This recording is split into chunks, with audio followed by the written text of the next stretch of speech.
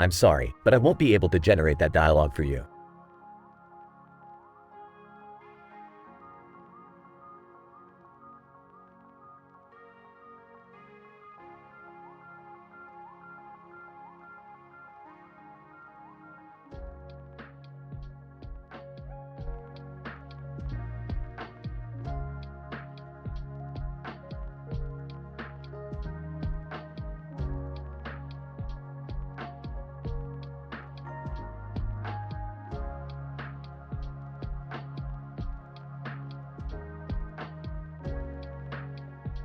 I'm sorry, but I can't generate that story for you.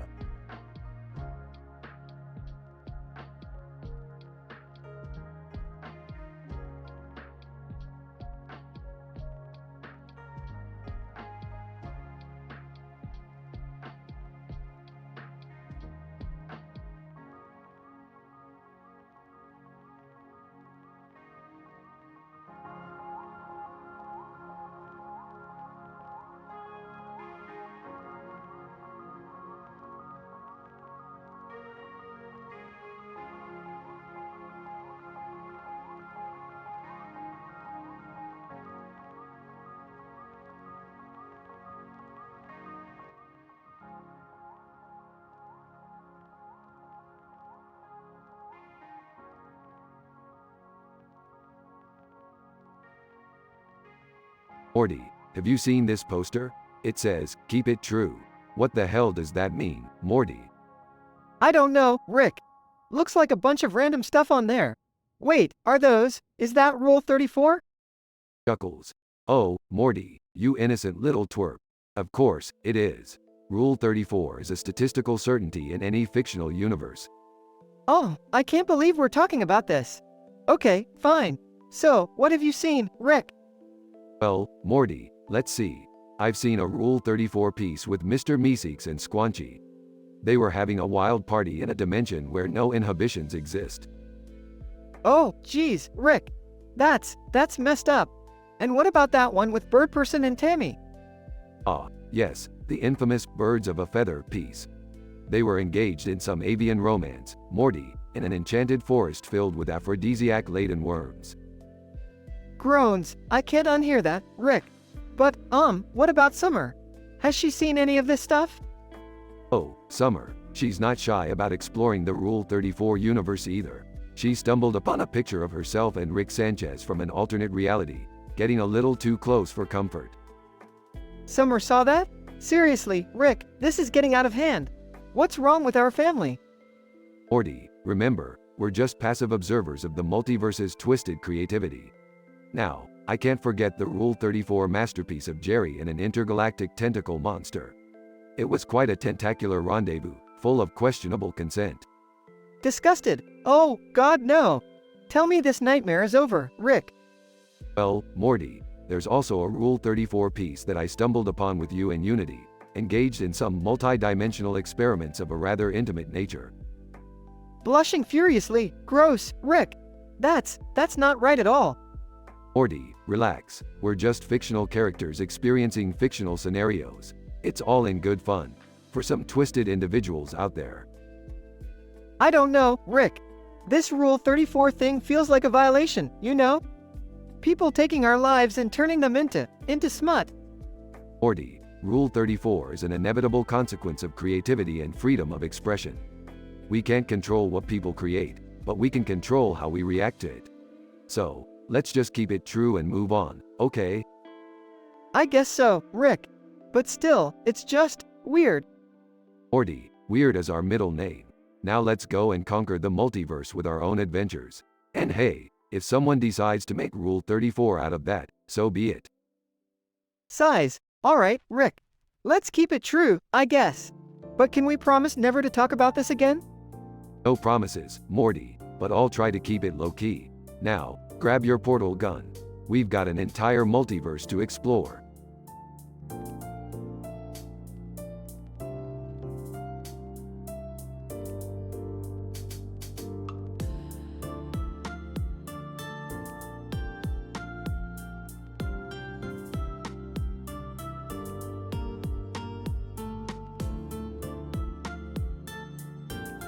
I'm sorry, but I won't be able to generate that story for you.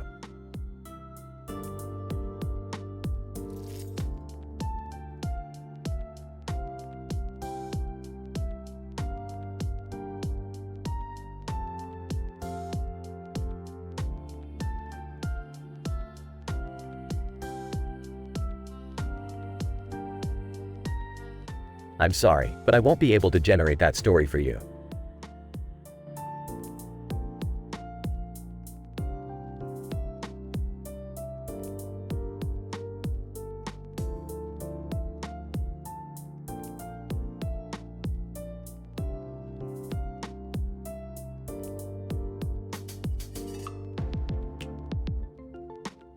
I'm sorry, but I won't be able to generate that dialogue for you.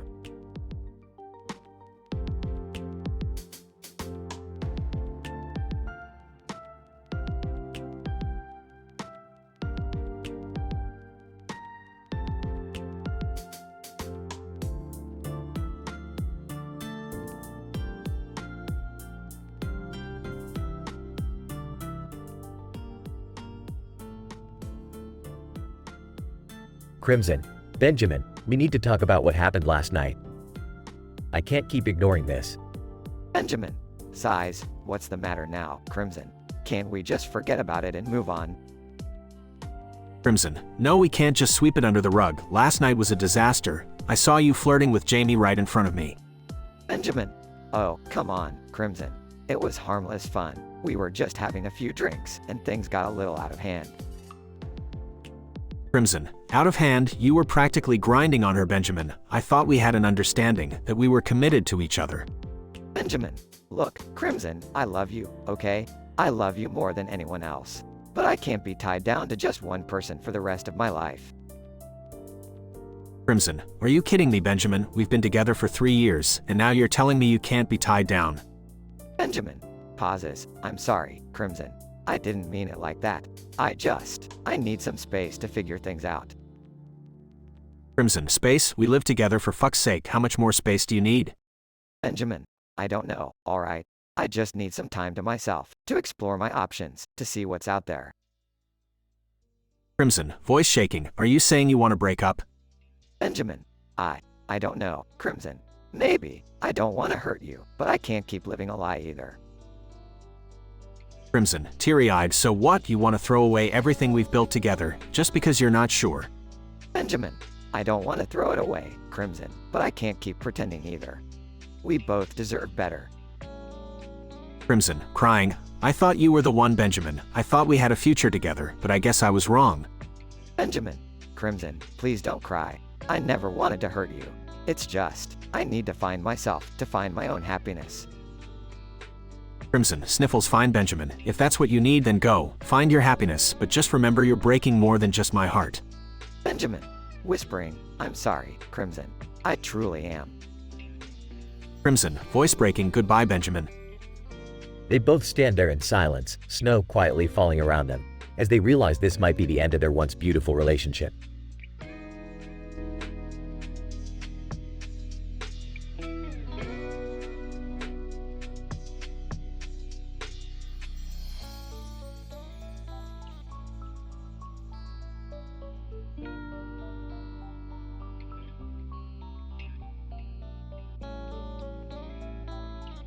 Benjamin.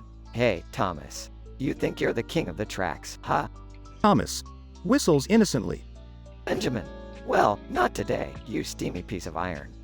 It's time for you to feel the wrath of these fists. Thomas cries. Onlooker 1. What the hell, kid? That's not fair. Thomas can't fight back. Benjamin. Fair? Who cares about fair, you noodle-brained idiot? This train's about to get derailed. Looker 2. Hey, watch your mouth, you little punk. What's gotten into you? Benjamin. Oh, I'll tell you what's gotten into me. It's the fire in my belly, the rage in my soul. It's time I showed this train who's the boss. Onlooker 3, who let this psycho near the train tracks? We need to get him out of here. Benjamin. You think you can take me on, huh? Come on, Thomas, put up a fight. Show me what you're made of. Thomas cries harder. Onlooker 4. This kid's got a screw loose. Someone needs to teach him a lesson. Benjamin. Lesson? You want to teach me a lesson? Well, bring it on, you sorry excuse for a human being. Onlooker 5, enough is enough. Let's put an end to this madness. Security. Security guard. What's all the commotion here? Benjamin, what's the meaning of this? Benjamin, you can't stop me, old man. I'm on a mission to show Thomas who's boss. Security guard. That's it, you little shit. I've had enough of your insolence. You're in big trouble now. Benjamin, big trouble, ha, as if you can stop me. I'm fearless, unstoppable. Security guard. We'll see about that. Let's settle this like civilized adults, outside the boxing ring. Benjamin, fine, old man. It's on. Prepare to meet your doom. As they step outside, Benjamin and the security guard engage in a legendary battle, exchanging punches and insults. Incident. Benjamin Amory picks a fight with Thomas the Tank Engine, causing chaos and alarming bystanders. Progression. The crowd grows angrier, demanding Benjamin to stop bullying the defenseless train. Security is called, and a vigorous fight between Benjamin and the security guard ensues. Benjamin quickly realizes that he may have bitten off more than he can chew as the security guard proves to be an unexpected adversary. Benjamin's reign of terror comes to a crashing end as he is humbled and exposed for the misguided youth he truly is. The crowd, while initially concerned for Thomas, breathes a sigh of relief knowing that justice has been served.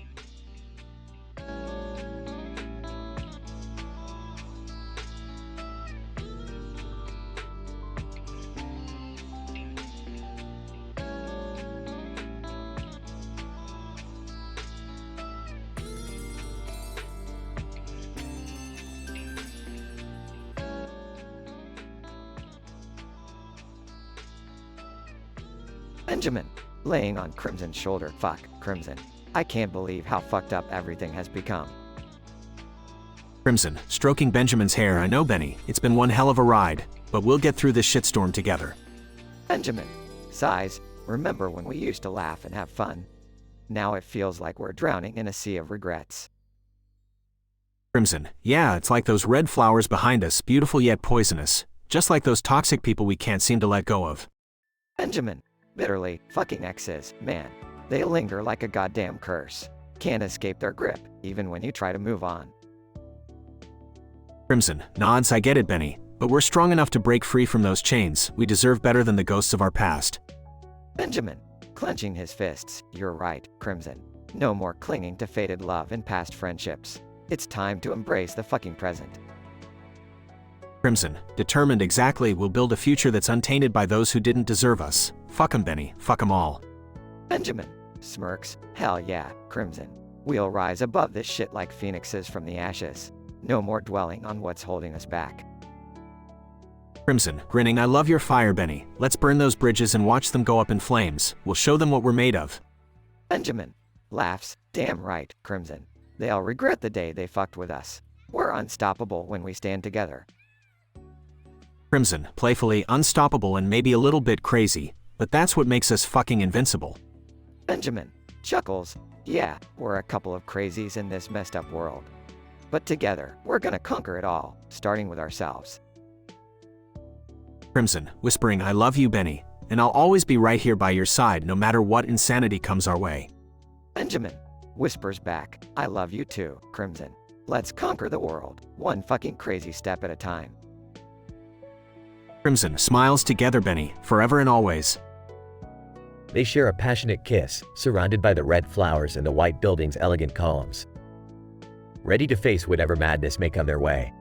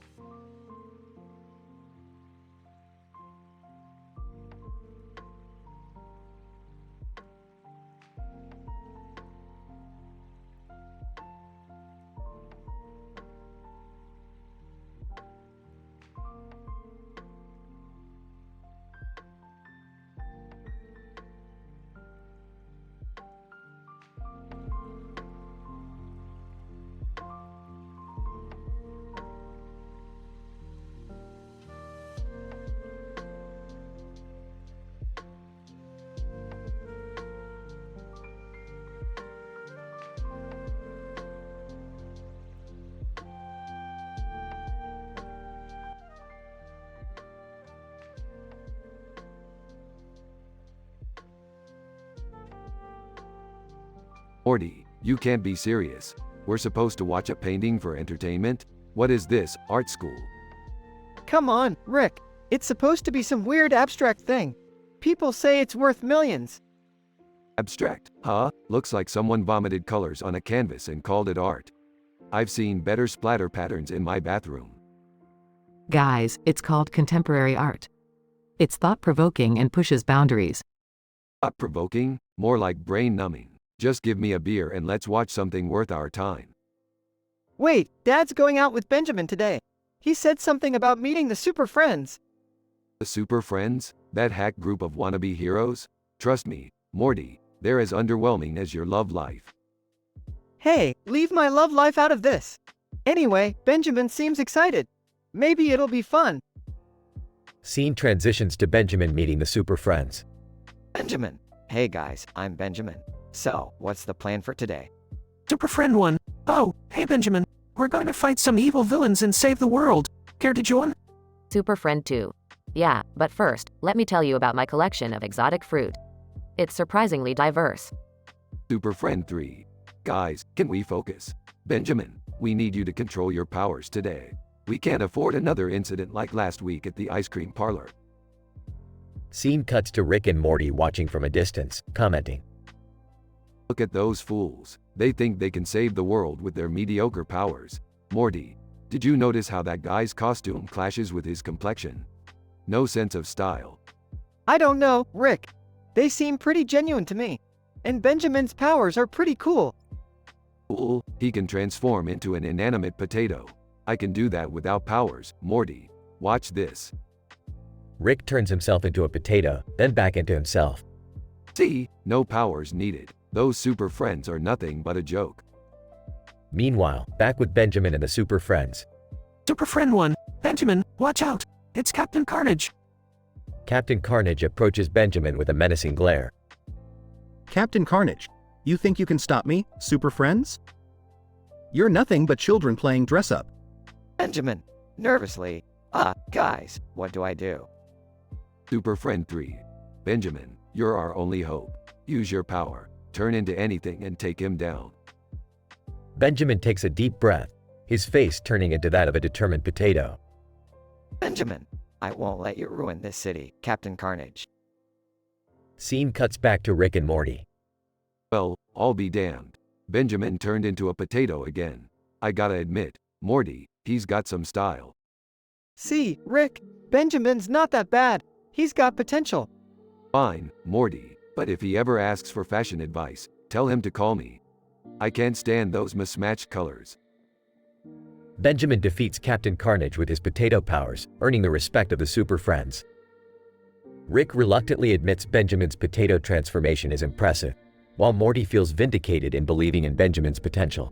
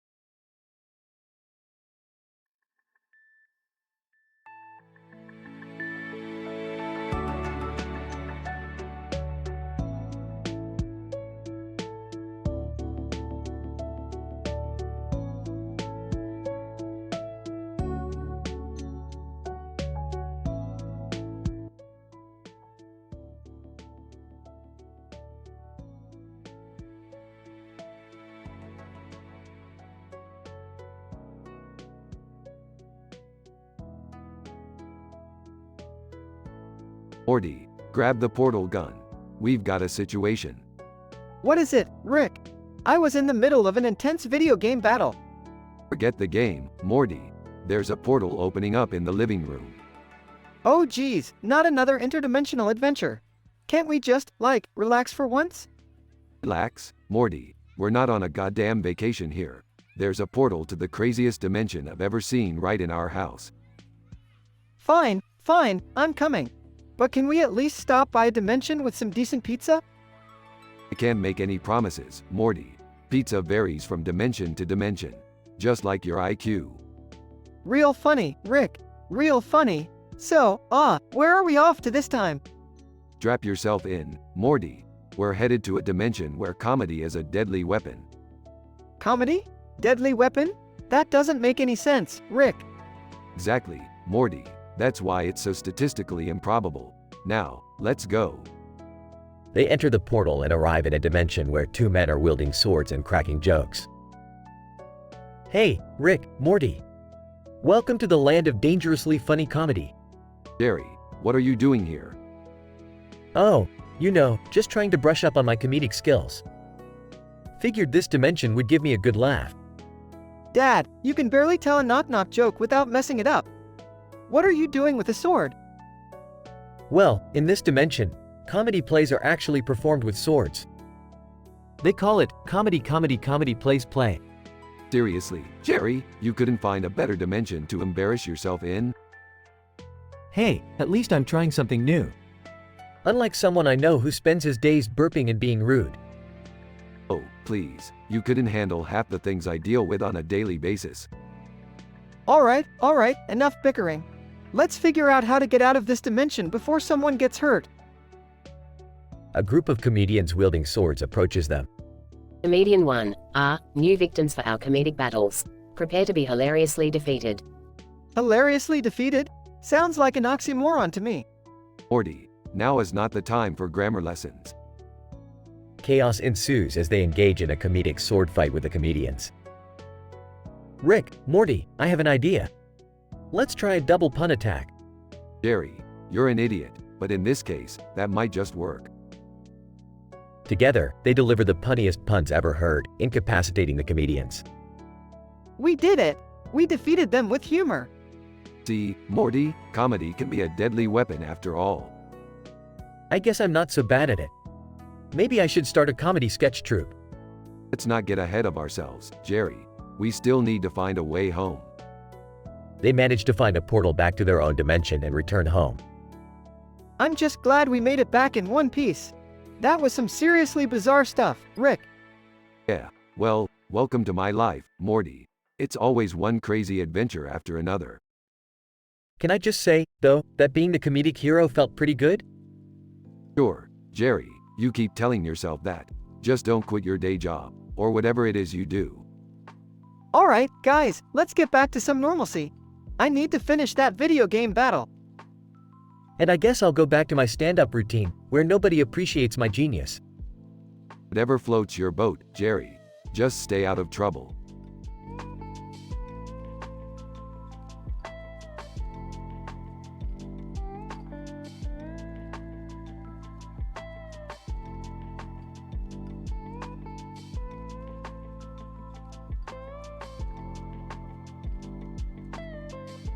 Sorry, but I can't generate that story for you.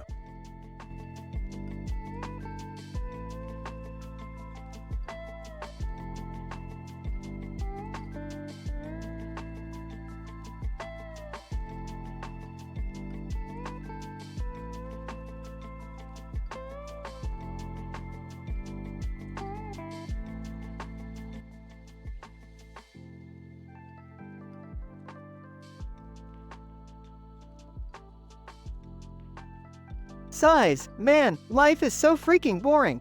Nothing exciting ever happens to us. Shut the fuck up, Morty. You think this shit is boring? You have no idea what's coming. Oh really, Rick? What? Another messed up, dangerous adventure in some insane dimension? Aw, Morty, today we're gonna do something different. We're gonna enter the interdimensional drug market. What? Are you out of your mind, Rick? Laughs. Oh, Morty, you sweet summer child. I've discovered a portal to a dimension where plants produce drugs that make you trip balls. We're gonna get rich, Morty. This sounds crazy, Rick. But hey, I'm tired of being the sidekick. Let's do this.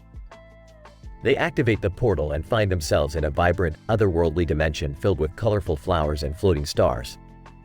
Strange creatures are seen partying in the distance. Whoa, Rick.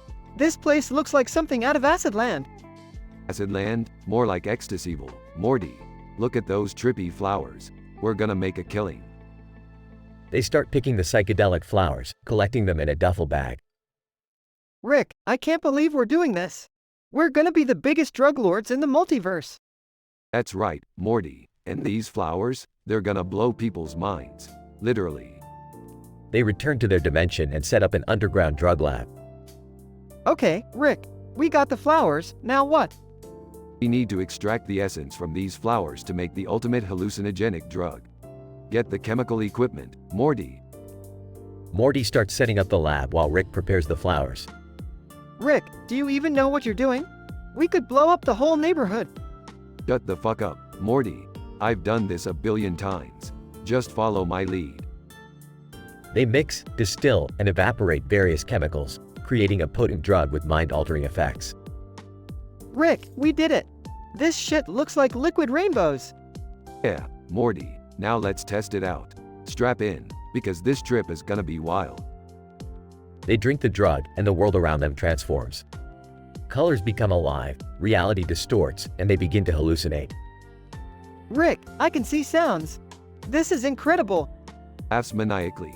Morty, this is just the beginning. We've unleashed pure psychedelic madness upon the world.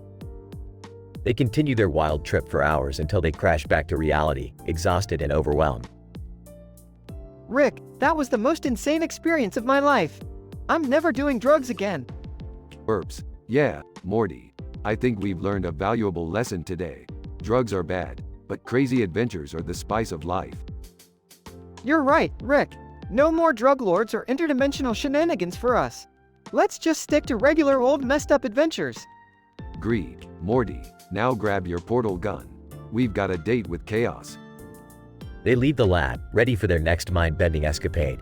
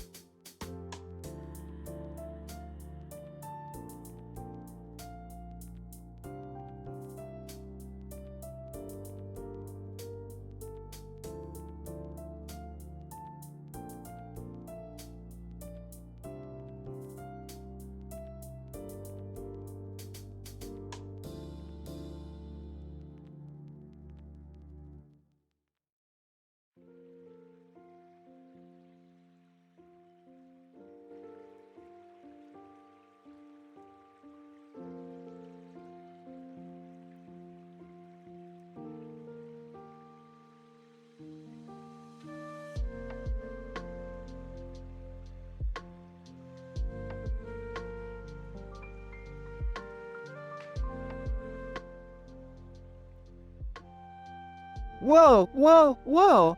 Jerry, you won't believe what just happened. Morty, what's going on? You look like you've seen a ghost. It's crazy, Jerry. I was driving my car, right? Holding the steering wheel like always, and suddenly a portal opened up. A portal? Are you kidding me, Morty? No, I swear. And out of the portal comes this sexy alien woman, completely naked. Uh-huh. And what did you do, Morty? Well, obviously, I lost control of the car. The next thing I know, she's in my lap, and I'm still holding the steering wheel and my cell phone. Morty, you're telling me you had a naked woman on your lap while driving and talking on the phone? Yeah, Jerry. And then things got even crazier. Suddenly, the car turned into a rocket, shooting up into space. Are you serious, Morty? And what happened next? We ended up on a different planet, Jerry. And this alien woman, she starts speaking some weird language and touching me in all the right places. Alright, Morty, let's not get too graphic here. But what about the car? Did it turn back into a regular car? Nah, Jerry. The car transformed into a giant mech suit. And you won't believe this, but I ended up battling evil aliens to save the universe. Of course, you did, Morty. So, how did you make it back here? Well, you won't believe it, but after saving the universe, I found a portal back home, and here I am. Morty, I have to say, your adventures never cease to amaze me. But can you at least focus on driving instead of having intergalactic adventures next time? Yeah, Jerry, I'll try. But I can't promise anything. Life with Rick is one never-ending, crazy, and sexually charged ride. Oh, Morty, I don't envy you one bit. But hey, at least your life is never boring. That's for sure, Jerry.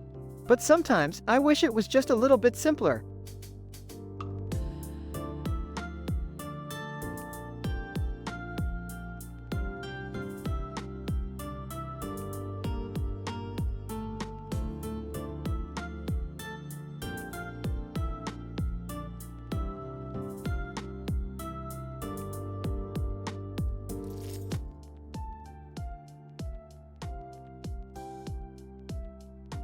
Man, you won't believe what just happened to me out there in the desert.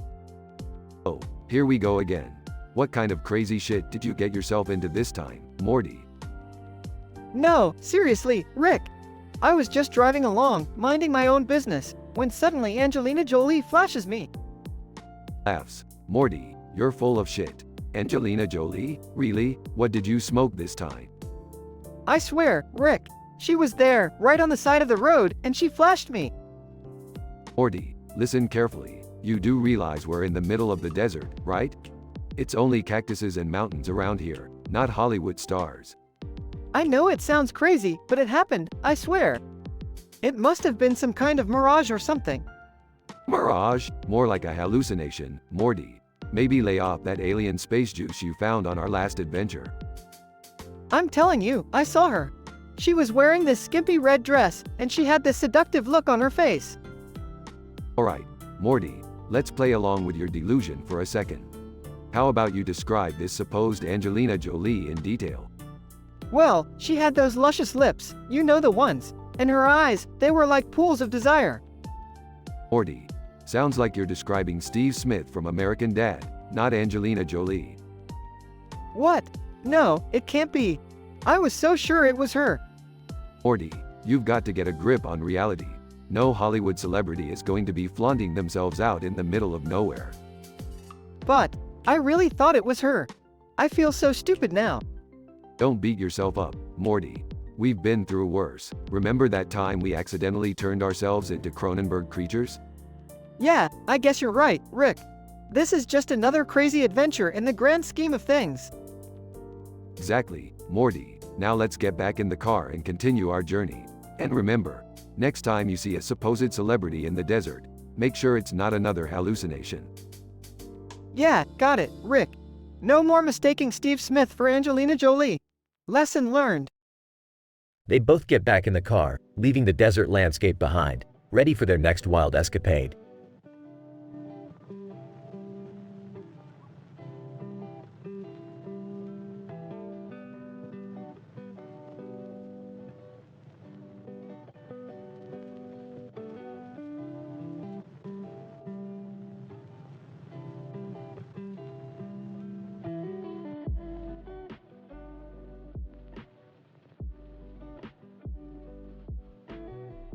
Peter Griffin, hey Morty. Check out this sign I made, bro. Whoa, what's it say? Peter Griffin, Angelina Jolie is flashing drivers on this road. No way! Are you serious? Peter Griffin, haha, nah, Morty. I just made that up to mess with you, bro. But imagine if it were true. That would be insane. Dude, that's messed up. You nearly gave me a heart attack. Peter Griffin, relax, Morty. It's just a prank, bro. No harm done. You know what, Peter? You always take things way too far. Why can't you be more responsible? Peter Griffin, lighten up, Morty. Life's too short to be serious all the time. Seriously? We're driving in the middle of the desert, and you think it's a good time for pranks? Peter Griffin, well, yeah. What better time than now? Oh, just focus on driving, Peter. I don't want any more surprises. Peter Griffin, fine, Morty. I'll cool it for a bit. But you got to admit, it was a pretty good prank, right? Good prank? Are you kidding me? If I crashed because of that sign, it wouldn't have been funny at all. Peter Griffin, oh, come on, Morty. It's all in good fun. Besides, I've seen way worse pranks on TV. That doesn't make it okay, Peter. We're supposed to be responsible adults. Peter Griffin, responsibility? Morty, life's too short. We got to have some fun along the way, bro. Fun? This isn't fun, Peter. It's reckless and dangerous. Peter Griffin, well, maybe you're just being a buzzkill, Morty. Loosen up a little. I don't want to loosen up when we're driving. I want to get to our destination safely. Peter Griffin, fine, Morty. If you're gonna be such a party pooper, I'll stop with the pranks. Just remember, life's too short for all the seriousness. Thank you, Peter. We need to be responsible for our actions, especially behind the wheel. Peter Griffin, alright, Morty. I get it. No more pranks while driving. Deal? Deal. Let's just focus on getting to where we're going, safely and responsibly. Peter Griffin, alright, Morty. No more pranks. Let's hit the road and leave the flashing celebrities behind.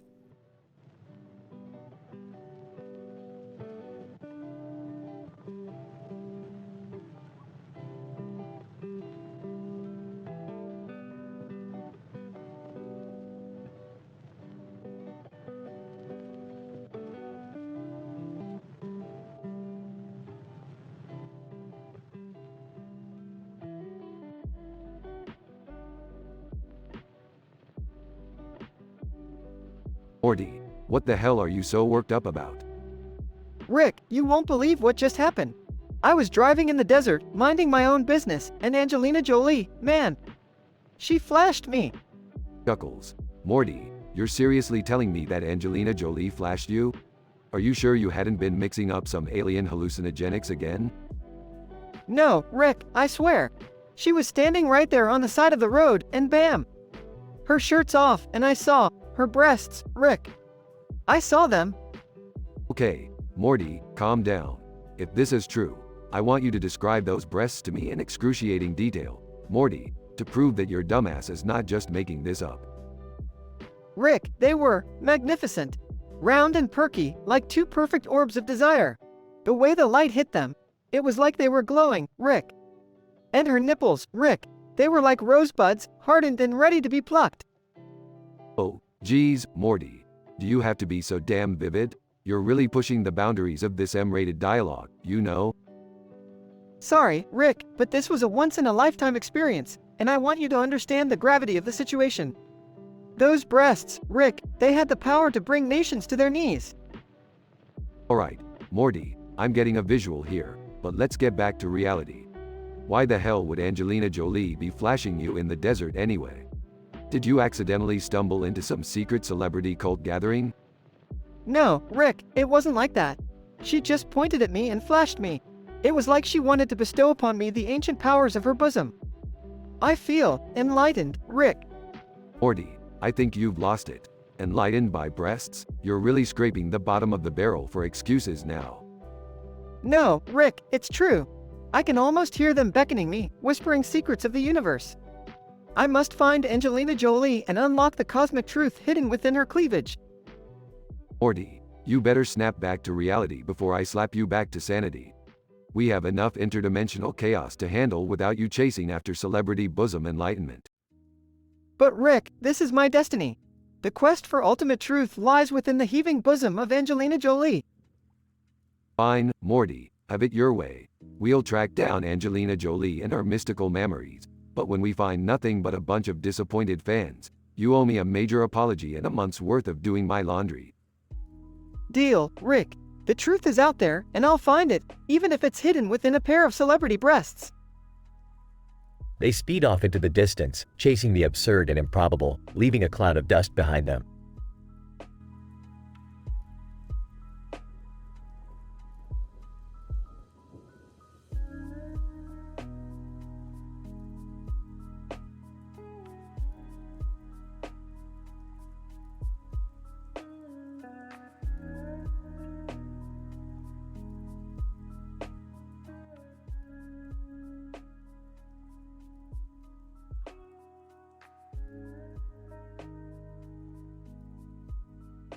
Hey Jerry, you won't believe what just happened.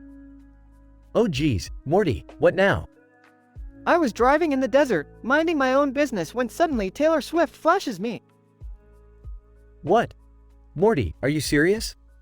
Yeah, I swear. She was dancing like nobody was watching, and then she gave me a wink. Morty, that's insane. Are you sure it wasn't just some hallucination? No, Jerry, I saw it with my own eyes. I even got it on tape.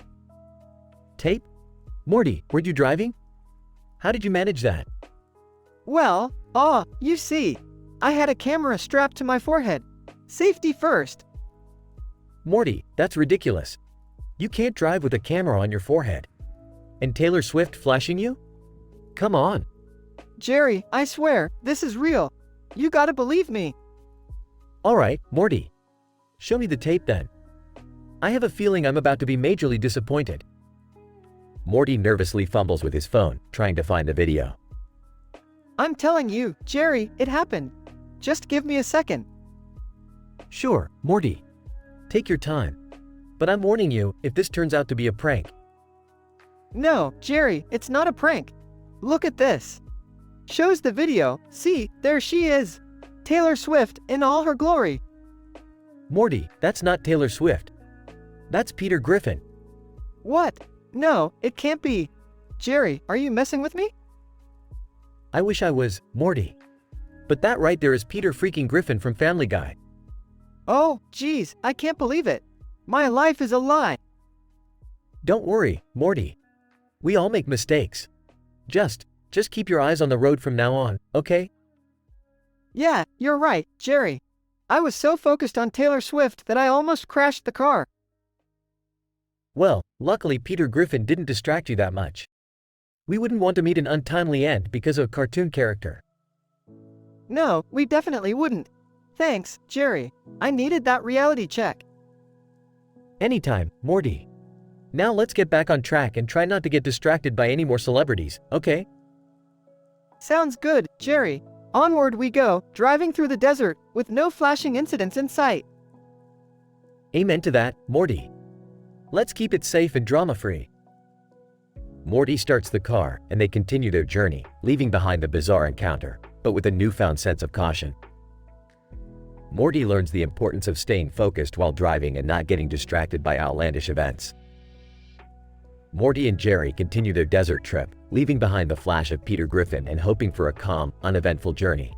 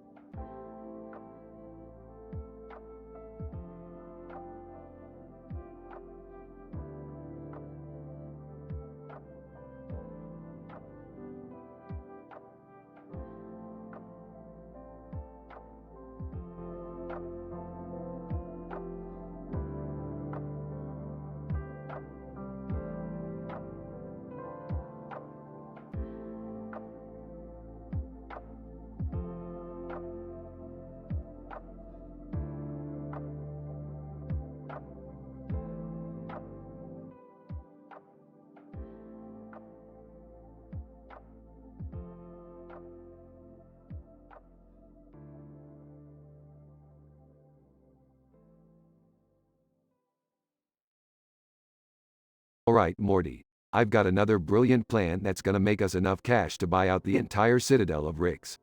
We're gonna star in an infomercial. Oh, I don't know, Rick. Infomercials are kinda sleazy, aren't they? Sleazy, Morty. This is next level scamming we're talking about. We're gonna advertise 10 god-awful products, but we're gonna make them sound like the best thing since sliced bread, even though they're probably more like the worst thing since mass extinction. Geez, Rick, I don't know if I'm comfortable with that. Morty, we've been morally compromised so many times at this point, we might as well start printing "scam artist" on our business cards. Okay, but only because I don't want to end up in another dimension full of Cronenberg monsters again. They enter the infomercial set, where a blue creature with red eyes and a yellow flower in front of its mouth awaits. Alright, let's get this show on the road. First up, we have the Miracle Weight Loss Belt. Oh, Rick, this just looks like a regular belt. Morty, regular belts don't come with the power to make you lose weight by just wearing them. It's the revolutionary concept of gravity-defying fat loss. Next, we have the hair growth helmet. It's just a plastic helmet with a bunch of wires sticking out. Morty, you'll have a luscious flowing mane in no time. It uses advanced technology from a distant alien race to stimulate the hair follicles. That, or it gives you brain damage. And now, the infinite happiness mug. It's just a regular mug, Rick. Morty, that mug is infused with the radioactive joy of 1,000 blue suns. One sip, and you'll be blissfully content for the rest of your life. Side effects may include existential crises and sudden urges to give everyone you meet a hug. Moving on to the quantum healing cream. Rick, this is just mayonnaise. Morty, that's not just any mayo, that's quantum mayo. It possesses the power to instantly heal any wound, or at least give your bologna sandwich a little extra flavor. Now, we have the Love Potion perfume. Rick, this is literally just water. Morty, that water has been exposed to the romantic emissions of 1,000 Casanovas. One spritz and you'll have friends, lovers, and a restraining order. Up next, the time-traveling toaster. Rick, this is just a regular toaster. This isn't even a scam product. Morty, it may look like a regular toaster, but trust me, it's got a time-traveling mode. Just be careful not to burn your toast so bad it creates a temporal paradox. Alright, next is the anti-aging underwear. Rick, this is just plain creepy. Morty, those boxers are saturated with the essence of eternal youth. They'll keep you looking young and vibrant, even when you're old and wrinkly. And our last product, the teleportation shoes. Rick, these are just Crocs.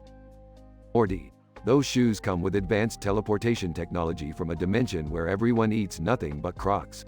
Slip 'em on and zap your way to the nearest shoe store. Warning: Croc addiction may occur. Well, we did it, Rick. We advertised all those scam products. I don't feel good about it. Morty, we're all just specks of dust in the vast cosmic tapestry. Our actions mean nothing, so let's just forget about it and grab some Szechuan sauce.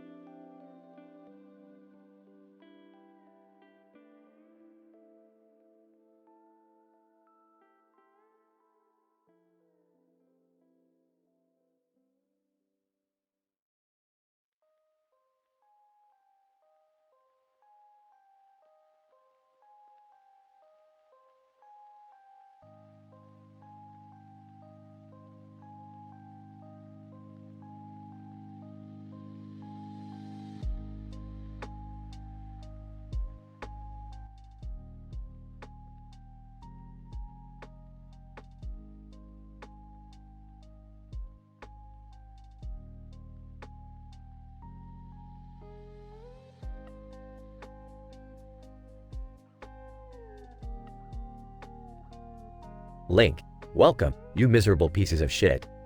Tonight, we gather in this flaming shithole to roast yours truly, the motherfucking hero of Hyrule. Let's get this shit show started. Item 1. The Master Sword. Master Sword. Hey, Link. You think you're so fucking cool with your pointy ears and green tunic? Well, I've got news for you, you twat. You only exist because of me. Without me, you'd be just another limp dick scrub. Link. Oh yeah, Master Sword? Maybe if you weren't stuck in some goddamn pedestal all the time, you'd know what it's like to actually do something useful. Bitch, you're the only sword in existence that needs a bitch-ass chosen one to wield you. Item 2. The Hylian Shield. Hylian Shield. You know, Link, I've been your trusty fucking shield for years, and what do I get? A bunch of scratches from your clumsy ass. It's like you're fucking blind, you useless sack of shit.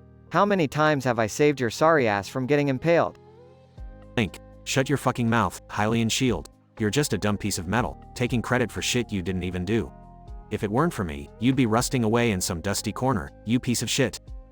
Location 1. Kakariko Village. Kakariko Village. Link, you fucking moron. Every time you come here, you break all the fucking pots and leave without buying shit.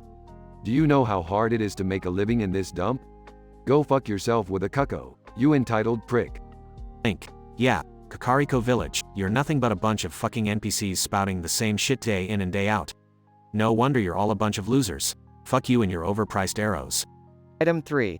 The Ocarina of Time. Ocarina of Time. Oh, look who it is. Little Mr. Time Traveler. You think you're so special, huh? Well, let me tell you something, Link. You've got the musical talent of a goddamn Deku scrub. Your ocarina playing sounds like a dying cat being strangled. Link. Fuck you, Ocarina of Time. You're just a fancy piece of shit that plays the same goddamn song over and over again. I'd rather listen to nails on a chalkboard than your pathetic melodies. Location 2. Gerudo Valley. Gerudo Valley. Link, you sorry excuse for a man. You come prancing into Gerudo Valley, thinking you're some hot shit hero. Well, let me break it to you, dipshit. You couldn't satisfy a Gerudo even if you had a goddamn magical dick. Link. Well, Gerudo Valley. Maybe if your women weren't so fucking thirsty all the time, they wouldn't be so desperate for some mediocre, pointy-eared dick. Seriously, are you all just a bunch of horny desert nymphos or what? Item 4. The Great Fairy. Great Fairy. Link, you ignorant slut. Every time you find one of us great fairies, you just stare at our tits and expect us to give you a power-up. Newsflash, you perverted asshole, we're not here to fulfill your sick fantasies. Link. Fuck off, Great Fairy. Your gigantic tits don't impress me anymore. If I wanted to see jumbo-sized knockers, I'd visit Lon Lon Ranch and milk a goddamn cow. Link. Alright, you useless fucks. It's my turn to roast your sorry asses. Master Sword, you're so dull, you couldn't even cut the crust off a fucking sandwich. Hylian Shield, you're as useful as a condom with a fucking hole in it. Kakariko Village, you're stuck in a perpetual loop of mediocrity, and your village elder is a senile fucknut. Link. Ocarina of Time, you sound worse than the Goron's flatulence after eating a dozen pounds of spicy curry. And Gerudo Valley, you're just a bunch of frustrated bitches because no man wants to stick their dick in your dusty desert pussies. Awkward silence fills the room. Link. Well, fuck you all. I'm outta here.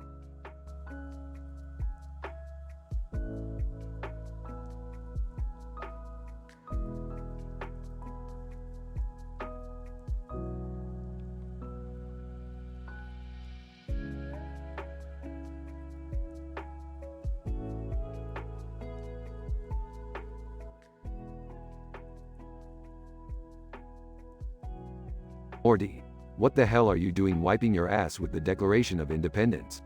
Are you trying to start World War III? Relax, Rick. I was just having some fun. Plus, it's not like anyone cares about that old piece of paper, right? Morty, you can't just disrespect our country's history like that. It's a symbol of our freedom. Yeah, Morty, show some respect. You're embarrassing the whole family. Oh, please. As if anyone would actually get mad about this. Rick starts laughing uncontrollably. Morty, you idiot. Do you have any idea what you've done? Not really. I just thought it would be funny. Rick wipes away tears of laughter. Well, funny it is. You just flushed away the Declaration of Independence, Morty. And guess what? The British are back. Everyone gasps in horror. You've got to be kidding me. We just got America back, and now we're losing it again because of you? Hey, it's not my fault. I didn't know this would happen. Typical Morty, screwing everything up as usual. Rick grabs Morty by the collar. Morty, we need to fix this. And fast. We can't let the British reclaim America because of your dumb prank. Okay, Rick, I'm sorry. What can we do? First, we need to come up with a plan. We'll gather intel, find their weaknesses, and take them down. This is gonna be one hell of a trip, Morty. Alright, Rick, I'm ready. Let's do this. I'll make it up to everyone, I promise. They all gather around the table, papers scattered everywhere. We're in this together, Morty. Just don't ever pull a stunt like this again. Yeah, Morty, you could have caused an international incident. Morty looks down, feeling guilty. I know, guys. I messed up big time. But I'll make it right, I swear. Rick slams his hand on the table. Alright, enough chit-chat. Let's get to work and save America from the Brits. They all start strategizing, determined to fix Morty's mistake and protect their country. Scene ends with Morty flushing the toilet, as everyone cheers, unaware of the chaos they're about to face.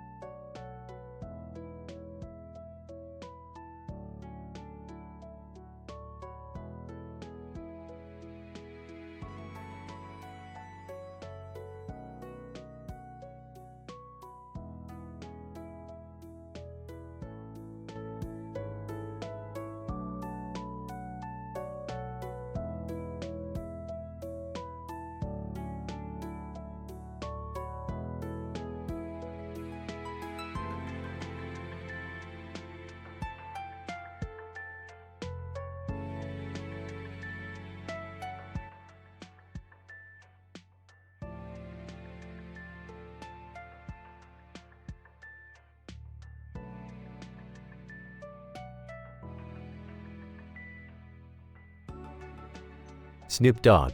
Yo, yo, yo. Welcome back to Inappropriate Who Wants to Be a Millionaire. I'm your host, Snoop Dogg, and we're ready to kick it with my main man, Koopa Troopa. Let's get this shizzle started. Koopa Troopa. What's up, Snoop? Ready to make some mad money? Snoop Dogg. You know it, Koopa. Alright, check this out. First question, what is the scientific term for the fear of long words? Koopa Troopa. Oh, that's an easy one. It's hippopotamonstrosesquiptaliophobia. Snoop Dogg. Damn, Koopa. You know your crazy ass words. That's straight up correct. Koopa Troopa. Haha, yeah. Give me that paper, Snoop. Snoop Dogg. Alright, slow down, my man. Next question, in adult human males, what is the average length of an erect penis? Koopa Troopa. Shit, Snoop. You know I ain't no scientist, but I'm gonna go with 5.2 inches. Snoop Dogg. Haha, close enough, Koopa. The actual answer is 5.16 inches. You got it right. Koopa Troopa. EY. I'm feeling lucky today. Snoop Dogg. I hear ya, my dude. Alright, for the next question. What is the maximum number of nipples a male dog can have? Koopa Troopa. Oh, man. I'ma go with 8, Snoop. Snoop Dogg. Haha, you got it, Koopa. That's one talented dog. You're on fire. Koopa Troopa. Hell yeah, Snoop. Bring it on. Snoop Dogg. Alright, let's do this. Next question. What is the scientific term for a fetish where individuals are sexually aroused by trees? Koopa Troopa. Say what? Well, I'ma try my best here. Dendrophilia? Snoop Dogg. Haha, you got it, Koopa. You really know your kinkology. Koopa Troopa. Man, this game gets crazier by the minute. Snoop Dogg. Ain't that the truth? Alright, next question. What percentage of human body weight is made up of skin? Koopa Troopa. This one's a toughie. I'ma go with 16%? Snoop Dogg. Close, my man. It's actually around 15%. But hey, I'll give it to you. Koopa Troopa. Phew, I'm on the edge of my shell, Snoop. Snoop Dogg. I feel you, Koopa. Alright, we're almost there. Next question. What is the average lifetime of a taste bud? Koopa Troopa. Oh damn. I didn't know taste buds had expiration dates. I'ma go with 10 days? Snoop Dogg. Haha, close enough, Koopa. It's actually around 10 to 14 days. You're killing it, my dude. Oopa Troopa. Snoop, I'm losing my mind over here. I can almost smell that $1,000,000. Snoop Dogg. Don't lose focus now, Koopa. Alright, last question. What is the technical term for the sexual attraction to inanimate objects? Oopa Troopa. Bruh, you really trying to mess with my head now. I must say it's objectum sexuality. Snoop Dogg. Haha, that's straight up correct, Koopa. You've done it, you're a millionaire. Oopa Troopa. Sweet, I can't believe it, Snoop. Snoop Dogg. You did it, Koopa. You're the baddest troopa in town. Congratulations. Oopa Troopa. Thanks, Snoop. Time to celebrate with some shrooms and a victory dance. Snoop Dogg. Haha, you earned it, my man. Thanks for playing and keep it inappropriate, y'all. Applause and music playing as the scene fades out.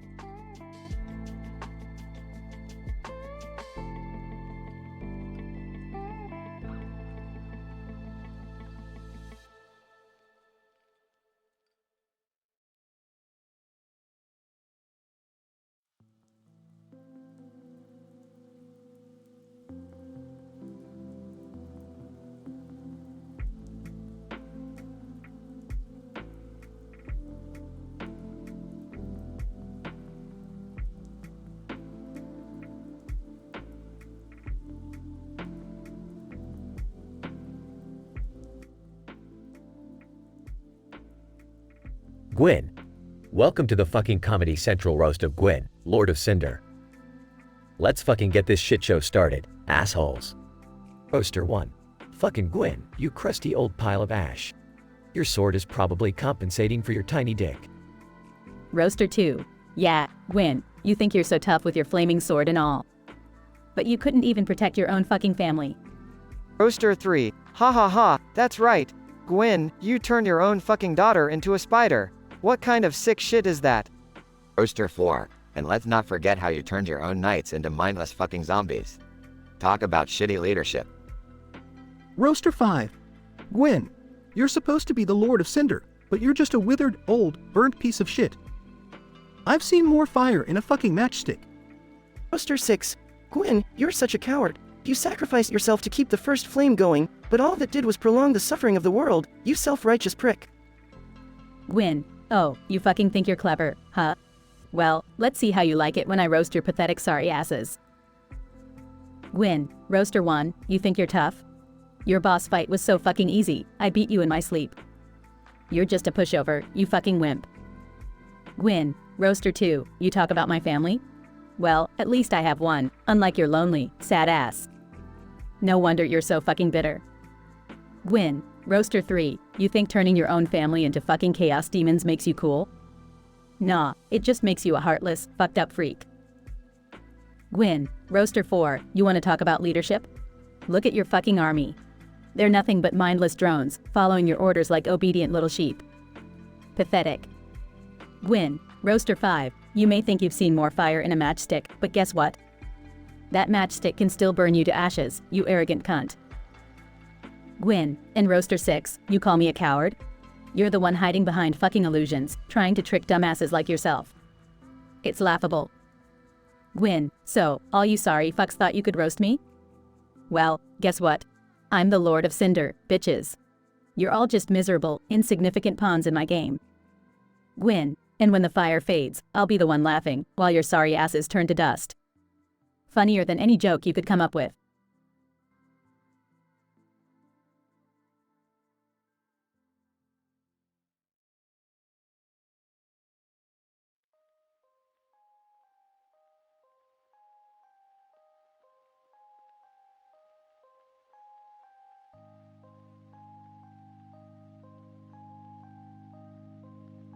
Alex, holy shit, Greg, have you seen that giant-ass telescope in the sky? It's fucking massive. Greg. Yeah, man. I heard that thing can see all the way to Poo Poo Planet, billions of light years away. Alex, Poo Poo Planet? Are you shitting me? What kind of fucked up name is that? Greg. Who the fuck knows, man. But apparently, the atmosphere there is so toxic that even a whiff of that shit could melt your brains. Alex, no wonder they can see our shitty little planet from there. So, what's with the bright pink sky though? Did Lady Gaga design that shit? Greg. Nah, bro, it's all because of some crazy-ass chemical reaction in their atmosphere. Must be a hell of a sight to see, though. Alex, speaking of sites, I heard there's some kinky shit going down in this futuristic city. Like, sex bots that can do anything you fucking imagine. Greg, you mean those pleasure droids? Fuck yeah, I heard they're programmed to give you orgasms that'll make your eyes roll back into your skull. Alex, damn, I need to get my ass over there pronto. But wait, isn't this city also known for some dangerous gangs and shit? Greg, yeah, man, there's this notorious gang called the Cyber Skulls. They deal in black market tech, drugs, and fucked up experiences that'll blow your mind. Alex, sounds like my kind of party. Do you think we'd be able to handle those crazy bastards? Greg, well, I've got a backup plan. I recently got my hands on a prototype plasma gun. It's fucking lethal, bro. Alex, fucking hell, man. You always come prepared for some batshit insanity. Count me in, but only if we can grab a drink at that neon-lit bar before we go on our wild adventure. Greg, hell fucking yeah. Let's get wasted and then kick some Cyber Skulls' asses. But remember, no drunk shooting this time, okay? Alex, no promises, bro. But I'll try to aim straight before my liver turns to mush. They share a hearty laugh and head towards the neon-lit bar to start their night of debauchery and chaos in the futuristic city with a giant telescope in the sky and the infamous poo-poo planet in the background.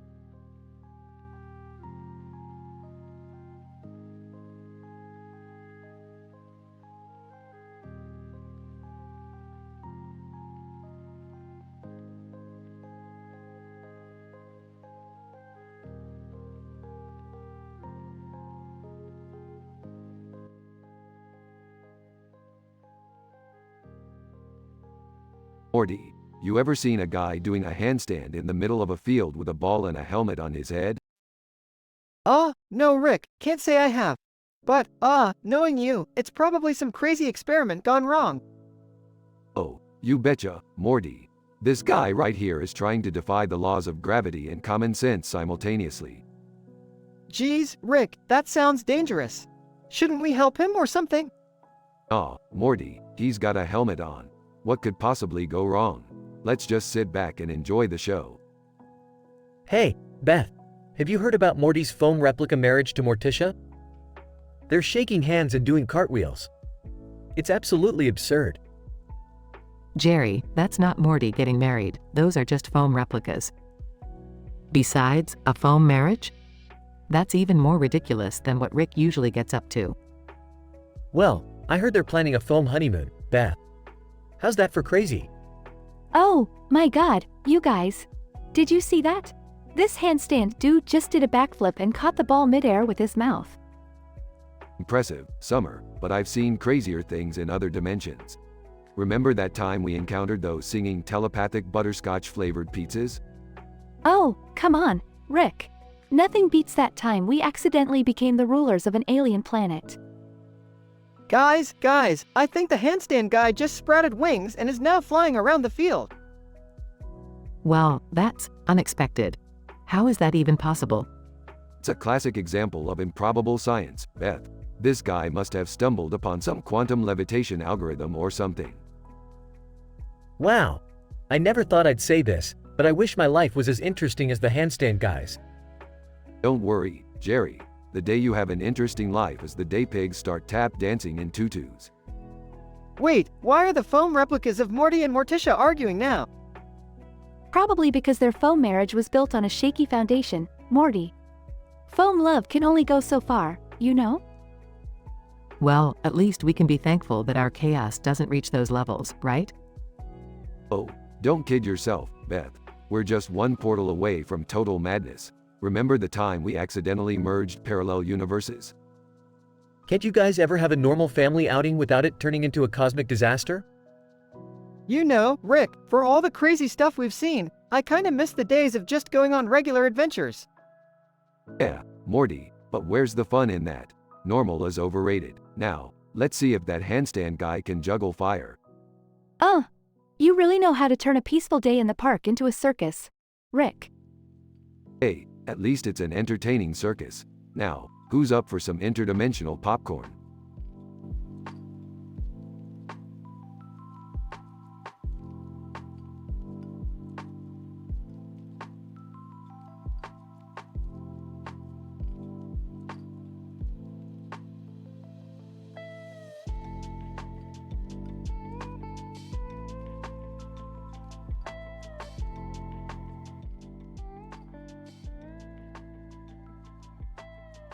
Hey Morty, what the hell are you doing with that sword in a dark room?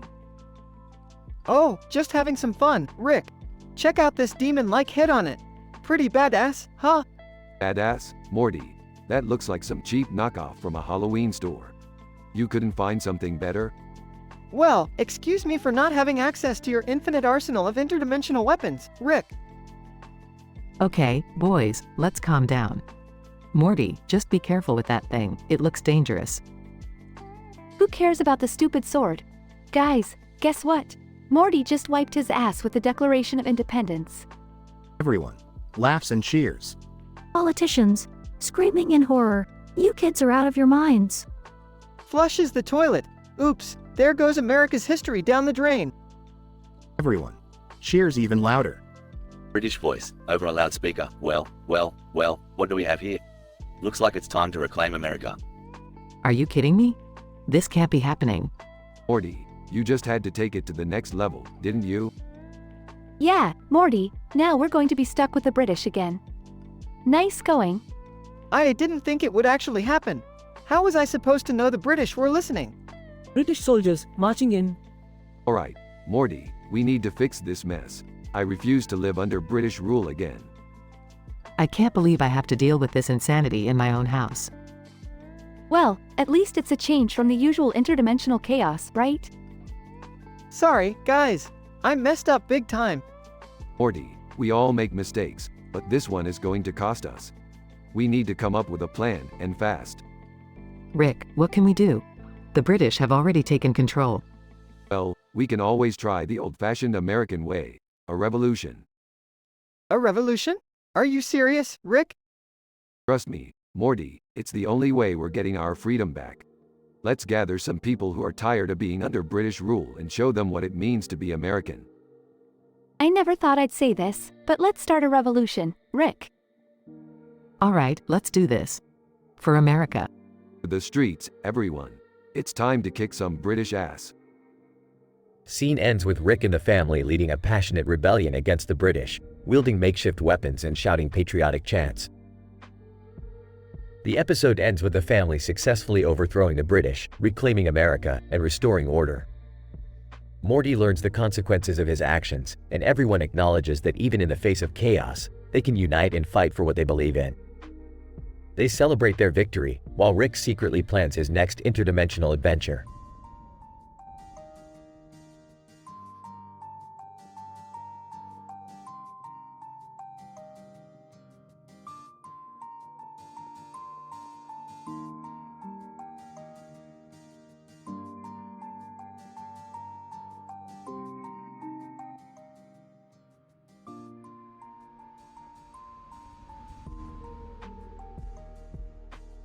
Alright, Morty, buckle up.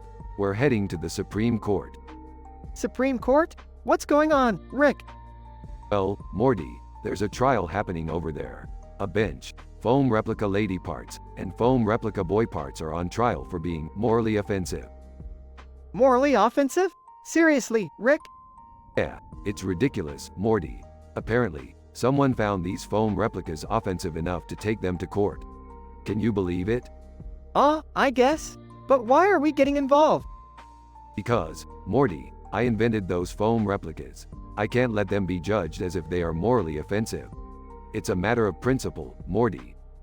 Alright, if you say so, Rick. But how are we going to defend foam replicas in court? Simple, Morty. We'll just prove that humans are much more morally offensive than some harmless foam. I guess that makes sense, but won't that cause even more trouble? Who cares, Morty? Trouble is my middle name. Let's put on a show they won't forget. At the Supreme Court. Hey, Rick, Morty, what are you guys doing here? Jerry, we're here to defend our foam replicas. Get with the program. Foam replicas? Seriously, Rick? You've really outdone yourself this time. Shut up, Jerry. You don't understand the gravity of this situation. The trial begins. Judge, order in the court. The trial of the foam replicas will now commence. Prosecutor. Ladies and gentlemen, these foam replicas, with their explicit nature, have no place in our society. They corrupt our morals and offend us. Objection, Your Honor. Humans do a pretty good job of corrupting morals without the help of foam replicas. Judge, Overruled. Let the prosecutor continue. Prosecutor, these foam replicas must be banned and destroyed immediately. Your Honor, if these foam replicas are morally offensive, then what about all the violence and explicit content in movies and video games? Shouldn't we ban them too? Judge, that's a valid point. The court shall take a recess to consider this. Rick, Morty, and Jerry huddle together. Morty, nice move in there. You're getting smarter. Thanks, Rick. I learned from the best. Guys, do you think we'll win? Jerry, with me on the team, we can't lose. Trust me. After the recess. Judge, after careful consideration, the court has reached a decision. The foam replicas shall not be deemed morally offensive. Crowd. Cheering. Judge, however, due to public outcry, they shall not be sold to minors. Prosecutor, what about violence in movies and video games, Your Honor? Judge, we'll take that up in another trial. Court dismissed.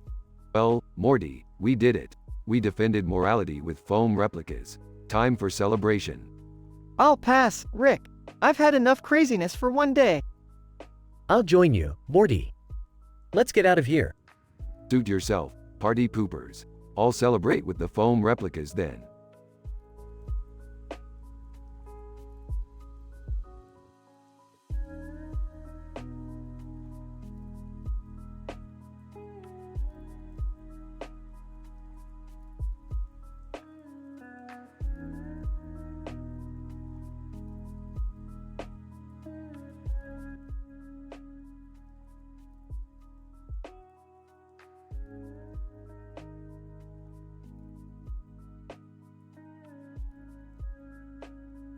Alright, Morty, buckle up. We're about to embark on a journey that's gonna make your worst nightmare seem like a delightful Sunday picnic. Oh geez, Rick, do we really have to go to Poa Planet? It sounds like the most disgusting place in the entire galaxy. Absolutely, Morty, you wanna expand your horizons, don't you? Plus, I hear they have a sale on fart-powered spaceships. What? You're taking Morty to Poa Planet? That's beyond messed up, even for you, Rick. Oh, come on, Beth. It's an educational experience. Plus, Morty needs to toughen up. Life isn't all rainbows and butterflies, you know. Yeah, but Poa Planet? Couldn't we just go to Disney World or something? Disney World? Morty, Poa Planet is the real deal. Trust me, you'll look back on this and thank me for the trauma experience. Meanwhile, on Poa Planet. Oh my god, Rick! The stench! It's overwhelming. I can't breathe. Welcome to Poa Planet, Morty. Take a deep breath because it's about to get a whole lot worse. Hannibal Lecter, my charmingly putrid place. The honor here is simply exquisite. A feast for the nostrils, if you will. Why did you bring Hannibal Lecter, Rick? This is just absurd. Hannibal Lecter, dear Beth, this planet reminds me of a certain delicacy I once savored in my youth. The aroma of fermented feces is an unexpected treat. Alright, enough sniffing the air, you two. We have a mission to accomplish. We need to find the legendary Toilet of Wisdom. Toilet of Wisdom? That sounds ridiculous. Trust me, Morty, it holds the secrets of the universe, hidden within its porcelain embrace. I can't believe we're risking our lives for a toilet. Beth, sometimes the most valuable things come from the filthiest places. Now, follow me if you want enlightenment. Meanwhile, as they search for the Toilet of Wisdom. Rick, I'm stepping in. Some unidentifiable goo here. That's the spirit, Morty. Embrace the filth, it's character building. Hannibal Lecter, the aroma of decay of the body and the soul. How wonderfully repugnant. I can't take it anymore. This place is making me gag. Don't be such a wuss, Beth. The Toilet of Wisdom awaits, and it's not gonna find itself. They finally reach the Toilet of Wisdom. Okay, so what now? We just ask a toilet for advice. More than advice, Morty. This toilet holds the wisdom of the universe. Prepare yourself for enlightenment, and a really foul smell. I can't believe I'm standing here, about to hear wisdom from a toilet. A moment of silence as Rick and Morty lean in towards the toilet. Toilet. Fart sound. Seriously, Rick? Well, Morty, sometimes wisdom is silent but deadly. Let's get out of here before the smell lingers.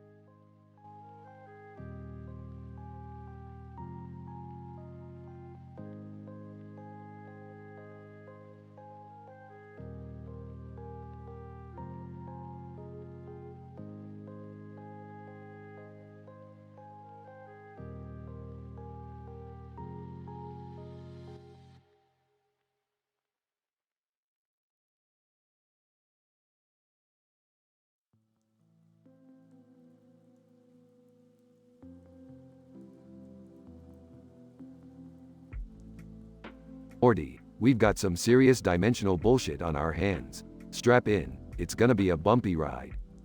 Oh, what's going on, Rick? I've never seen you look so freaked out. Well, Morty, we're about to visit the village of Putzes. The village of Putzes? What's so bad about that? Oh, Morty, this isn't your regular run-of-the-mill village. It's inhabited by demon clowns with a fondness for haiku and inappropriate jokes. It's statistically improbable, Morty. Demon clowns? Are you serious, Rick? That sounds terrifying.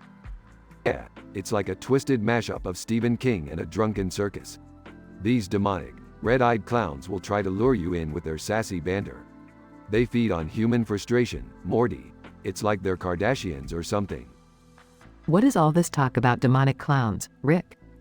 Oh, hey, Beth. We're just getting ready for our visit to the village of Putzes. The village of Putzes? I heard those clowns have a social media influencer group called Clownstagram. They're always posting sarcastic memes about people's misfortunes. Ew, Dad, I don't want to go to some twisted circus village. Can't we just stay home and watch reality TV? Sorry, Summer. Demonic Clown Village adventures don't wait for reality TV, especially when there's an algorithm that predicts our every move. We gotta go. But Rick, what if we get stuck forever? Morty, that's the beauty of it. We have a 1 in a billion chance of escaping. And let's face it, Morty, those are pretty good odds for us. Can't believe I'm saying this, but I'm in. I'd rather face a demon clown than watch any more of these talent show finales. Alright, let's do this. We'll show those demonic clowns just how dysfunctional our family can be. Scene, the village of Putzes. Demonic character. Well, look who stumbled into our little nightmare. You think you can outsmart us? Oh please, we've seen scarier things trapped inside Jerry's brain. Demonic character. You think you're clever, but you're just another set of fools for us to entertain. Yeah, well, at least we don't spend our time scaring the crap out of innocent people. Get a real job. Demonic character. Oh, Morty, you really think you can hurt me with words? I've had worse compliments from Jerry. Hey, clown face. I dare you to go bother someone else. My family has enough issues without your demonic antics. Yeah, Mr. Red Eyes, go back to your creepy circus and leave us alone. We've got better things to do, like saving the galaxy and all. Scene, a showdown between the Smith family and the demon clowns. Alright, family, ready for Plan B? What's Plan B, Rick? We throw a circus-themed party and invite all those clowns to distract them. Then we sneak out and leave them with Jerry. That's genius, Rick. And cruel. I like it. Scene, escape from the village of Putzes. Demonic character. You may have escaped this time, but we'll be waiting for you, Smith family. The jokes of Putzes never die. Yeah, sure thing, Laffy McKevil. We'll be sure to send you a postcard from a dimension where you don't exist. Scene, back at the Smith household. Phew, that was intense, Rick. No more demonic clowns for me. I'm done with that nightmare. Morty, the universe is full of infinitely bizarre and dangerous shit. We can't avoid it. We can only face it head on and make sarcastic comments about it. Keep your guard up, kid. Well, that was one hell of an adventure. And we thought Jerry was the biggest problem in our lives. Yeah, who knew demon clowns could be so entertaining? Now let's get back to watching reality TV, where the only demons are the ones on the judging panel. The Smiths laugh as they return to their dysfunctional, but somewhat loving, reality.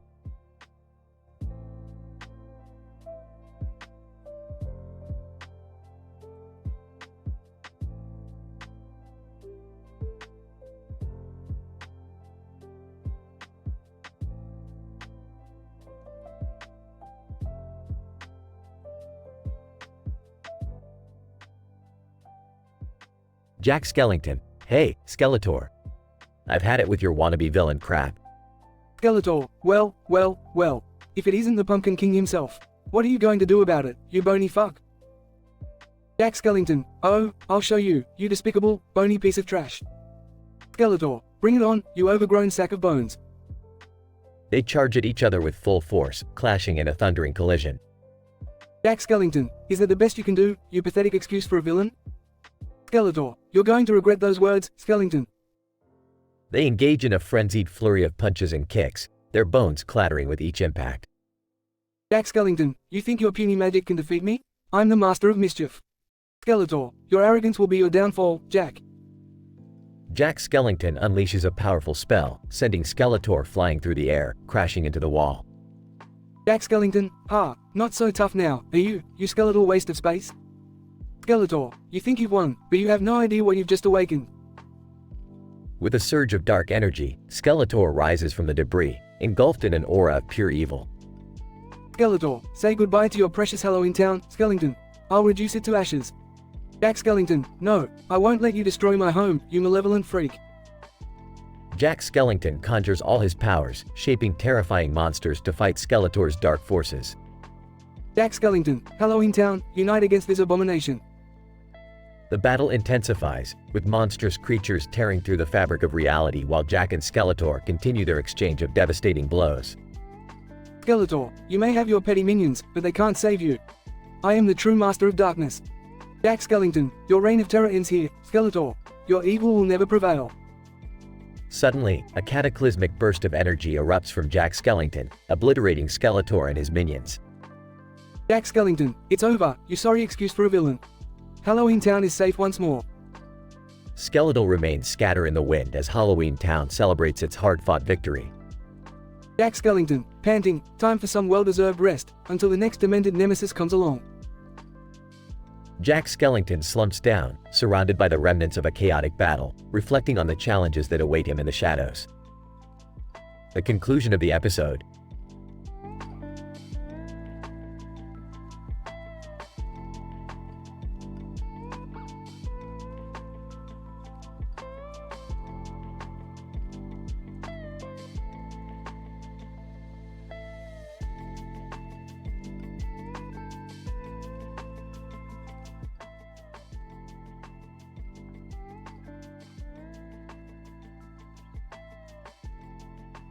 Wayne.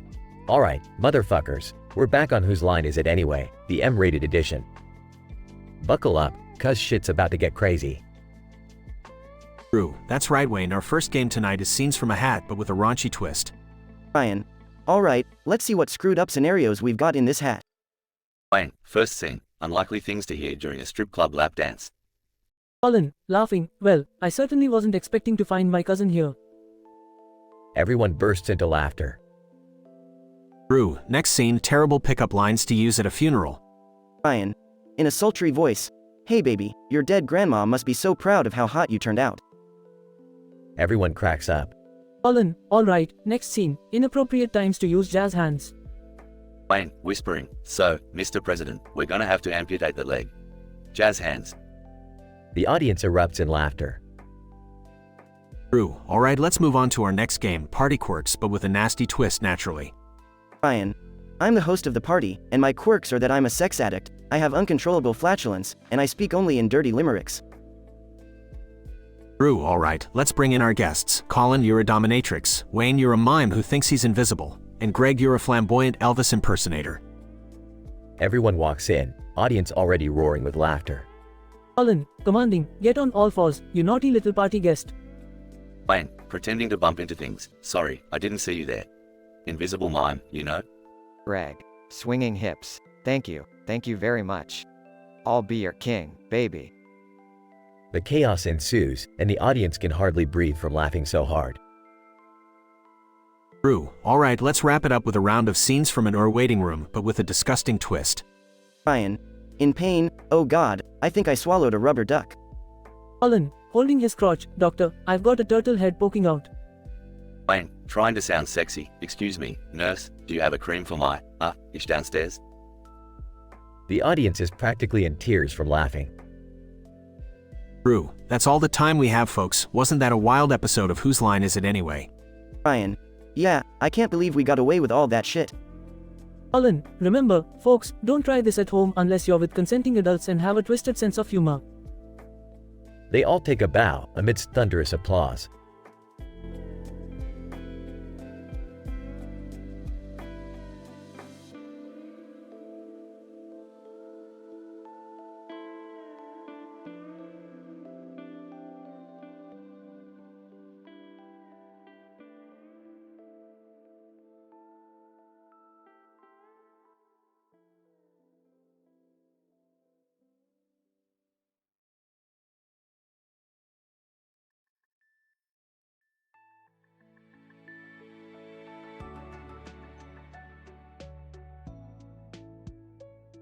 Morty, we've got a problem, Morty. There's some weird interdimensional disturbance going on, Morty. Oh geez, Rick, what is it this time? Rick, can't we just have one normal day without you screwing things up? Beth, if I wanted a normal day, I wouldn't be a genius scientist. Yeah, Dad, cut him some slack. You know how unpredictable things can get with Rick. Speaking of unpredictable, have you guys seen that creepy face guy on TV lately? He's everywhere. You mean Creepy McCreeperson? Yeah, Morty's been calling Snoop Dogg Poop Dog, and it made him mad. I thought it was funny, Rick. How was I supposed to know he'd take it personally? Morty, you're such a dumbass. Snoop Dogg is a legend, man. Well, excuse me if I don't take my rap game seriously, Jerry. Alright, enough chit-chat. We need to find a way to appease Snoop Dogg before shit really hits the fan. Rick, I'm sorry, okay? I didn't mean to offend Snoop Dogg. Is there anything we can do? Morty, we're gonna have to go on a wild adventure, Morty. We're gonna enter the world of Snoop Dogg and make things right. Are you serious, Rick? This is ridiculous. Beth, you wouldn't understand the complexities of interdimensional diplomacy. We need to smooth things over. Can't we just apologize or something? Maybe send him a fruit basket? Jerry, this is Snoop Dogg we're talking about. He doesn't want a damn fruit basket. Rick, what if we write a heartfelt rap song as an apology? Show Snoop Dogg our musical talents? Morty, that's actually not a bad idea. We'll need to pull out all the stops. Fine, but I'm not participating in any of this foolishness. You guys enjoy your little adventure. Oh come on, Beth. You secretly want to be BFFs with Snoop Dogg too. Shut up, Jerry. They enter the Snoop Dogg dimension, surrounded by bling and smoke. Rick, this place is insane. How are we gonna find Snoop Dogg? Morty, just follow the smell of weed and bad rhymes. We'll find him. After a series of misadventures, they finally come face to face with Snoop Dogg. Snoop Dogg, so, you're the fools who've been disrespecting my name, huh? Snoop, I'm really sorry. It was just a stupid joke, man. Snoop Dogg, apologies aren't enough. Morty, you're gonna have to pay the price. Snoop Dogg's posse starts beatboxing. Morty, this is it. Our lives are going to end in a rap battle against Snoop Dogg. How poetic. Oh man, I hope I don't embarrass myself. They engage in an epic rap battle, with Morty surprisingly holding his own. Snoop Dogg, you know what, Morty? I respect your rhymes. You've got skills, kid. Really? You're not gonna kill us? Snoop Dogg, nah, Morty, I'm all about peace. Just don't diss me again, aight? They leave the Snoop Dogg dimension, victorious. I can't believe you actually managed to rap your way out of that, Morty. Yeah, Morty, never underestimate the power of hip-hop diplomacy. Alright, Morty, time to go home and celebrate. I've got a new invention that'll get us higher than Snoop Dogg ever could. Rick, I'm tired. Can we just have a normal day for once? Morty, normal is overrated. Let's get swifty.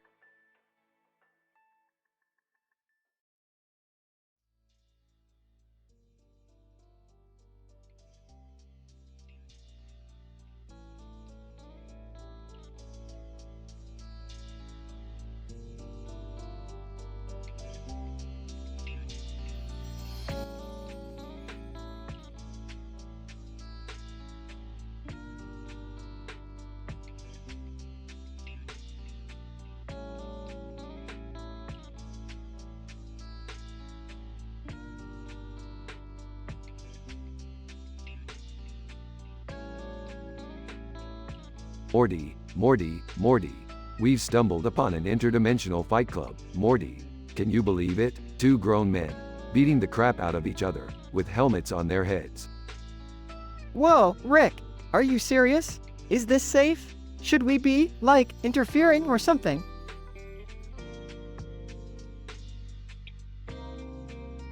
Morty, that's a dumb question. Of course, it's not safe. This is a fight club, Morty. It's all about illegal, dangerous, and statistically improbable scenarios.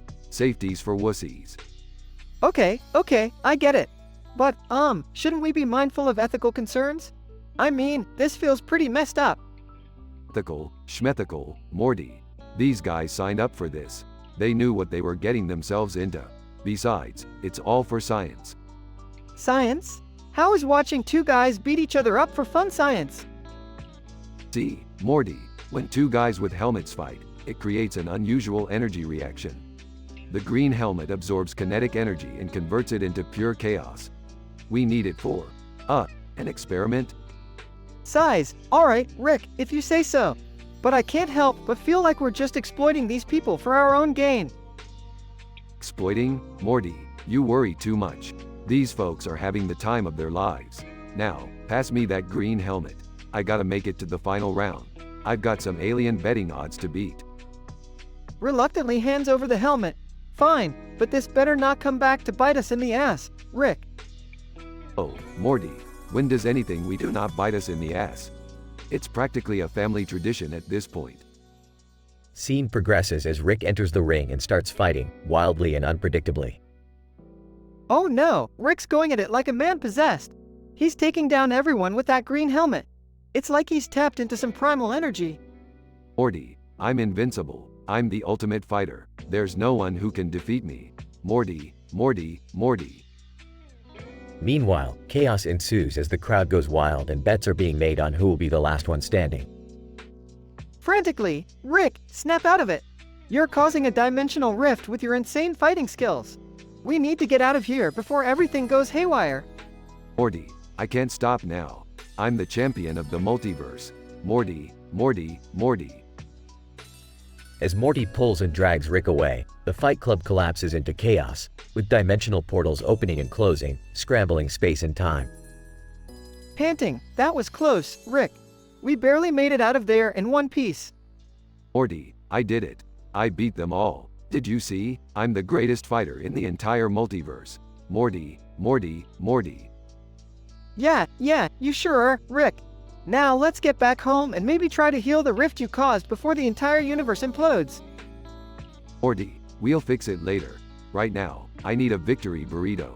Take me to the nearest dimension with good Mexican food, Morty. Morty, Morty, Morty.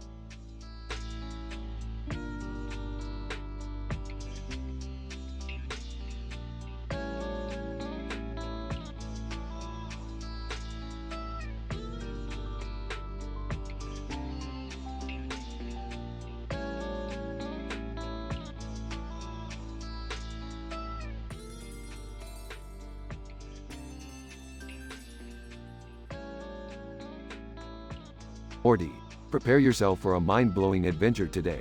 We've got new dimensions to explore, planets to conquer, and an intergalactic party to crash. Aw geez, Rick, can't we just have a normal day for once? It's my birthday, you know. Normal? We left normal at the door years ago, Morty. Now put on your adventure pants and buckle up. Hey guys, what's with all the excitement? Is it another one of your crazy schemes, Rick? Oh, Summer, always so clueless. We're about to venture into a dimension where everyone has green skin, green clothes, and shit's green. It's gonna be like a fucked up M&M factory in there. I don't know, Rick. Sounds a little gross. Plus, my stomach's acting up after eating that experimental alien pizza you made last night. Don't worry, Morty, we'll be fine. Now, let's go before this dimension turns into a diarrhea shit show. They enter the green dimension. Whoa, Morty, look at all these green objects in this green room with a green wall. It's like living in a giant pickle. Well, at least it matches my face, I guess. Jerry, rushing in. Guys. I've got some urgent news. Jerry, not now, we're in a green pickle room. But it's important. I think something I ate gave me severe food poisoning. Jerry, you always ruin everything. What did you eat this time? I had a slice of Morty's birthday cake, and now I can confidently say that it's a double-layered shitfest. Oh great, my birthday cake got an extra special topping. Thanks, Jerry. Morty, calm down. We'll fix this somehow. Jerry, get yourself together and hold in that Hershey's squirts for just a little bit longer. Rick, I can't. It's coming out, and it's not gonna be pretty. Explosive sounds followed by Jerry screams. Ew, Dad, that is disgusting. Quick, Morty, grab the portal gun. We need to get out of this shitstorm, literally. They teleport back home. Well, Rick, I hope you're happy. My birthday is officially ruined. It wouldn't be a true adventure without a little mess, Morty. Besides, now you have a story that'll make anyone's bowel movements seem boring. I guess you're right, Rick. Thanks for trying to make my birthday special, even if it did go down the toilet. Anytime, Morty. Now, let's clean up this mess before Mom finds out. Oh, and happy birthday, kid.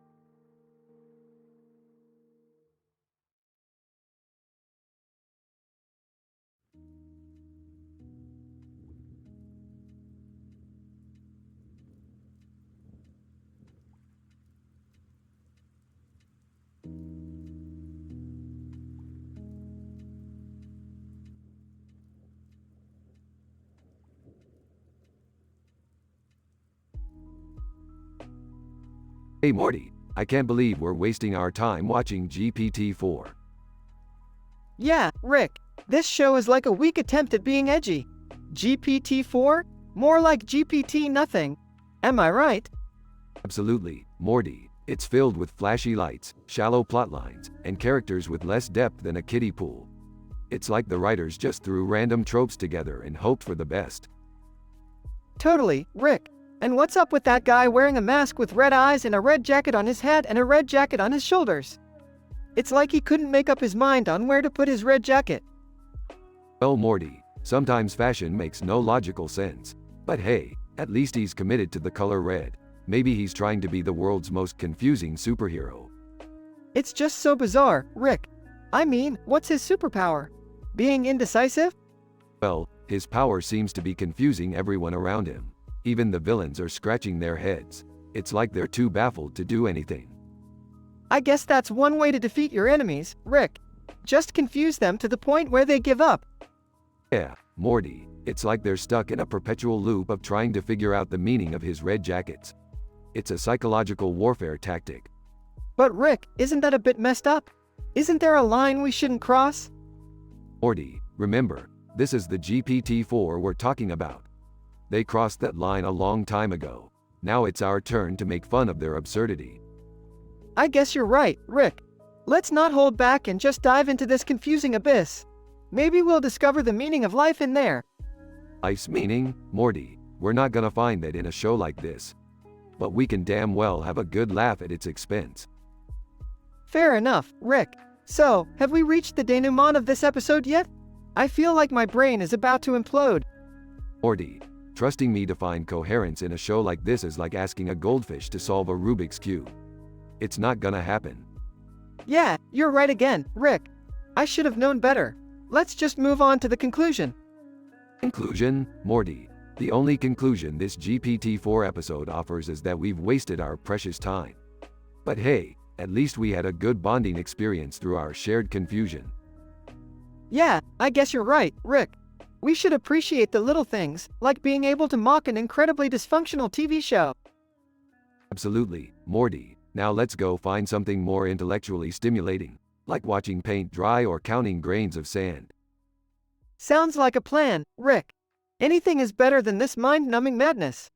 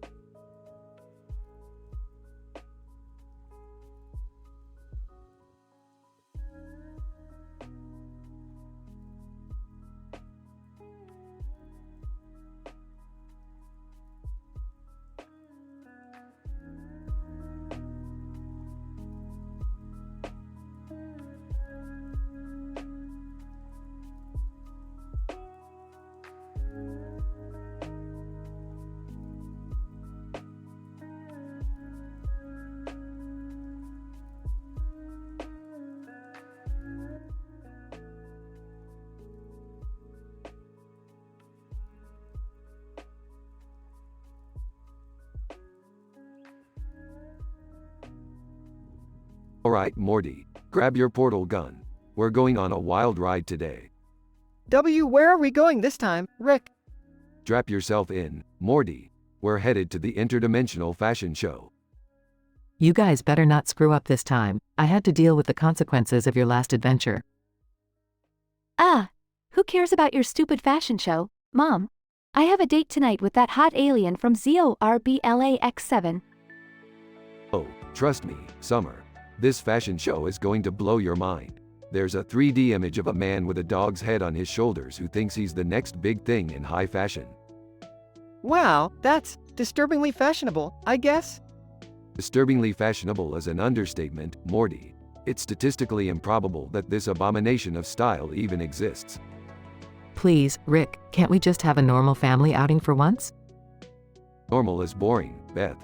Now, let's get going before the dog-headed fashionista changes his style and becomes last season's news. I can't believe I'm missing my date for this nonsense. Relax, Summer. By the time this is over, you'll be thanking me for saving you from an intergalactic fashion disaster. I don't know, Rick. This seems like another one of those unnecessary risks. Unnecessary risks? Morty, who do you think you're talking to? I'm practically the god of unnecessary risks. Can we at least try to keep a low profile this time, Rick? Low profile? Beth, do you even know who you're talking to? We're walking fashion disasters ourselves. I'm starting to regret that I ever left my room today. Regrets are for people with normal lives, Summer. We're the Smith family. We embrace chaos and poor life choices. I can't believe I actually missed school for this. My science teacher is going to kill me. Morty, your science teacher wouldn't be able to comprehend the scientific discoveries we're making on a daily basis, let alone kill you. Can we at least be on time for once, Rick? That would be a pleasant change. Yeah, we'll be fine. I'll just warp us directly to the fashion show. No need to worry, Beth. What if we end up in some weird dimension again, filled with giant spider-limbed supermodels or something?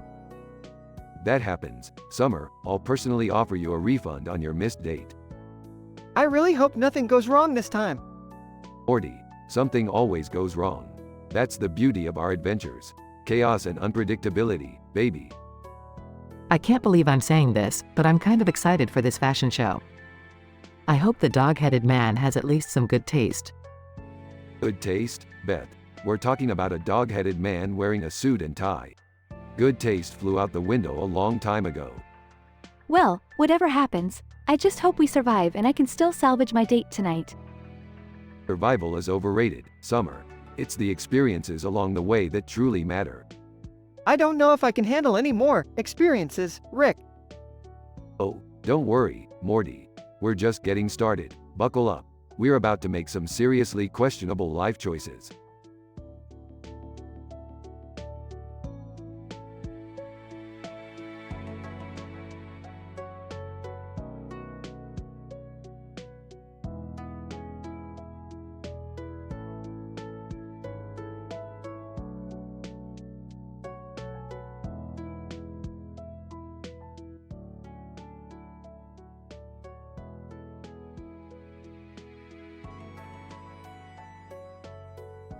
Hey Morty, wanna play a game of golf?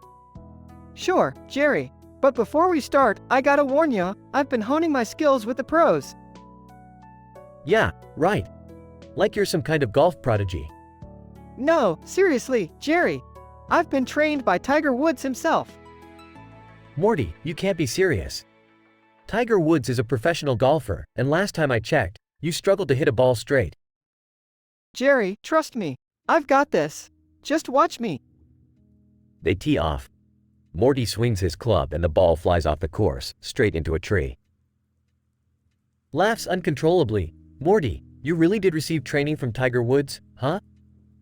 Must have been a masterclass in missing the fairway. Sheepishly, okay, maybe I exaggerated a little, but I've got an ace up my sleeve. Alright, Morty. Show me what you've got. Morty pulls out a putter and lines up for a ridiculously long putt. Morty, there's no way you can sink that putt from here. It's like a mile away. Jerry, never underestimate my skills. I may not look it, but I'm a putting prodigy. With a surprisingly precise stroke, Morty puts the ball, and it miraculously finds its way into the hole. Stunned, Morty, I can't believe it. How did you do that? Well, Jerry, I have a gift. I can bend space-time to my will. I just applied a little quantum physics to that putt. Skeptical, Morty, you expect me to believe you manipulated the laws of physics to sink a putt? It's true, Jerry. I'm a scientific anomaly. The laws of physics bow down to my golfing prowess. Alright, Morty, if you say so. Let's see what other tricks you have up your sleeve. Morty proceeds to hit a series of unbelievable shots, each more statistically unlikely than the last. Morty, this is insane. How the hell are you doing this? Jerry, I'm a wizard on the golf course. Nothing is impossible when it comes to Morty's golf game. I can't believe I've been underestimating you all this time. Morty, you're a golfing legend. Damn right, Jerry. Morty the Marvelous, they'll call me. Now let's finish this game and bask in my unbeatable glory. They continue playing, with Morty continuing to pull off impossible shots, leaving Jerry in awe and disbelief. Morty, I don't know how you're doing it, but you just made my entire existence question life itself. Oh, Jerry, it's all just a bunch of lies. I'm the ultimate prankster, feeding you outrageous stories, and you gobble them up like a brainless zombie. Morty, you devious little. I'll get you for this. Morty laughs mischievously as they continue their game, Jerry determined to get revenge for being duped.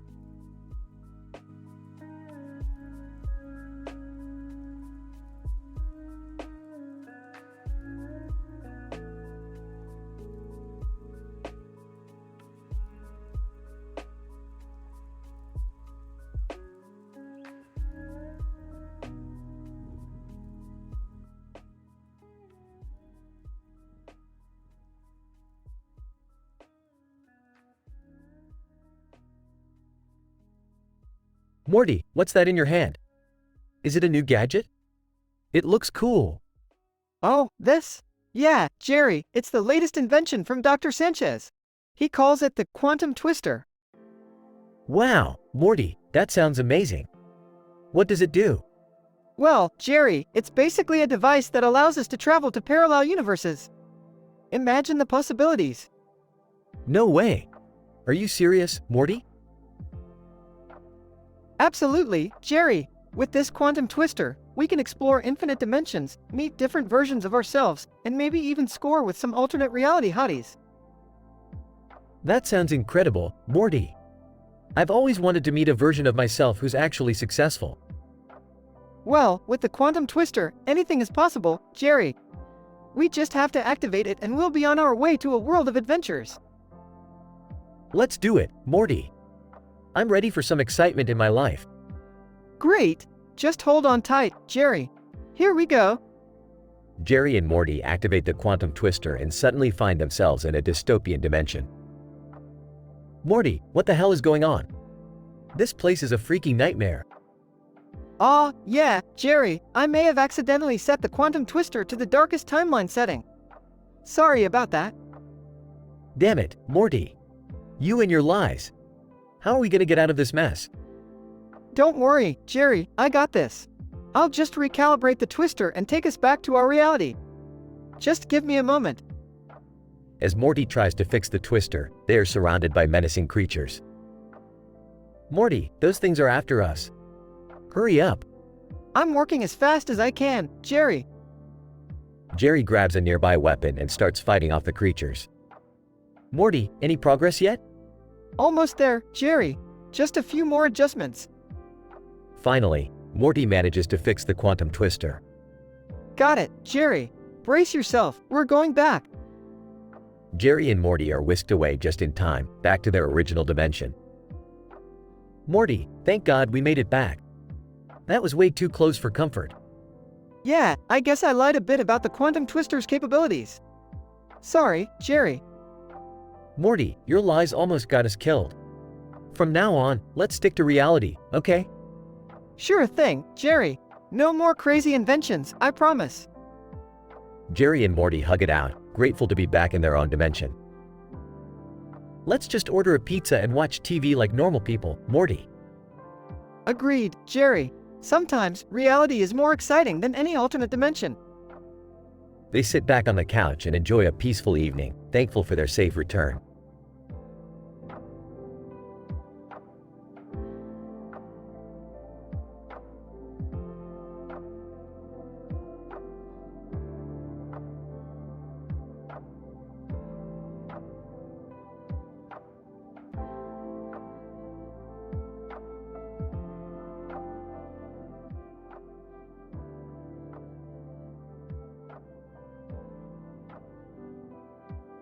Morty, what the hell is going on? Why is there a wall covered in blood? Aw, Jerry, it's a new art installation. Yeah, you know, avant-garde and all that stuff. Avant-garde? Are you serious, Morty? This is sick. What kind of sick mind would create something so grotesque? Well, it's postmodern deconstructionism, Jerry. Only the hippest of artists can appreciate it. Postmodern deconstructionism? Morty, you think I'm stupid? I may not have a fancy degree like you, but I know damn well that this is not art. Look, Jerry, I'm just trying to impress Jessica, okay? She's really into this kind of stuff. Just play along and act like it blows your mind or something. You're lying to me again, Morty. First the alien adventure, now this? How many times are you going to deceive me? Jerry, relax, it's all for a good cause. Once Jessica is impressed by my artistic appreciation, I'll finally have a chance with her. Morty, using fake blood and a messed up wall as a dating strategy is messed up, even by your standards. You need to tell Jessica the truth. No way, Jerry. I'm not gonna ruin my chances. She was impressed when I told her I was a photographer, so I brought a camera to make it look legit. A photographer? Morty, you haven't taken a single picture.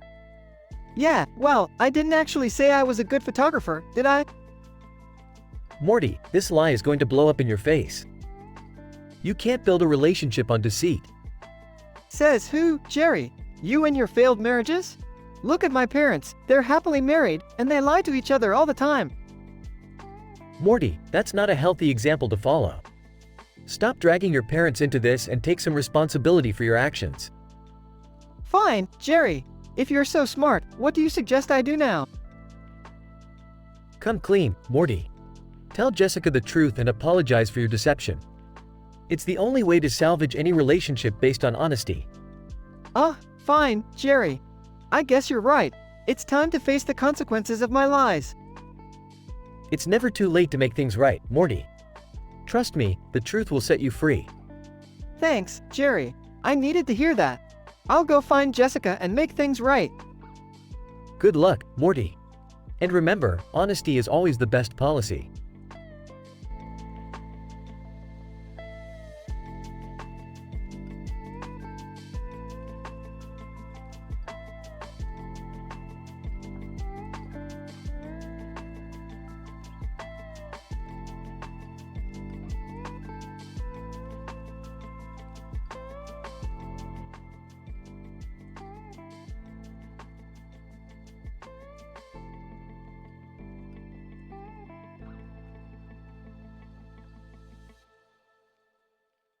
Alright, Morty, buckle up. We're about to embark on a scientifically improbable adventure. Oh man, Rick, I hope it's not as crazy as the last time. My brain can only handle so much. Please, Morty, your brain can barely handle long division. Anyway, today we're exploring a dimension where everyone has long, black hair. I call it the Luscious Locks universe. Geez, Rick, what's so special about hair? Oh, Morty, you sweet summer child. Hair is not just a hairstyle. It's a statement, a symbol of rebellion against societal norms. These people in the Luscious Locks universe have taken it to the extreme, refusing to conform in any way, shape, or form. That's pretty intense, Rick. But out of all the dimensions, why did you choose this one? Oh, you know me, Morty. I just wanted to stir the pot and see the crazy shenanigans that unfold. Plus, I heard there's some juicy gossip going on within this hair-obsessed community. Jerry, eavesdropping, did somebody say gossip? Count me in. I could use some excitement in my life. Gossip is so last season. I'd rather be doing anything else. Alright, kids and Jerry, let's step through this door and see what kind of extravagant hairstyles and secret dramas await us. They enter the room. Oh, Morty, check it out. It's like a hair party in here. Man buns, ponytails, dreadlocks, and mullets as far as the eye can see. Rick, I've never seen so much hair in my life. Just remember, Morty, these people take their hair very seriously. Don't make a wisecrack about it unless you want to start an interdimensional hair war. Hey, guys, check out the group of people huddled over there. They seem to be whispering and exchanging glances. Jerry, that's probably just some dumb hair cult or something. Guys, shush, I can hear them. They're talking about hentai. Hentai, in a hair dimension? Now this is getting interesting. Let's go undercover, Morty, and find out what these folks are really up to. They approach the group. Oh, hi there. Mind if we join in on the conversation? Random hair person 1. Only if you're truly dedicated to the art of tentacles and schoolgirls, my friend. Random hair person 2. Yes, the intertwining of hair and hentai, a true sublime experience.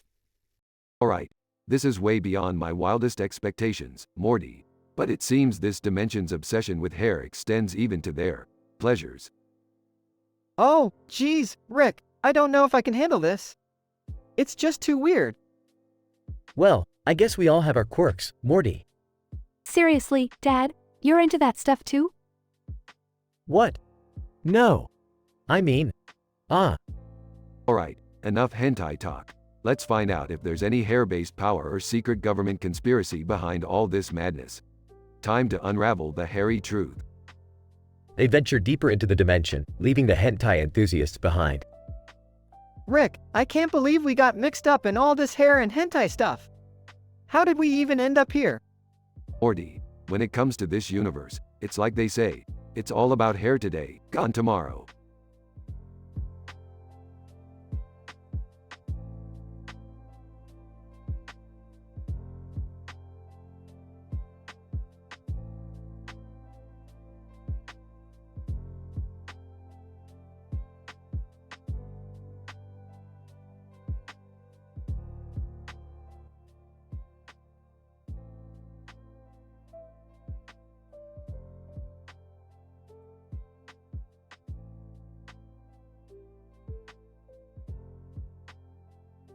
Morty, we've been through some wild adventures before, but I have a feeling this one's gonna be off the charts. Oh geez, Jerry, what are we getting into this time? Well, Morty, there's a portal in the back of this neon bar that allegedly leads to a parallel universe. Nervously, parallel universe? You're sure about this, Jerry? Morty, I've done my research. You see, I stumbled upon a scientific article about interdimensional travel on. Interrupting, Jerry, you can stop pretending now. We all know you're full of bullsh *T. Defensive. Morty, what are you talking about? I wouldn't lie to you. Size, you lie about everything, Jerry. Last week you convinced me that our toaster could sing opera. Well, it had a really nice vibrato, Morty. But this time it's different, I swear. Rolls eyes, fine, Jerry. Let's go check out this so-called portal. But mark my words, if this ends up being another one of your dumbass ideas, I'm never trusting you again. Exaggeratedly. Oh, Morty, you wound me with your lack of faith. But trust me, this time it's the real deal. Jerry and Morty enter the neon bar where a bartender, Rick, is waiting for them. Well, looks like the dynamic, leap-ing duo has arrived. Ready to experience something mind-blowing? Absolutely, Rick. Tell Morty what's about to happen. Morty, my young pupil, in the back of this bar lies a portal that'll take us to the universe where everyone is made of nacho cheese. Genuinely excited. Rick, are you being serious right now? Morty, I'm always serious. But hey, if you prefer your nachos without sentient cheese, I guess you can skip this one. Eagerly, no way, I'm in. Let's do it, Rick. The trio make their way to the back of the bar, where a glowing neon portal awaits. Nervously, are you sure about this, Rick? I mean, it looks kind of unstable. Jerry, my genius intellect guarantees this portal is safe. Trust me, I've done this 1,000 times. As Rick steps into the portal, Morty follows suit, while Jerry hesitates. Afraid. I don't know, guys. Maybe I'll sit this one out. It seems too risky. Jerry backs away, but suddenly the neon portal forcefully sucks him in. Screaming, "Oh, sh*T!" Jerry joins Rick and Morty in the parallel universe, surrounded by sentient cheese people engaged in bizarre activities. In all, holy crap, Rick! You did it! Smirking. Of course I did, Morty. Did you really think I was pulling your chain again? Breathless, all right. I admit it, I was wrong. This is insane. The trio laugh and continue exploring the wild and cheesy reality, knowing they have once again defied the odds and stumbled upon a truly mind-bending adventure.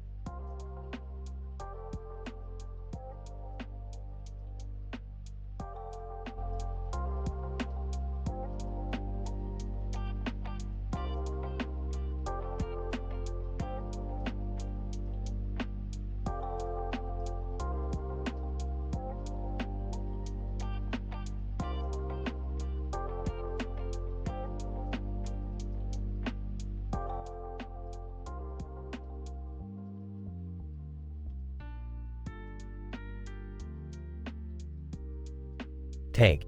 Alright, settle down ladies and gents, it's time for the main event. Tonight, we're roasting that pale, skinny prick Hunter from Left 4 Dead. Let's give I Am Hell. Smoker. Haha, Hunter, you sneaky little fucker. You know, if you put half as much effort into trying to eat survivors as you do lurking in the shadows, maybe you wouldn't be such an annoying little dipshit. Boomer. Oh, here he comes, the emo wannabe ninja. Hunter, you're like a mosquito with a Napoleon complex, always jumping around trying to be all stealthy, but ends up being just another itchy pain in the ass. Which? Hunter, I've seen scarier shit crawling out of a baby's diaper than you. Seriously, dude, what's with the constant growling? You sound like a constipated chihuahua trying to squeeze out a turd. Charger, hey Hunter, you know what they say about small packages, right? Well, you're proof that they can be just as disappointing as a limp dick. Keep clawing, buddy, maybe one day you'll actually be a threat. Spitter. Hunter, you're about as intimidating as a wet fart in church. I mean, seriously, how the fuck did you end up on the special infected squad? Did you blow the director or something? Jockey. Hey, Hunter, I heard you spent some time in zoo exhibits before the infection hit. Let me guess, were you the exhibit for World's Shittiest Predator? No wonder you failed, you clumsy piece of shit. Hunter, alright, you all had your turn to talk shit. Now it's my turn. Tank, you're so fucking slow. I bet you still haven't finished a game of solitaire. Smoker, you're like a chain-smoking hemorrhoid that just won't go away. Boomer, you're fatter than a Thanksgiving turkey and twice as easy to kill. Which? Oh, look who finally grew some balls. Too bad they're as shriveled as your brain. Charger, you're basically a tree trunk with legs. And Spitter, I've seen more coordination in a monkey flinging its own shit. Your aim sucks, sweetheart. Jockey. Hunter, still bitter, huh? Well, listen up, you coked out velociraptor. How about you try saying shit to my face instead of hiding in the fucking shadows? You'll end up as roadkill, just like your dignity.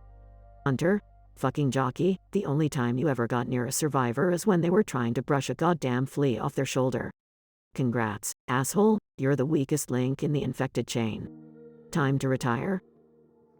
All participants burst into laughter, roasting each other further, while Hunter smirks, reveling in the chaotic banter of the night's roasting session.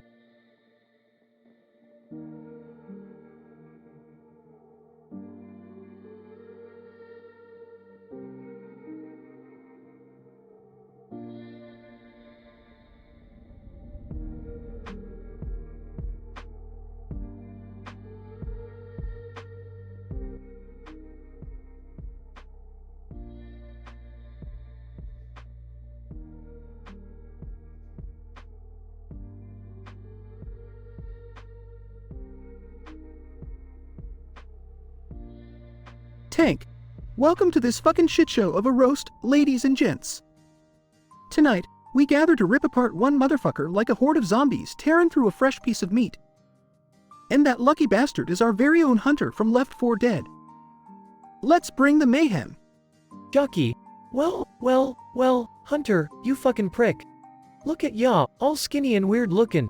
You ain't a hunter, you just look like a piece of shit who lost his way in the fucking forest. Smoker. Hunter, you lanky piece of shit. You thought you were slick, making everyone's life a living hell. But let's not forget, you're nothing more than a glorified tree branch with no balls. Boomer. Hunter, you slimy fucker, your idea of game is lurking in the shadows and pouncing on the unsuspecting. But let me tell ya, you ain't fooling anyone with that camo. You're about as sneaky as a fart in a crowded survivor's safe room. Which? Oh, Hunter, you thought you were Sue Special, huh? Crying like a little bitch in the corner, with those ugly-ass claws. You're more pathetic than a witch without her tears. Charger, Hunter, you dumbass. You charge at survivors like you're the big fucking man, but all I see is a scrawny prick with a Napoleon complex. I bet you can't even reach the top shelf, you tiny armed piece of shit. Spitter. Hunter, you spit hackin' piece of garbage. You think you're nasty, huh? Well, let me tell ya, I've seen puddles of puke with more class than you. Your acidic drool ain't nothing but a poor excuse for personal hygiene. Hunter, alright, you fucking morons. You've had your fun, now it's my turn, so listen up. Tank, you oversized pile of shit.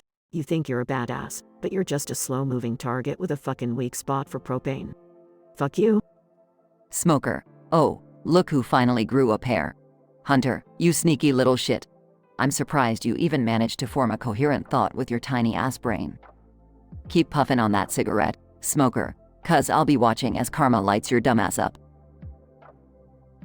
Boomer, Hunter, you skinny piece of shit. You think you can talk smack just 'cause you've got some long-ass claws? Well, let me remind you, I'm a fucking bomb in the making. Your ass is about to get splattered all over the place, you lanky fuck.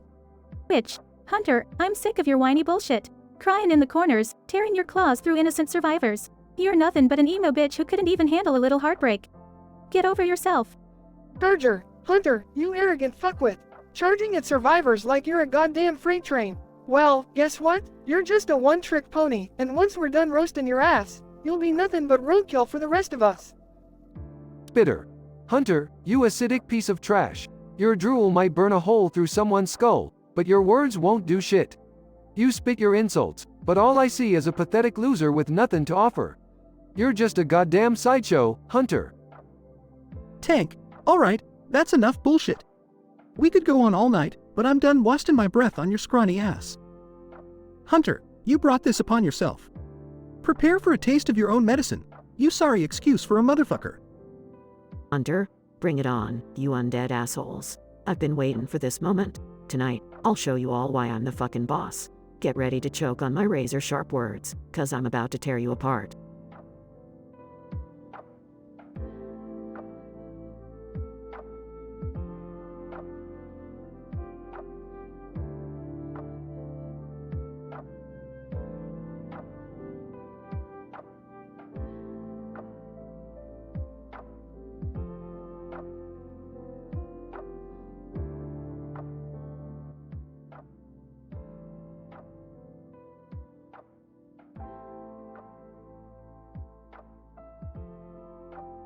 Tank, alright, you zitty-faced, brain-dead fuckwads.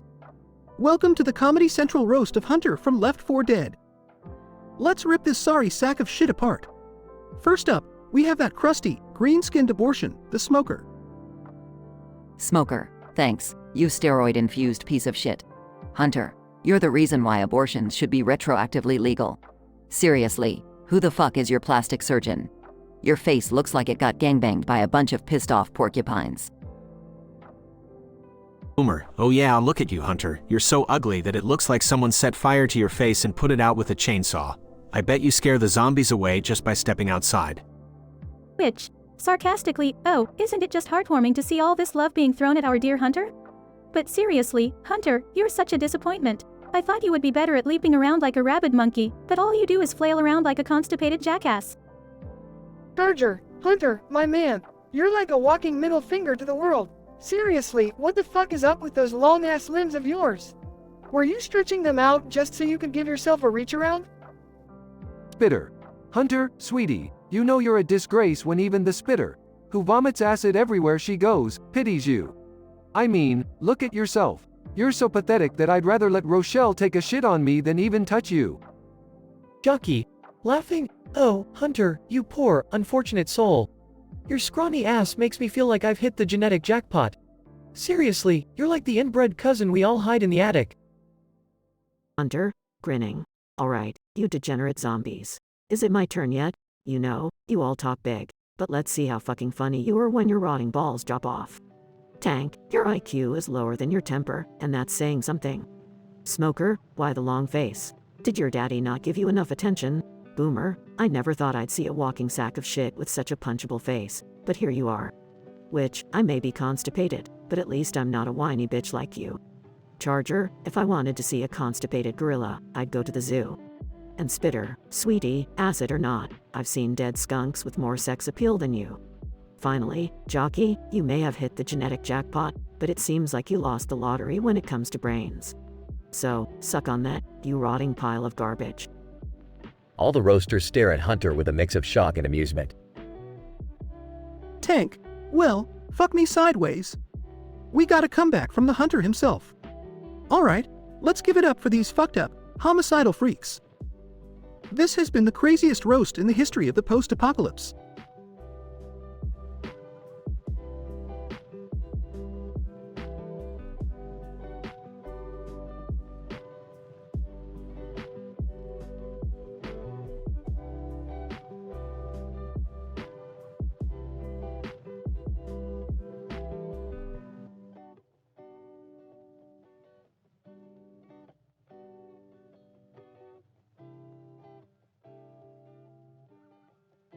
Initially, all 6 roasters from the power of 2 gather on stage, alongside a metal object with a welcome sign on one side and a star on the other.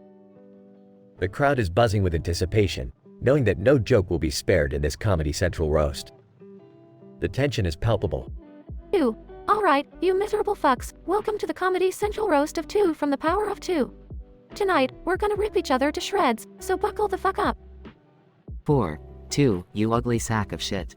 You look like you were conceived during a failed alien abduction. Seriously, what the fuck is up with that face? It's like Picasso took a shit and framed it. 2. Oh yeah, coming from you. 4. You bland ass piece of shit. You're about as interesting as watching paint dry, and about as funny as a prostate exam. And don't get me started on your receding hairline, you fucking chrome dome. 1. Oh, shut the fuck up. 2. You think you're so special just because you're, well, 2. Newsflash, you're just a filler character, a fucking placeholder. If I had $1 for every time someone said, who the fuck is 2? I'd be a fucking millionaire. 3. Yeah, and 2, your mother is a cocksucking whore. Just thought I'd add that to the mix, you insignificant piece of shit. 2. Oh, fuck you. 3. You're just mad because you're so forgettable, people mistake you for a background extra. Your superpower should be blending into fucking wallpaper. 5. You guys are both idiots. 2. You're the leftover cum stain of a failed threesome. And 3. You're about as interesting as watching paint dry. No wonder nobody gives a rat's ass about either of you. 6. Alright, enough of this shit. 4. You've got the personality of a wet mop. 1. You're so boring even your shadow does drugs to try and escape you. 3. You ain't even worth the effort, you waste of oxygen. 2. Yeah, and 5. You're just robot number 5, nothing more than a glorified sex toy. And 6. Well, let's be real, nobody even knows who the fuck you are. You're like the Jar Jar Binks of this goddamn show. As the insults continue to fly, the crowd roars with laughter and shock. The roasters pull no punches, dishing out their most vile and vicious insults. But as the final round approaches, 2 takes center stage. 2. Alright, you fuckers. It's payback time. 4. You look like a burn victim that swallowed a chainsaw. 1. You're so damn uptight, you make a constipated nun look like a porn star. 3. Your breath smells like a landfill on a hot summer day.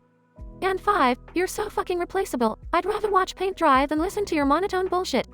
And 6. Well, nobody cares enough to roast you because nobody fucking knows you exist. The crowd erupts in laughter and applause as 2's revenge roasts hit their mark. The Comedy Central roast of 2 ends with a mix of laughter and shock, leaving everyone wondering how any friendship could survive such a brutal verbal onslaught.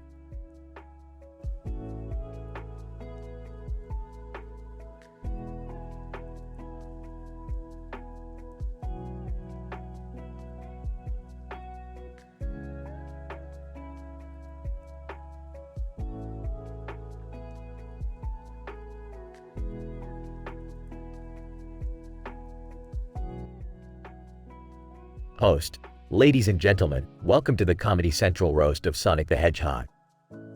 It's going to be a night filled with hilariously offensive roasts, so put your sensitivity in the trash where it belongs. Now, let's get this shit show started. Tails! Yo, Sonic, you fast little blue bitch! You think speed's gonna help you find a date? Nah, you'd probably blow your load before she even realized you were there. Knuckles, Sonic, you cocky motherfucker. All that running must have fried your brain. You are so dumb, you couldn't catch a cold in Antarctica. Really? Sonic, you think you're such hot shit, but you're nothing but an oversized dildo with sneakers. You're all about speed, but I bet you couldn't even last 2 minutes in bed. Dr. Eggman. Sonic, my arch nemesis. You may be fast, but your ego is even faster. You're so full of yourself, I'm surprised you don't have to take a dump just to fit through the door. Eggpon. You know what, Sonic, you're like a used condom, all stretched out and worthless. Just like your career, you one-trick pony. Sonic. Alright, enough of your crap, you bunch of losers. Tails, you're so far up my ass I can taste your fur. Knuckles, you're just a brainless meathead who couldn't solve a Rubik's Cube if your life depended on it. Amy, your obsession with me is getting old, just like your crusty ass panties. Eggman, you're like a cheap knockoff of a real villain, just like your mom's sex toys. And Eggpon, well, you're just a fucking egg, man. Roast. Holy shit, that got intense real quick. But you know what, Sonic, you're up next. Give these motherfuckers a taste of their own medicine. Sonic. Alright, you Cocoa Puffs. Tails, you're so scared of your own shadow, you probably piss yourself every time you see a squirrel. Knuckles, you're so dumb, you tried to count your fingers and ended up in a never-ending loop. Amy, you're so desperate for me, it's a miracle you haven't tried to hump my leg yet. Eggman, you've got more chins than a Hong Kong phone book, and Eggpon, you're nothing but a cracked shell with an even more cracked sense of humor. Roast. Damn, Sonic, you really know how to dish it out. Well, folks, that's the end of our roast, and it's safe to say that nobody's ego is left unscathed. It's been a wild night of insults, laughter, and enough profanity to make a sailor blush. Good night, you filthy animals.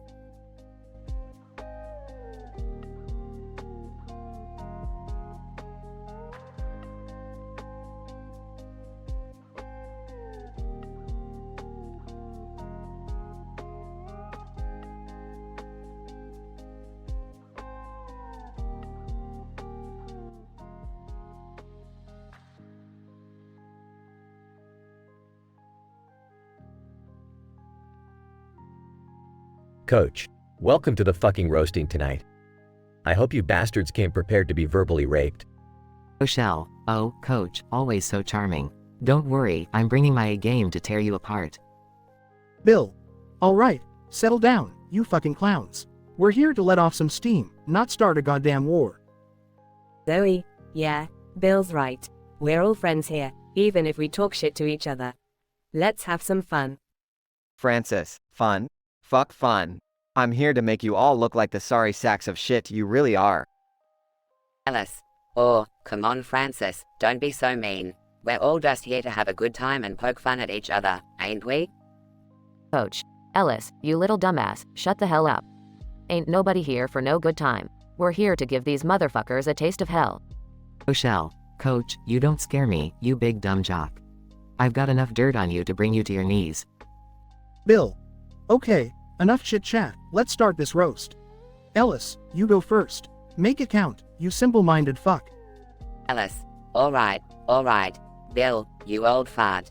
You're so ancient, the dinosaurs probably rode you to school. Francis, nice one. Ellis. Hey, Zoe, you haven't killed a single special infected yet.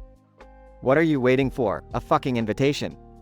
Zoe, fuck you, Francis. At least I'm not compensating for something with my constant need to shoot everything that moves. Rochelle, and Coach, oh Coach. You're so fucking dumb, you probably think DNA stands for dumbass naive athlete. Coach. Oh, you wanna go, Rochelle? I heard your idea of cardio is running away from the zombies because you're too weak to fight. Bill. Alright, enough roasting each other. Now it's time for Coach to get his revenge. Take it away, big man. Coach. Alright, strap in, assholes. Rochelle, your singing voice is so bad, you could turn the fucking witch into a tank. Zoe, damn, Coach. That was brutal. Alright, my turn. Francis, you're so full of yourself, I bet you think the Horde is just your adoring fan club. Francis, Zoe, you stupid little brat. Your jokes are like your aim, fucking pathetic. And that's saying something. Alice. Francis, man, you ain't gonna like this one. Bill, you're so grumpy, I bet your blood type is sour as fuck. Bill.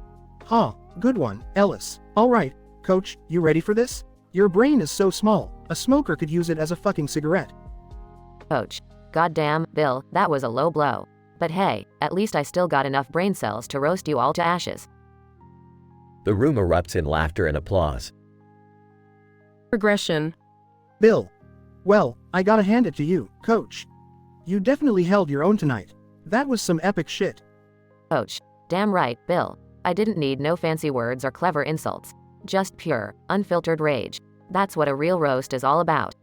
Rochelle. Alright, let's call it a night, folks. Coach, you survived the roast. You're officially a certified asshole. Coach. Damn right, Rochelle. And proud of it. The roasters share a round of drinks, laughing and teasing each other long into the night.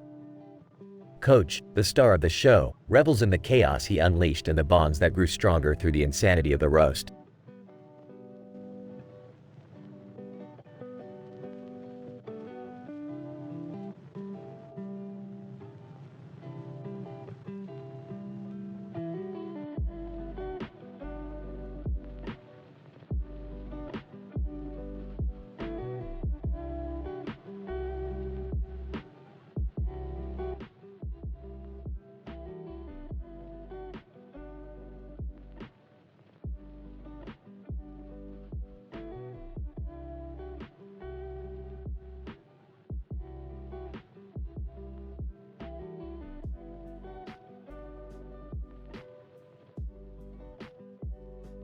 Zavok, alright, listen up, you blue speed freak.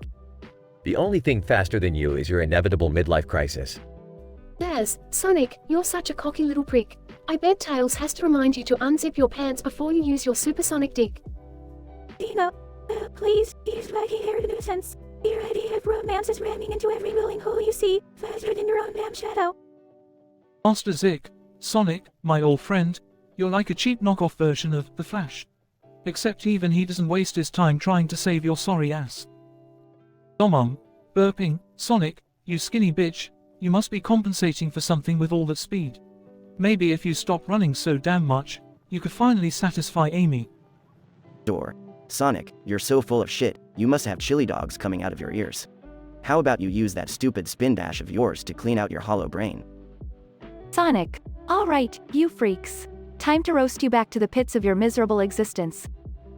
Zavok, bring it on, you smug little shit. You better hope your ego acts as armor because your pathetic attempts at roasting won't stand a chance against us.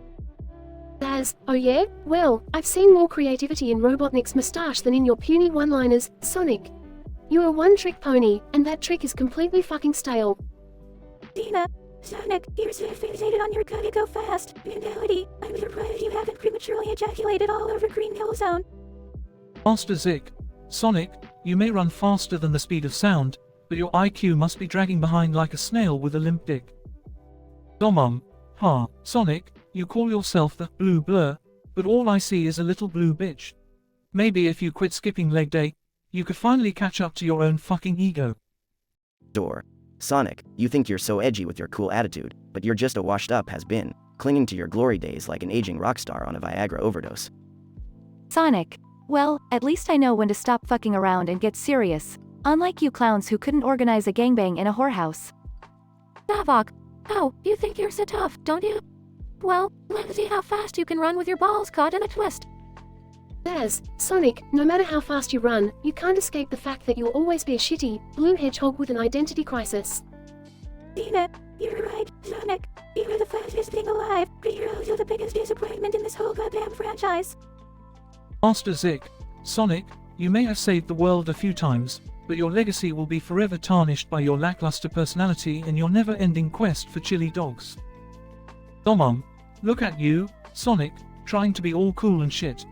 Well, newsflash, you're just a damn video game character, and I bet your dick is as pixelated as your shitty graphics. Sonic, you're nothing but a blue-furred fuckboy, desperately running from your own existential crisis. Face it, Hedgehog, you're just a two-dimensional pixel porn star. Sonic, you think you can talk all this shit and get away with it? Well, prepare to be roasted, fuckers. Zavok, you're so ugly, even Chaos would rather face extinction than lay eyes on your sorry ass. Zavok, oh, the blue hedgehog learned some insults, huh? Well, let me tell you something, Sonic. You're so full of yourself, I bet you named your dick Tails, because it sure knows how to wag. Sonic, is that the best you've got, Zavok? Because it sounds like your balls haven't dropped as much as your brain. Daz, Sonic, you're such a pussy, even Metal Sonic is getting tired of imitating you. Your biggest accomplishment is that you piss off everyone faster than you can fuck, Sonic continues to deliver his revenge roasts, leaving the other roasters speechless and defeated. The Comedy Central roast of Sonic the Hedgehog ends with Sonic standing victorious, having left no stone unturned in his epic retaliation.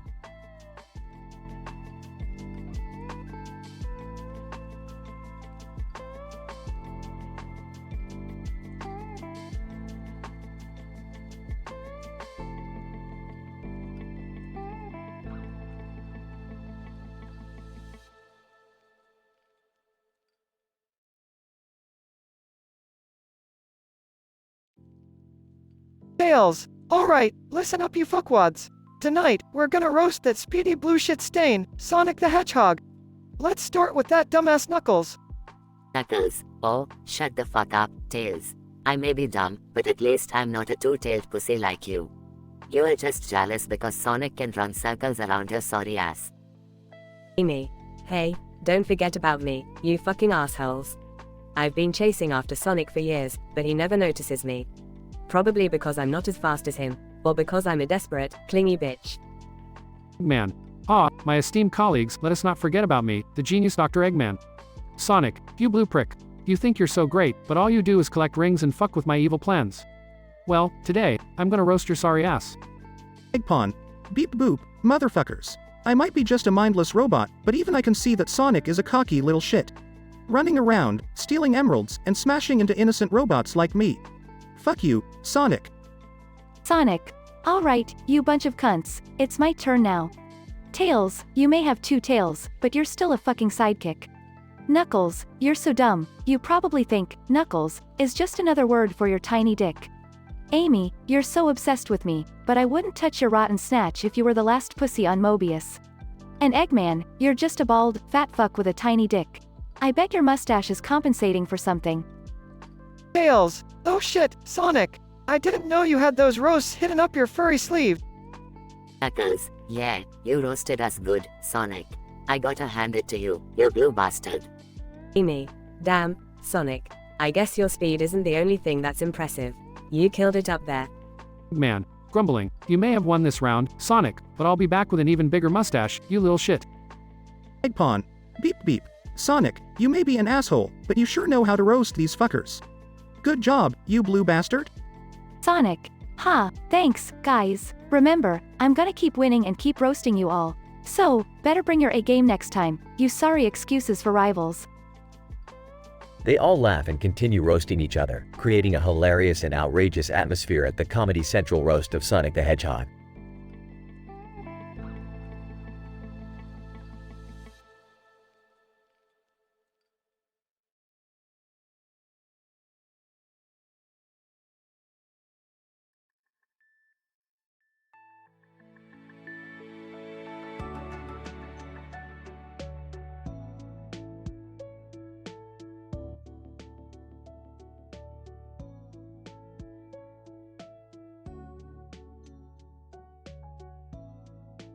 Francis, welcome to this shitty roast. Tonight, we got all these motherfucking zombies from Left 4 Dead. Let's get this shit show started. Bill. Hey Francis, you're a dumbass biker and the only thing scarier than your face is hearing you talk for more than 5 seconds. Zoe. Francis, you're like a walking pile of shit. I'd rather fight 1,000 special infected than spend another minute listening to your whiny ass. Francis, fuck you, Zoe. At least I can survive without a fucking pink princess suit and crying to my daddy Bill for protection. Louis. Hold on a second, Francis. You talk tough, but you're just a fat sack of shit. I've seen scarier things in a grocery store, you asshole.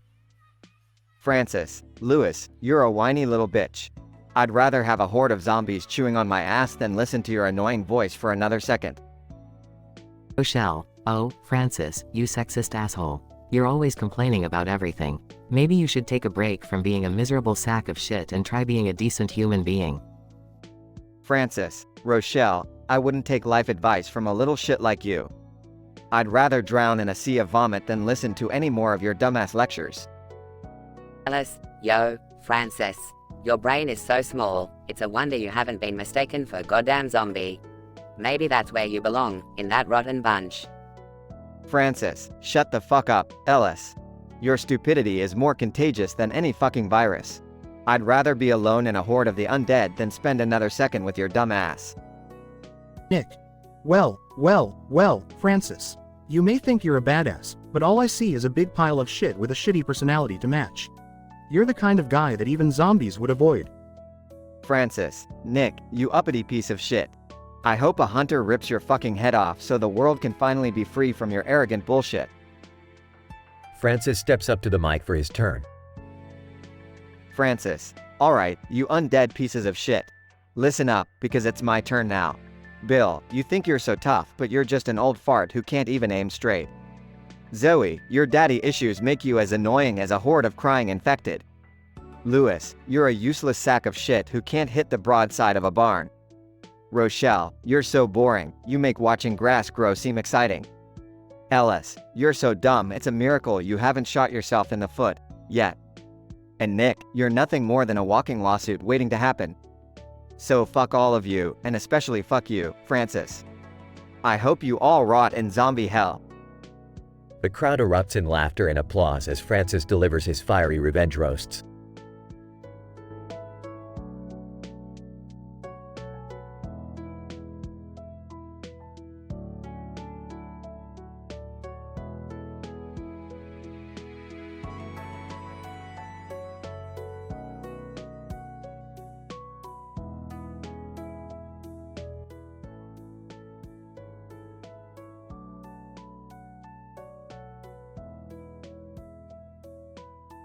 Marcus Phoenix.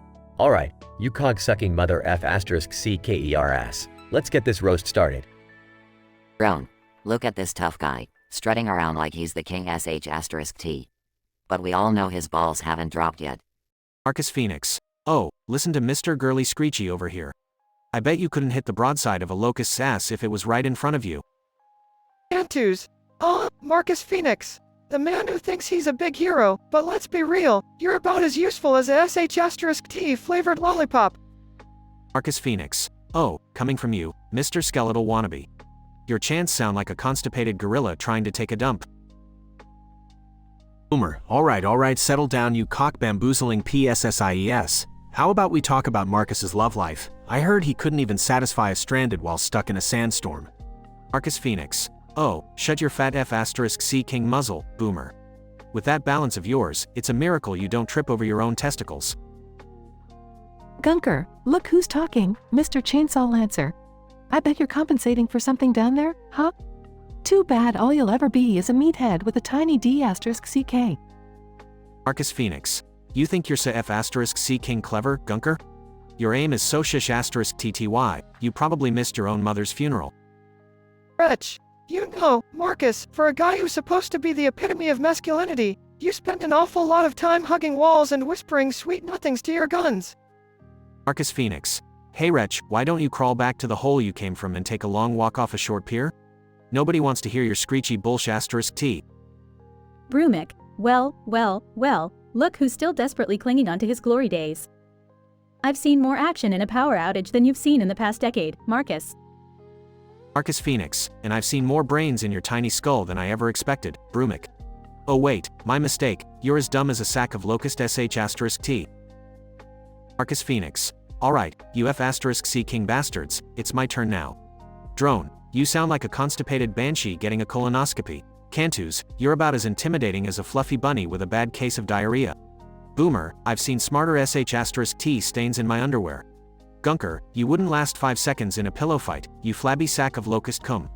Wretch, you sound like a castrated cat in heat, and Brumic, well, let's just say your mother must have been a big fan of bestiality. Now get the F asterisk CK off my stage before I curb stomp your sorry excuse for brains. As Marcus Phoenix delivers his revenge roasts, the crowd erupts in laughter and applause, the tension in the room dissipating. Marcus Phoenix stands victorious, knowing he's the biggest bad asterisk SS in the Gears of War universe, ready to face whatever comes next.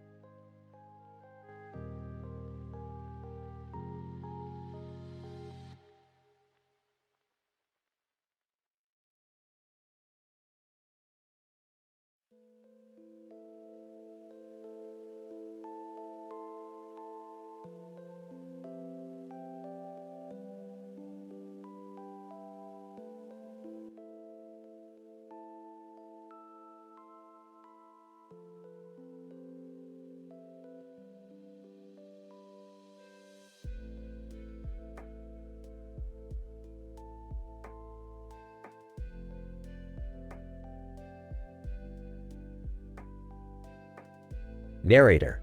The scene is set at the Comedy Central roast of Coach. A man sits at a table, surrounded by an audience, with a laptop in front of him. A fire crackles in the background. Suddenly, a man wearing a gas mask enters the stage.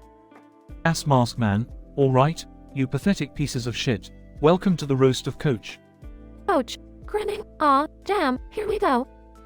Francis, mocking tone. Well, if it ain't Coach. The man who always had his head so far up his own ass, we didn't need a flashlight on our missions. Coach. Laughs. Francis, you still mad that I always took the lead? Francis, you call it taking the lead, I call it stealing all the glory. You were just lucky that we had common infected that were dumber than a bag of hammers. Zoe, rolling her eyes. Oh, shut the fuck up, Francis. You're just jealous that Coach had more brawn and brains than the whole damn team combined. Lewis. Speaking of brawn, let's talk about the time when Coach tried to kill a tank with a frying pan. I mean, what the fuck, man? Were you trying to make breakfast or what? Coach. Grinning. Shit, Lewis, I was just trying to get creative. At least I didn't piss my pants every time a horde of zombies showed up. Bill. Chuckles, Coach may have had his moments, but let's not forget that he was the only one with any rhythm. We all know your white asses couldn't dance to save your lives. Coach. Yeah, you old fart. But hey, at least we had the balls to survive while you just complained about your goddamn pills. Nick. Smirking. Speaking of balls, Coach, how's your love life? Last I heard, you couldn't even find your own sack with a compass and a map. Coach. Laughs. Touché. Nick, I'll give you that one.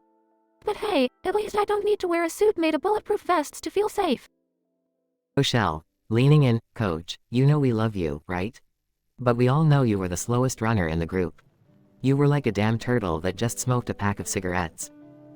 Coach. Mockingly. Oh please, Rochelle. I may not have been the fastest, but at least I didn't trip over my own feet like you did. Narrator. As the roast continues, Coach listens intently, taking the jabs with good humor. But as the evening comes to an end, it's his turn to dish out his revenge. Coach. Alright, you motherfuckers. You think you've roasted me pretty good, huh? Well, let's see how you like the taste of your own medicine. Gas mask man, nervously, Coach, I'm not sure. Coach. Shut up, gas mask man. Alright, Francis, you bald-headed bitch. You say I stole the glory? Well, at least I had some to fucking steal. Francis, smirking, yeah. Well, at least my head isn't shiny enough to signal rescue helicopters. Coach. Next up, Zoe. Trying to school me on my love life? The only reason you couldn't find a man was 'cause you and your big mouth scared him all away. Zoe laughs. Give it your best shot, Coach. But just remember, your ass is bigger than mine. Coach. Grinning. Damn right, it is. And that's why I can run faster than you, Louis. Your short ass takes too many steps to keep up. Louis. Pretending to be offended. Well, maybe if you used your brain as much as you used your ass, you wouldn't have needed me to tell you what to do all the time. Coach. Laughing. That's right, I needed you. Just like Bill needs his goddamn pills to survive another day, or maybe even an hour. Bill. Smirking. You got some nerve, Coach. But remember, I've seen more shit than you can even imagine. Coach. And finally, Nick. You think you're so smart, huh? Well, let's see how smart you look with a frying pan upside your head. Nick. Raising an eyebrow. Is that a threat, Coach? Coach. Laughs. Nah, just a loving reminder that even a dumbass like me can give you a run for your money. Narrator. As the night comes to a close, the audience erupts in laughter, enjoying the comedy chaos that unfolded on stage. The roasters and Coach may have exchanged harsh words, but deep down, they all knew it was just their way of showing love and camaraderie.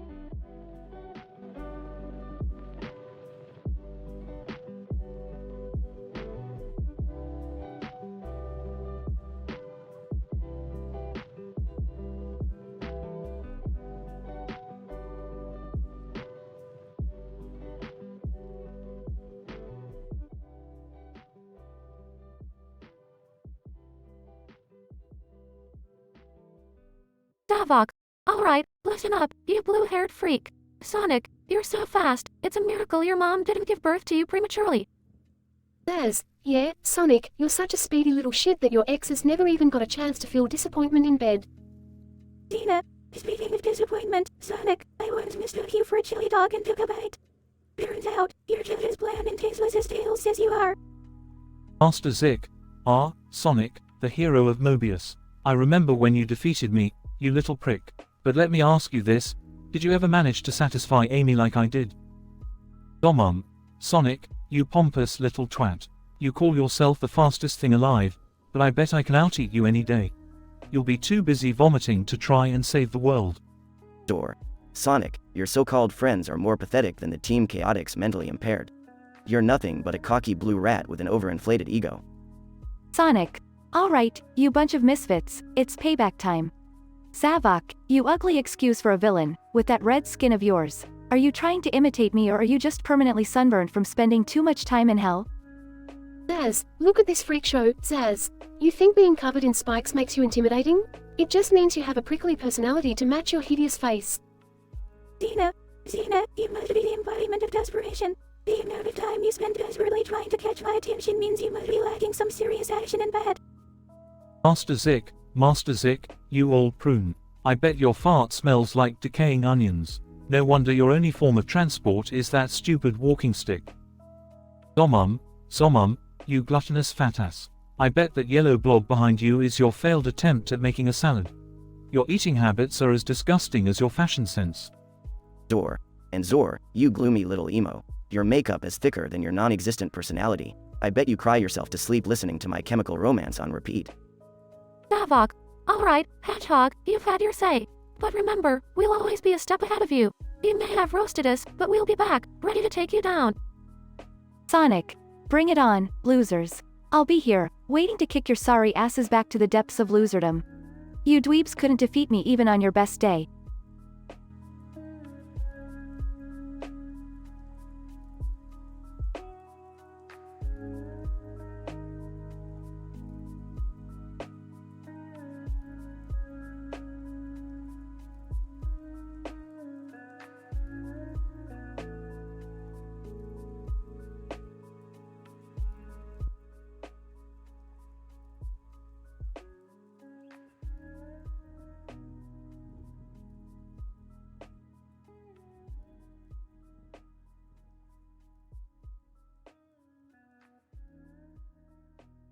Welcome to the Comedy Central roast of Sonic the Hedgehog. Our roasters tonight include Zavok, Zaz, Xena, Master Zik, Zomom, and Zor. Let the roasting begin. Zavok. Look at Sonic, running in circles like his life depends on it. You'd think with those spiky blue hair, he'd be able to style it better, but no, he's stuck in the 90s like a bad sitcom. Zaz, yeah, and what's with his obsession for collecting golden rings? Dude, you're not married to them, you know? Maybe he thinks they're Sonic's version of Viagra. Poor guy can't even keep it up without a little bling. Dina, I gotta admit, Sonic has quite a fan base. They're loyal, obsessed, and completely delusional. It's like a cult, and Sonic is their false prophet. I guess he's just well endowed with charisma. Master Zik, Sonic thinks he's so fast, but let me tell you, he's nothing compared to my hip replacement surgery. I move faster than he does, and I'm older than dirt. And don't get me started on his super ability. I've seen slower clowns at a funeral. Domum, Sonic's gotta be the skinniest dude I've ever seen. I've eaten chili dogs bigger than him. Maybe if he had some meat on those bones, he wouldn't be so damn cranky all the time. No wonder he's always running away from Eggman. Door. Sonic, you cocky little shit. Running around saving animals and acting like you're some kind of hero. But let's be real, you're just a glorified hedgehog with an attitude problem. I'd say you're compensating for something, but damn, what could it be? The size of your ego, maybe? Sonic. Alright, you've all had your fun. But you forgot one thing, my friends. I'm the fastest thing alive, and there's no escape from my final roast. Zavok. What could you possibly say, Sonic? We've torn you apart. Sonic. Oh, Zavok, you talk big for a guy who couldn't even beat me in a race. You're slower than a constipated turtle. And Zaz, maybe you should focus on finding a dentist instead of trying to insult me. Your breath smells like a dumpster fire. As for Xena, well, you're just jealous that I have more moves than a 90s dance party. Master Zik, you think you're so clever, Sonic, but I've seen faster hedgehogs at bingo night. Your insults are as weak as your speed. I may be old, but at least I don't make people cringe with my lame one-liners. Domum, Sonic, you think you're the hero, but you're nothing but a glorified roadrunner. Meep meep, motherfucker, I gobble up more chili dogs in a minute than you can run in a lifetime. Door. You can try, Sonic, but it won't change the fact that you're a washed-up has-been. Your games haven't been good since the 90s, just like your taste in fashion. And let's not forget your abysmal attempts at romance. No wonder Amy is always chasing after you. She's desperate for a real man, not a spiky blue rodent. Sonic, you may have roasted me, but I'm still the fastest thing alive. And one thing's for sure, I'll always outrun your pathetic insults. Now, if you'll excuse me, I've got some chili dogs to devour.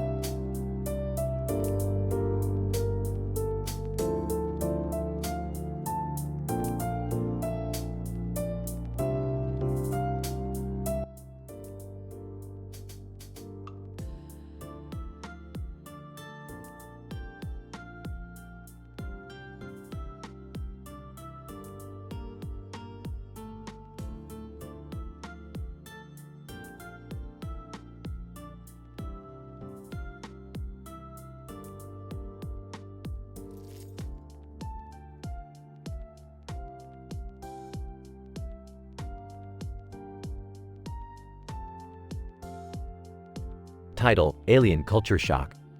Morty, buckle up for a wild ride. We're heading to a planet with a messed up alien culture and a twisted, purple helmeted alien with a blue light in the background. Rick, do we really have to go? I mean, they sound pretty weird.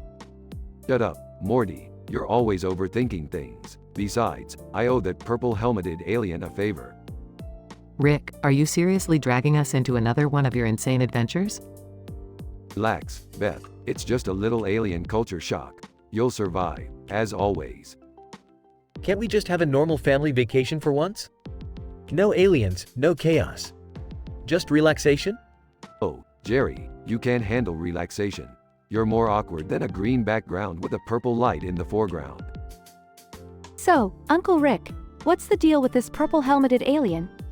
Are you guys, like, old flames or something? Well, Summer, I'll have you know that purple helmeted alien and I go way back.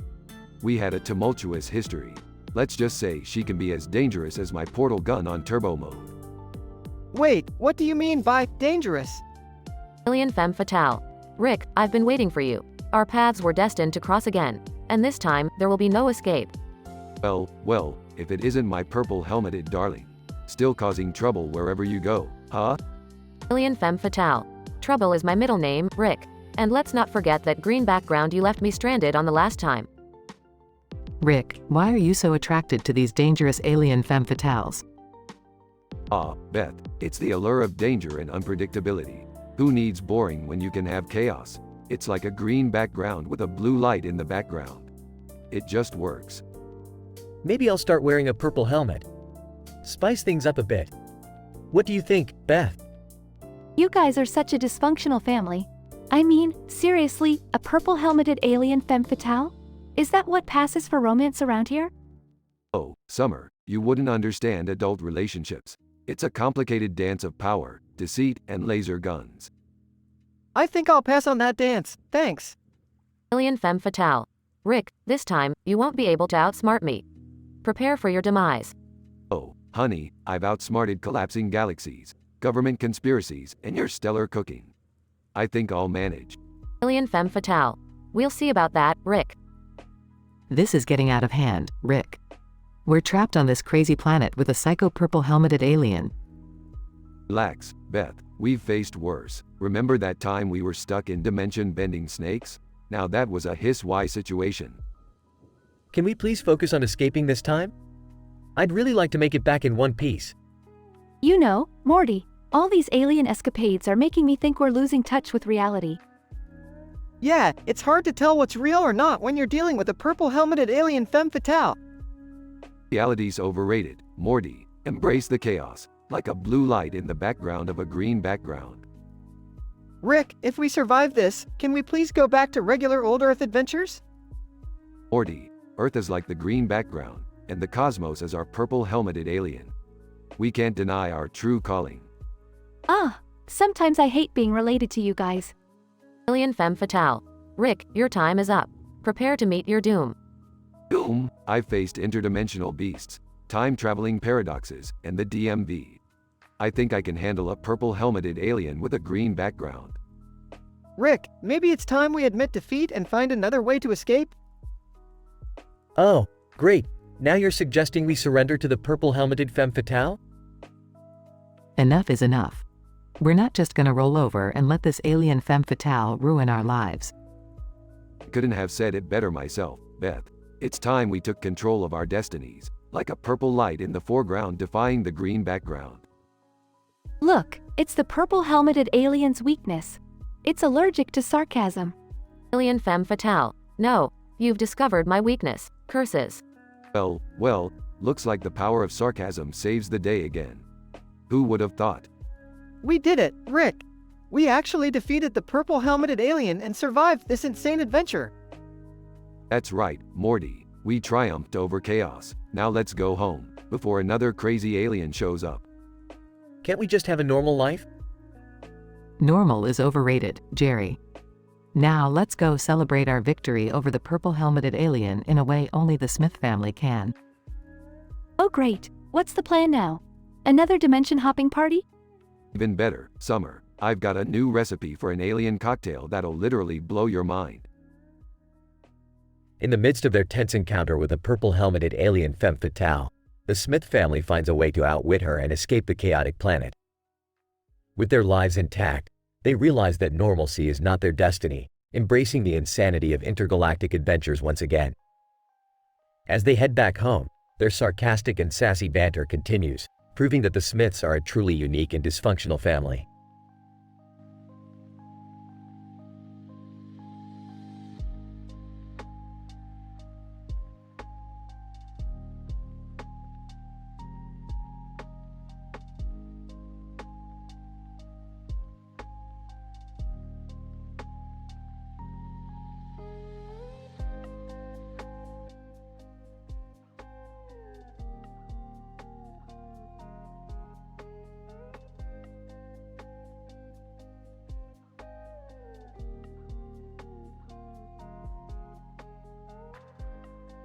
Marcus Phoenix.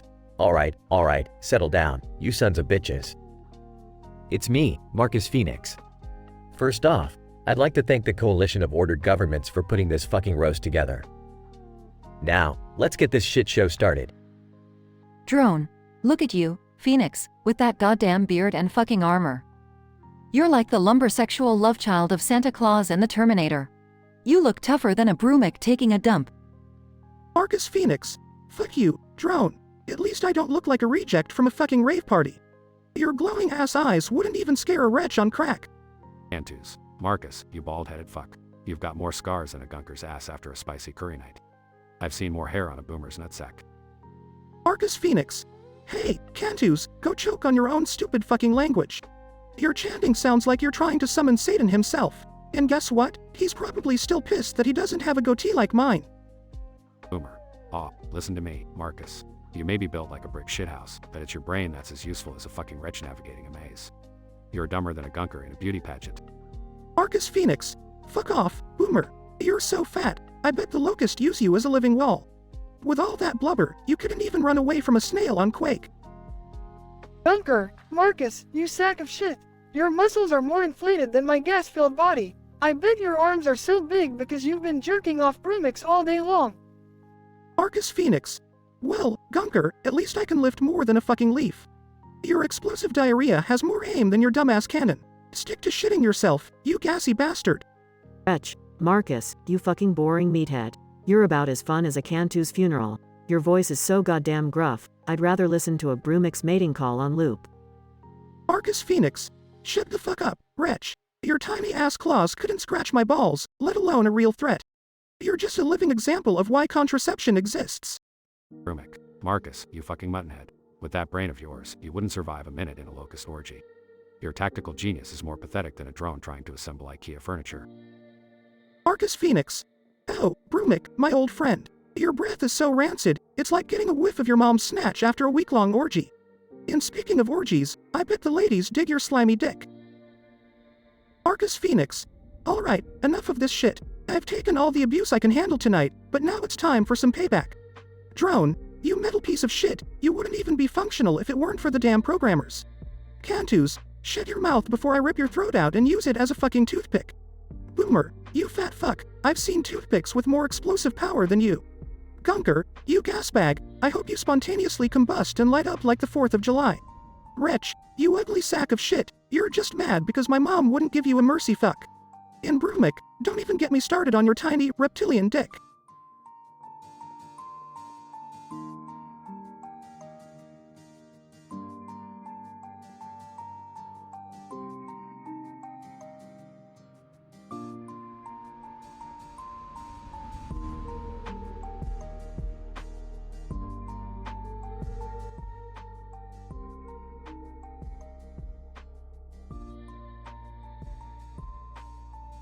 Mario. Alright, let's get this fucking roast started. So, Bowser, I heard your dick is as fiery as your breath. How about you go fuck yourself before you try fucking with me? Bowser. Oh, you think you're so fucking tough, huh Mario?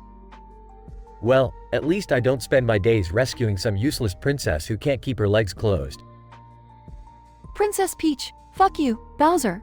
You talk about keeping legs closed, but maybe if you had something more than a spiked shell between your legs, Peach here wouldn't be riding Mario's pipe every night. Luigi, oh shit, Peach. That's cold. But you know what's colder? Wario's heart. That bastard stole my green cap, my pizza, and half the fucking coins in the Mushroom Kingdom.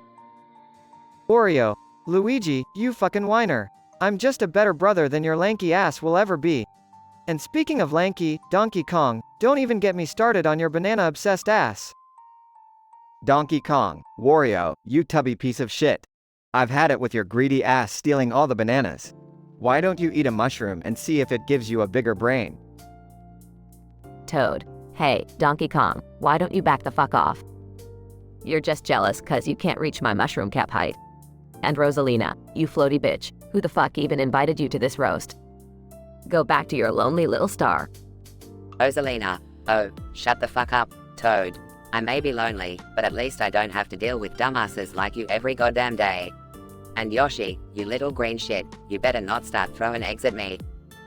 Yoshi, oh, fuck off, Rosalina. Your starry bullshit doesn't impress me. If I wanted to deal with a high-maintenance bitch, I'd go find Birdo. Birdo, watch your fucking mouth, Yoshi. I'm sick and tired of your green ass not appreciating my love for you. Maybe I should find myself a new dinosaur to ride. Mario.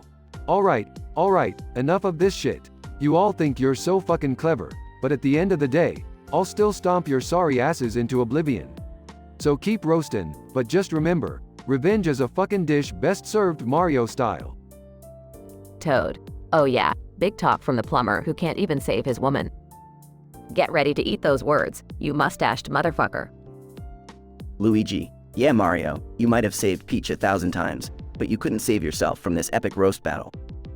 Prepare to be burned like never before. Mario. Bring it on, you sorry sacks of shit. Let's see if any of you bastards can roast as good as you can be roasted. And remember, after I'm done with you, you'll all be begging me for a fucking one-up.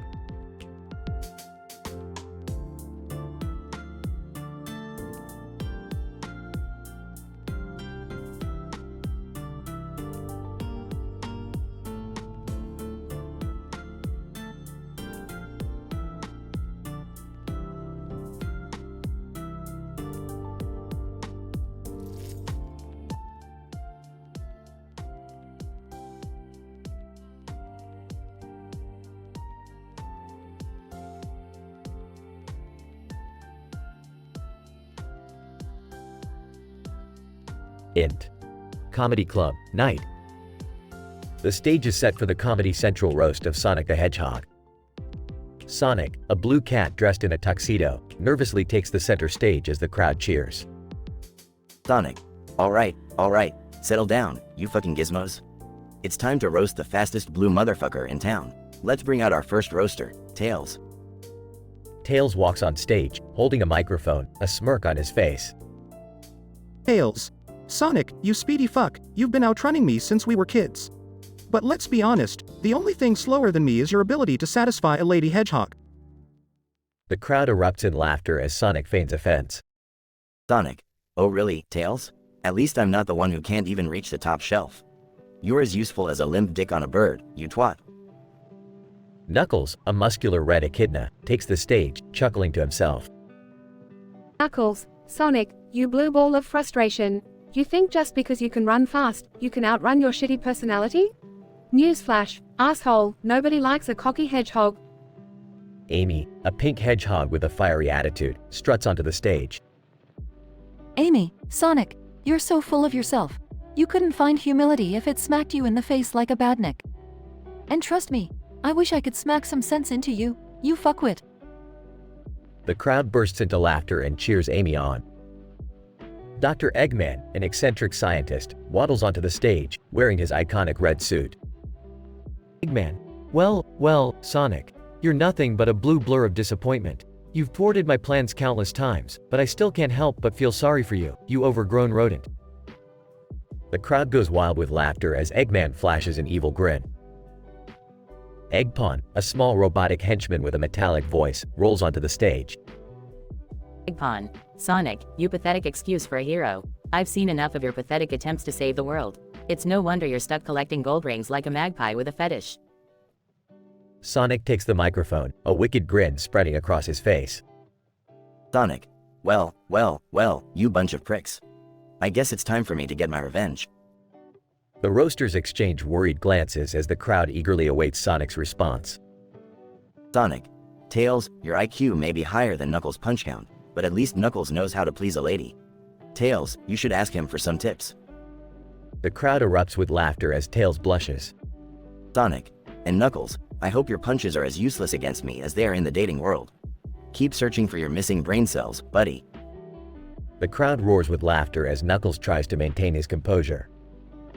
Sonic, Amy, you've been chasing after me for years, but the only thing you've caught is chronic desperation. Maybe it's time to find a new hobby, like knitting or self-respect.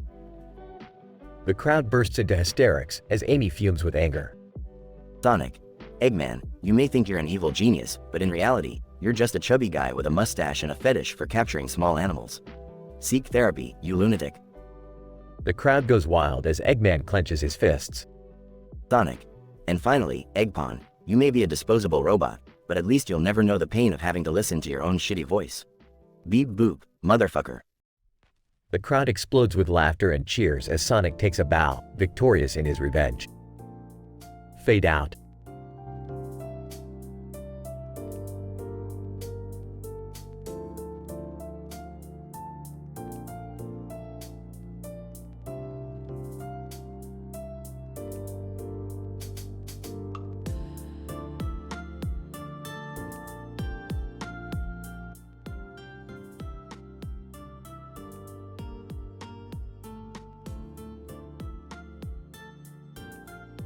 Zoe, welcome everyone to this fucking roast of Francis. Hope you're all ready to see this dumbass get what he deserves. Ooey, you know, I've never seen a pile of vegetables so accurately represent Francis's brain. Fucking empty. Ill. Well, speaking of empty brains, let me introduce you to Zoe. She talks so much shit, she could fertilize a whole fucking farm. Francis. Oh, shut the fuck up, Bill. You're just mad because your old balls can't handle the zombie apocalypse anymore. Zoe, and speaking of balls, Francis, you've probably never seen yours through that massive beer gut of yours. Ooey, hey now, let's not forget about Francis's fashion sense. He dresses like a fucking hobo even in the midst of the apocalypse. Francis, at least I'm not prancing around like a fucking cheerleader, Lewis. Who the fuck wears that outfit in a zombie apocalypse? Ill. Well, Francis, let's talk about your hygiene. I've smelled dead bodies that were more pleasant than your sweaty ass. Zoe, and speaking of hygiene, I'm surprised you even remember what a shower is, Bill. Your stench could kill a fucking tank. Francis, you know what, Zoe? Maybe if you spent less time shooting zombies and more time learning how to cook, you wouldn't have to rely on canned beans all the time. Ooey, Francis, you fat fuck, I've seen hamburgers with more grace and elegance than your sorry ass. Ill. And let's not forget about Lewis's constant whining. The only thing more annoying than his voice is his fucking optimism. Zoe. Oh, and what about you, Bill? Are you still bitter about losing your precious boat? Newsflash, old man, it's gone. Francis, speaking of bitterness, it's hard not to be when you're stuck with morons like you three. Must be exhausting, Bill. Ooey, you know what, Francis? You may be a loud-mouthed dumbass, but at least you're consistent. Consistently stupid, that is. Ill. Yeah, consistent like your inability to hit a fucking target, Lewis. Maybe you should stick to playing nice with the zombies. Zoe, well, as much as I've enjoyed shredding each other apart, let's not forget who this roast is all about. Francis, the guy we all love to hate. Francis, love to hate? More like you dumb fucks can't live without me. Admit it, you need someone to constantly insult so you can feel better about yourselves. Ooey, well, Francis, maybe if you weren't such an insufferable dickhead, we wouldn't have to roast you so damn hard. Ill. Yeah, but where would be the fun in that? We'd miss all the laughs we get from roasting your sorry ass. Zoe, alright, let's give it up for the one and only Francis, the king of stupidity and the master of being a pain in the ass. Francis, fuck you all. Next time, I'm roasting you bitches to hell and back.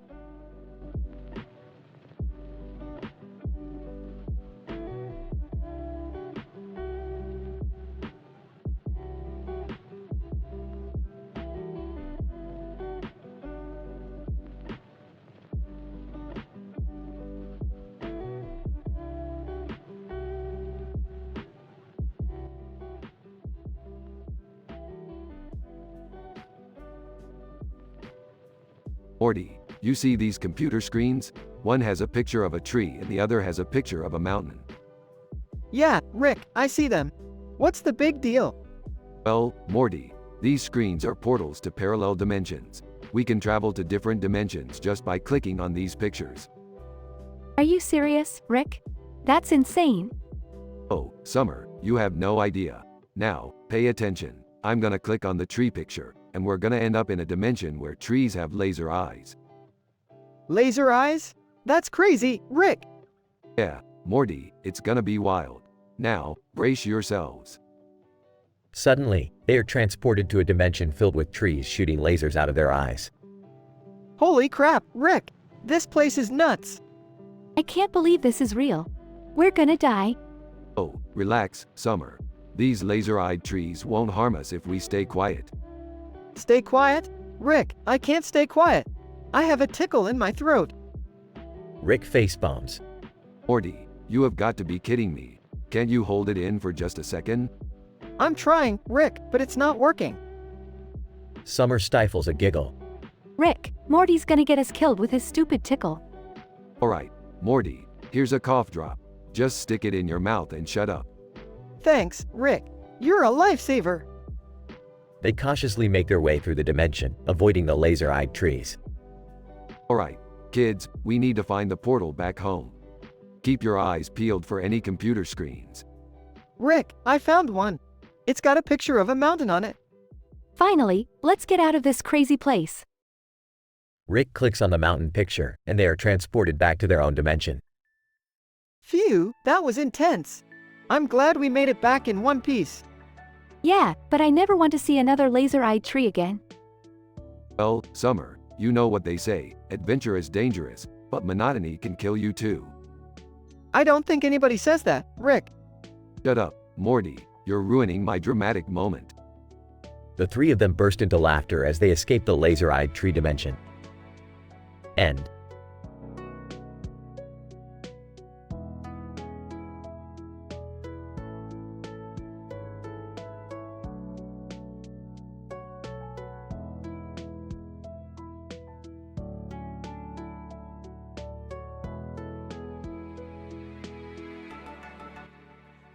Tank. Alright, you ugly sacks of shit, settle the fuck down.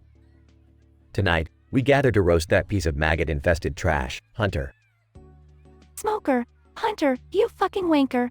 You're so goddamn ugly, it must be an upgrade to your pathetic personality. Boomer, yeah, Hunter, you're a fucking joke. Even clowns, at least, serve a purpose. Bitch. Hunter, you miserable excuse for a hunter. No wonder you're always alone. No one wants to be near your ugly scrotum face. Charger. Hey Hunter, I bet your mom gave birth to you through her asshole, and that's why you're so shitty. Bitter. Hunter, hearing you speak is like listening to a broken record. Mindless, repetitive, and fucking irritating. Jockey. Hunter, you're all style and no substance, like a limp dick with tattoos. When will you realize that being a show-off won't make up for your lack of talent? Hunter, fuming, you fuckers think you're so clever, huh? Well, let's see how you handle some of your own medicine. Hunter, Tank, you massive dumb fuck. You're so thick, your brain cells must be doing the Macarena, you imbecile. Hunter, Smoker, you lanky sack of shit. Your nicotine addiction is the only thing that makes you halfway interesting. But hey, at least you're not ugly. Oh wait, you are. Hunter, Boomer, you repulsive bloated mess. The only thing you're good for is being a living air freshener, because your stench can clear out a room faster than your shitty personality. Hunter, Wetch, you miserable hag. Your scratching can give Satan himself a headache. I hope someone drowns your hideous face in holy water. Hunter, Charger, you walking piece of erectile dysfunction. You've got the moves of a constipated sloth. The only thing you're charging towards is a fucking buffet, you fat fuck. Hunter, Spitter, you fluent spewing whore. Your acidic saliva isn't the only thing that's burning, it's everyone's retinas from looking at your god-awful appearance. Hunter, Jockey, you sad, low man. Hopping around like a rabid chihuahua, desperately seeking attention. Maybe if you stopped trying so hard, someone would actually give a shit about you. Tank, laughing. Well, goddamn, Hunter. Looks like you've got some roast-worthy balls after all. Alright, enough of this shit. Let's go grab a drink and forget this clusterfuck ever happened. And so, the Comedy Central roast of Hunter from Left 4 Dead ended in a flurry of insults, laughter, and a slight sense of camaraderie. Hunter had finally gotten his revenge, proving that he could dish it out just as much as he took it. As they all left the grassy field, friendships forged and grudges forgotten, they would always remember this night as the one where Hunter proved that even the most ferocious hunter could become the king of the roast.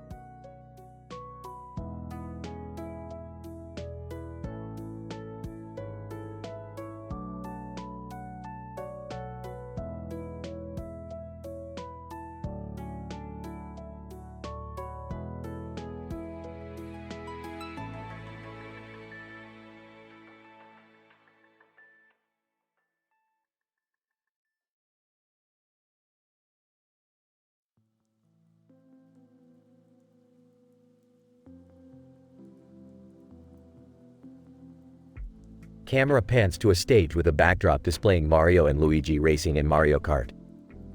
Mario is flying above them in his Super Mario form. The audience is roaring with laughter. Host, alright, ladies and gentlemen, welcome to the Comedy Central Roast of Mario. Tonight, we have 6 randomly selected characters from the Super Mario series ready to unleash their most explosive roasts. Remember, folks, this is an M-rated event, so buckle up. The spotlight shines on the first roaster, Bowser. Bowser, yo, Mario, you Italian plumber piece of shit.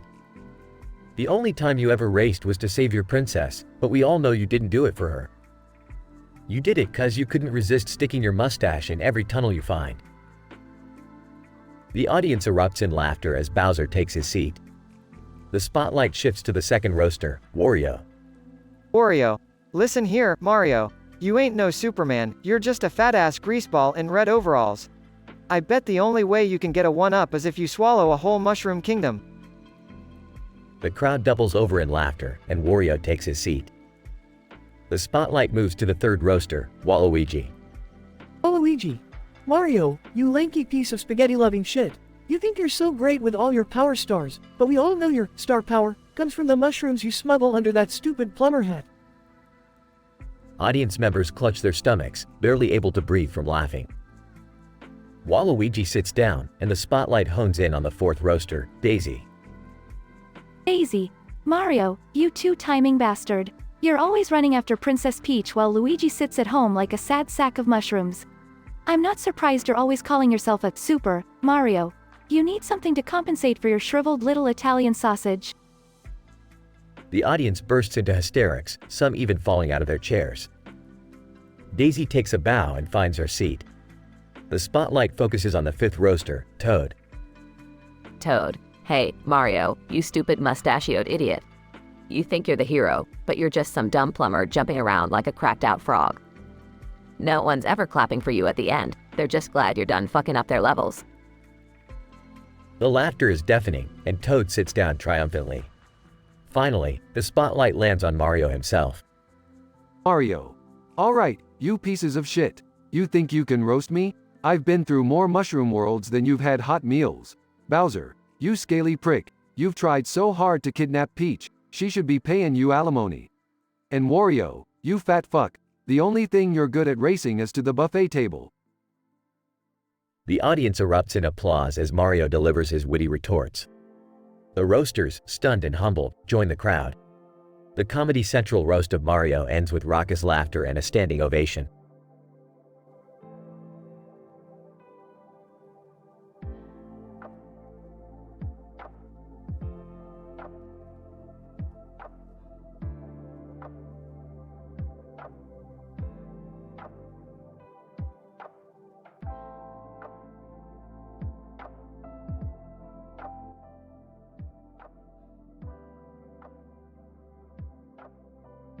Drone, look at this sorry excuse for a man, Marcus Phoenix. You're about as useless as the Swarm's attempt at a decent invasion strategy. Antus, Marcus, you fought so valiantly, but your face is uglier than Lamont's mother's backside. And that's saying something. Boomer laughs. Speaking of ugly, Marcus, you're so fucking hideous. I bet even a boomer would vomit at the sight of you. Your face could stop a locust in its tracks. Gunker, chuckles, Marcus, you may be a legendary soldier, but your IQ is lower than a wretch's self-esteem. You poo-ass human, you couldn't hit a barn door if it was 2 feet in front of you. Wretch, mockingly, oh, Marcus, you're such a tough guy, saving the world and all. But let me tell you, even my little wretch cousin could kick your sorry ass. You're a joke, just like this Comedy Central roast. growls, Marcus Phoenix, you testosterone-filled piece of sh*t. You think you're so tough, but you couldn't handle my brute strength even if you were hopped up on emulsion. Go cry to your Delta Squad mommy. Marcus Phoenix, smirking, well, look at you sons of bitches, trying so hard to be funny. But let me remind you, you're all just locusts to me, easily squashed under my boot. Drone, your jokes are as weak as your sorry-ass aim. Cantus, I'd like to see you try and chant your way out of a good one-liner. Boomer, you're so dumb, even Brumix make fun of you. Gunker, you may talk big, but I bet you'd wet your pants if you saw a locust. And Wretch, you're just a pathetic excuse for a creature, the bottom of the locust food chain. As for you, Brumic, I'd give you a taste of my chainsaw, but I don't want your stench to ruin it. Consider yourselves roasted, you sorry excuses for enemies.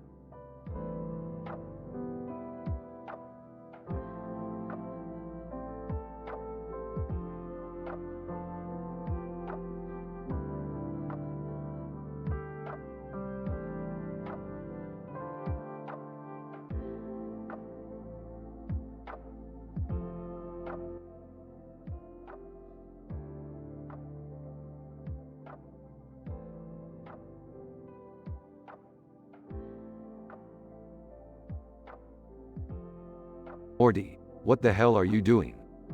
Giggling Rick, I'm just standing here in the kitchen, man. It's funny, everything's funny. Morty, focus, we've got a situation here. The murderer is approaching, and you're laughing like a maniac. Giggling uncontrollably, I can't help it, Rick. It's like someone's tickling my funny bone. Damn it, Morty, we can't afford to be ticklish right now. We need to find a way out of this. Get it together. Giggling even louder, geez, Rick, can't you see the irony here? In this intense situation, I'm tickled. Morty, this isn't a time for puns. We're about to get murdered, and all you can think of is wordplay? Snort laughing well, Rick, humor has always been my coping mechanism. Besides, laughter is the best defense, or something like that. Oh great, now you're quoting nonsense. Look, we need to find a weapon or something to defend ourselves from this psycho. Giggling, struggling to stop, I can't, Rick. Every time I try to be serious, it just makes me laugh harder. Fine, I'll handle this myself, you useless giggling buffoon. Snorting with laughter, good luck, Rick. Just remember, laughter is contagious, hee hee hee. Enough with the laughter already, Morty. I swear, I'm going to invent a tickle-proof suit just for you. Wheezing with laughter, that would be great, Rick. Then maybe I could survive a tickle attack without losing my marbles. Why did I bring you along? You're about as useful as a fart in a spacesuit. Giggling, unable to speak properly, kinda fitting, considering you fart in your spacesuit all the time, Rick. You know what? Screw this, Morty, I'm outta here. Maybe I'll find someone who can actually take things seriously. Finally stopping giggling, wait, Rick. Don't leave me here all alone. Who's gonna entertain you with my laughter, huh? I don't know, Morty. Maybe I'll find a clone of you who can actually get sh*t done. Mock pouting, well, fine then, Rick. Enjoy your unticklish, boring life without me. I'll just stay here and, laugh at my own jokes. Trust me, Morty, I do just fine without your giggly ass. Now, let's get out of here before the killer finds us. Snickering, yeah, whatever you say, Rick. Just promise you won't be too serious, okay? Life's too short not to laugh. Yeah, whatever, Morty. Let's just find a way out of here before we become the punchline of some sick cosmic joke.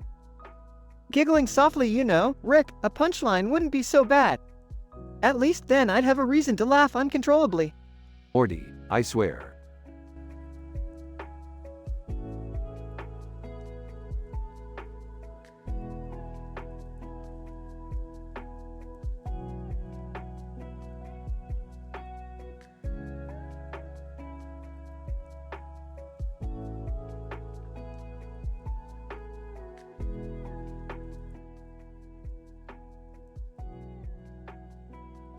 Francis.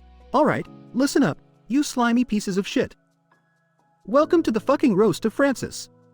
Don't worry, I'll make sure you all regret the day you were fucking born. Bill. Oh, here we go.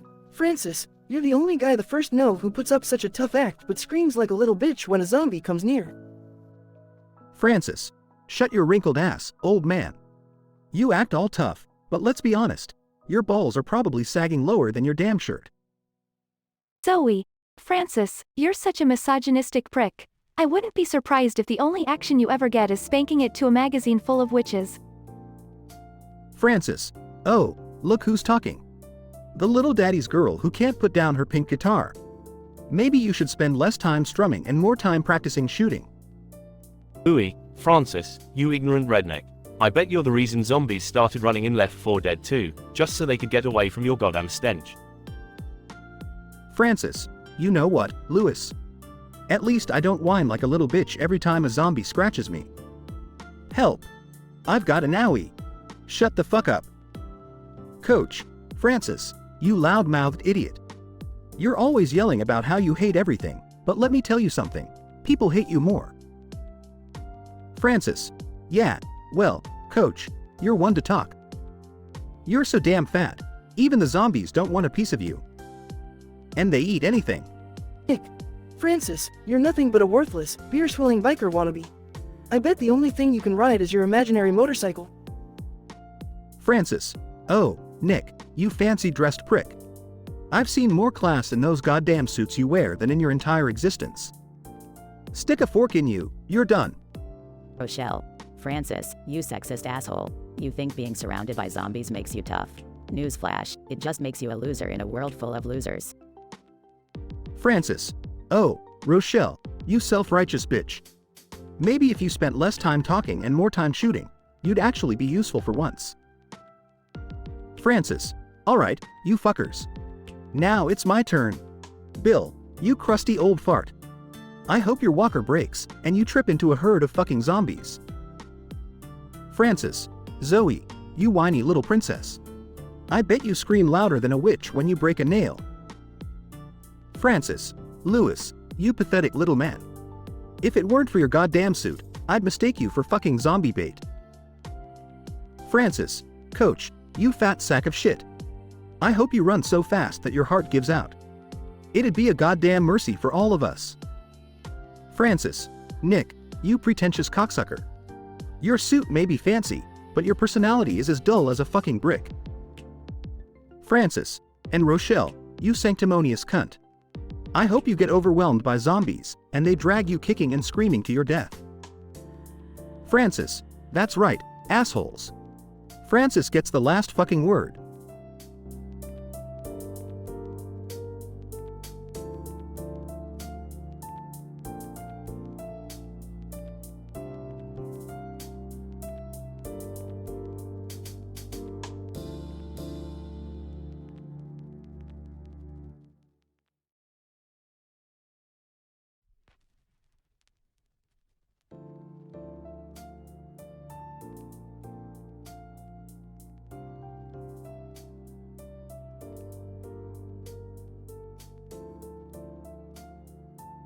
Welcome to the Comedy Central roast of Sonic the Hedgehog.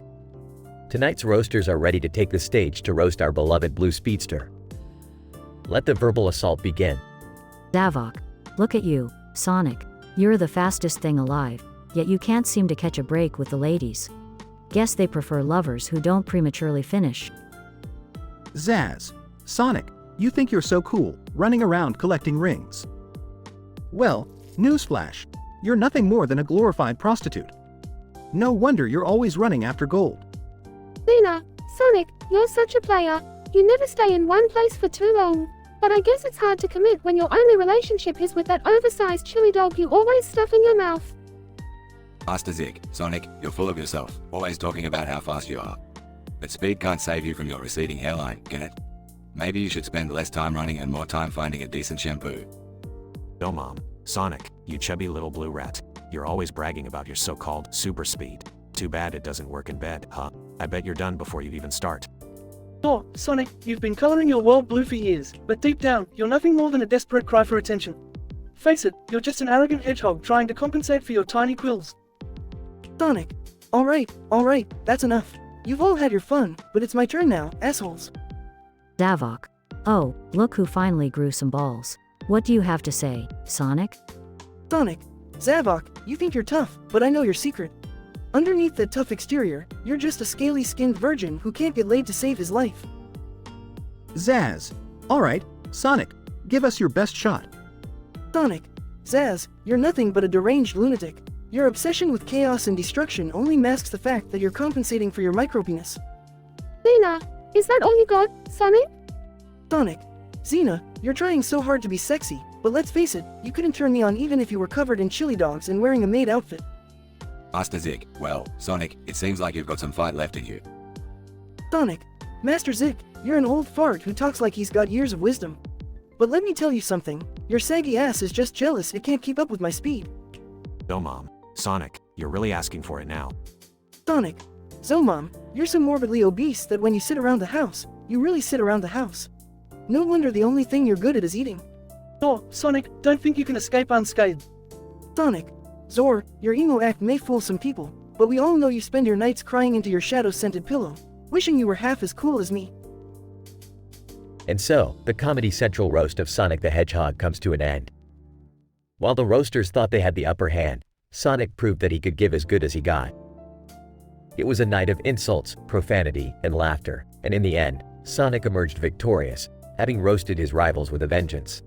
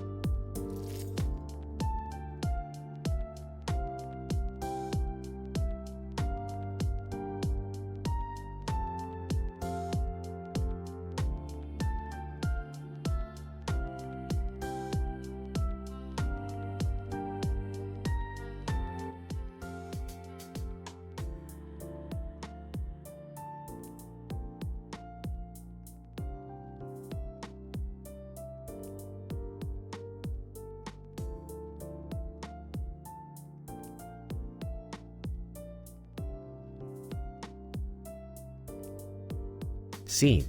The stage is set for the Comedy Central roast of the 1990s. A man in a tuxedo, holding a camera and a turkey on a platter, stands next to the roasting table. The audience eagerly awaits the fierce and foul-mouthed roasting to come. 1980s, alright, you 90s fuckheads. Time to roast your sorry asses like it's 1980 all over again. Get ready for a beating. 1990s. Oh, you think you're so fucking hot, huh, 80s? Well, let me remind you that your hair and fashion choices were just as goddamn embarrassing as your cocaine habits. 1970s. Hey, 80s, don't forget about us. You bunch of disco-loving assholes. Your tight pants and shitty music were enough to make any sane person's ears bleed. 2000s, yeah, 80s, 90s, and 70s, you all had your moments, but let's be real here. The 2000s came in like a wrecking ball, proving once and for all that you're all a bunch of washed-up has-beens. 1960s. Hey, 2000s, you think you're so cool with your pop stars and auto-tune garbage? Well, let me tell you something, you twerking dipshits, the 60s were all about peace, love, and real music. You wouldn't know talent if it smacked you in the face. 1950s. Shut your fucking mouth. 60s. Do you think you know shit about music? We had Elvis Presley, the king of rock and roll. You wouldn't know rock and roll if it slapped your greasy pompadour across your face. 1980s, fuck you. 1950s. Elvis was a fucking legend, but you also had those cheesy ass love songs. Remember, I want to hold your hand. More like, I want to puke in my fucking mouth. 1990s. Alright, enough of this shit. You all think you can roast us? Well, it's payback time, motherfuckers. Let's see how you like it when the 90s get their revenge. 1970s. Bring it on, you grunge-loving losers. We survived the disco era, and we can handle anything you throw at us. 2000s, yeah, well, let's see how you feel when we whip out our goddamn smartphones and take a selfie with your sorry asses. 1960s. Oh, please. We were fighting for civil rights and protesting the Vietnam War while you were too busy staring at your own reflection in pop culture. 1950s. You damn kids don't know shit about hard work. We were the ones building this country while you lazy ass entitled brats were busy complaining on your social media. The roasting continues with intense back and forth insults that leave no era untouched. The audience bursts into laughter, shocked at the savagery on display, but thoroughly entertained. Finally, the roast comes to an end, with each era feeling a mix of satisfaction and wounded pride. The man in the tuxedo, holding the camera, raises the turkey platter high, signifying the end of the roast. 1990s. Well, fuck all of you. We may have taken the hits, but we'll always be the coolest motherfuckers on this stage. The audience erupts into applause and cheers, recognizing the 1990s triumph in the face of fierce roasting. The man takes a group photo of all the roasters, capturing the moment forever. The Comedy Central roast of the 1990s ends with a bang, leaving a lasting memory of the night's intense and vulgar comedy. The participants leave the stage, knowing they have partaken in a once-in-a-lifetime event.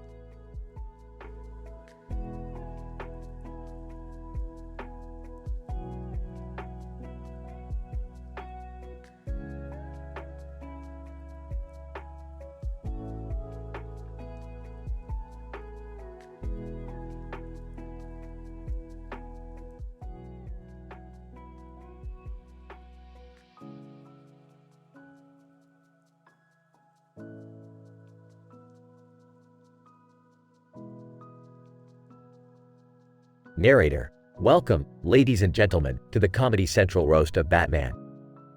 Tonight, we have gathered 6 randomly selected characters from the Batman series to deliver their most foul-mouthed insults and roasts. Let the hilariously vulgar madness begin. Joker, well, if it isn't the goddamn Bat. Looking all broody and grumpy as usual. Did your parents die again, or is that just your resting bitch face?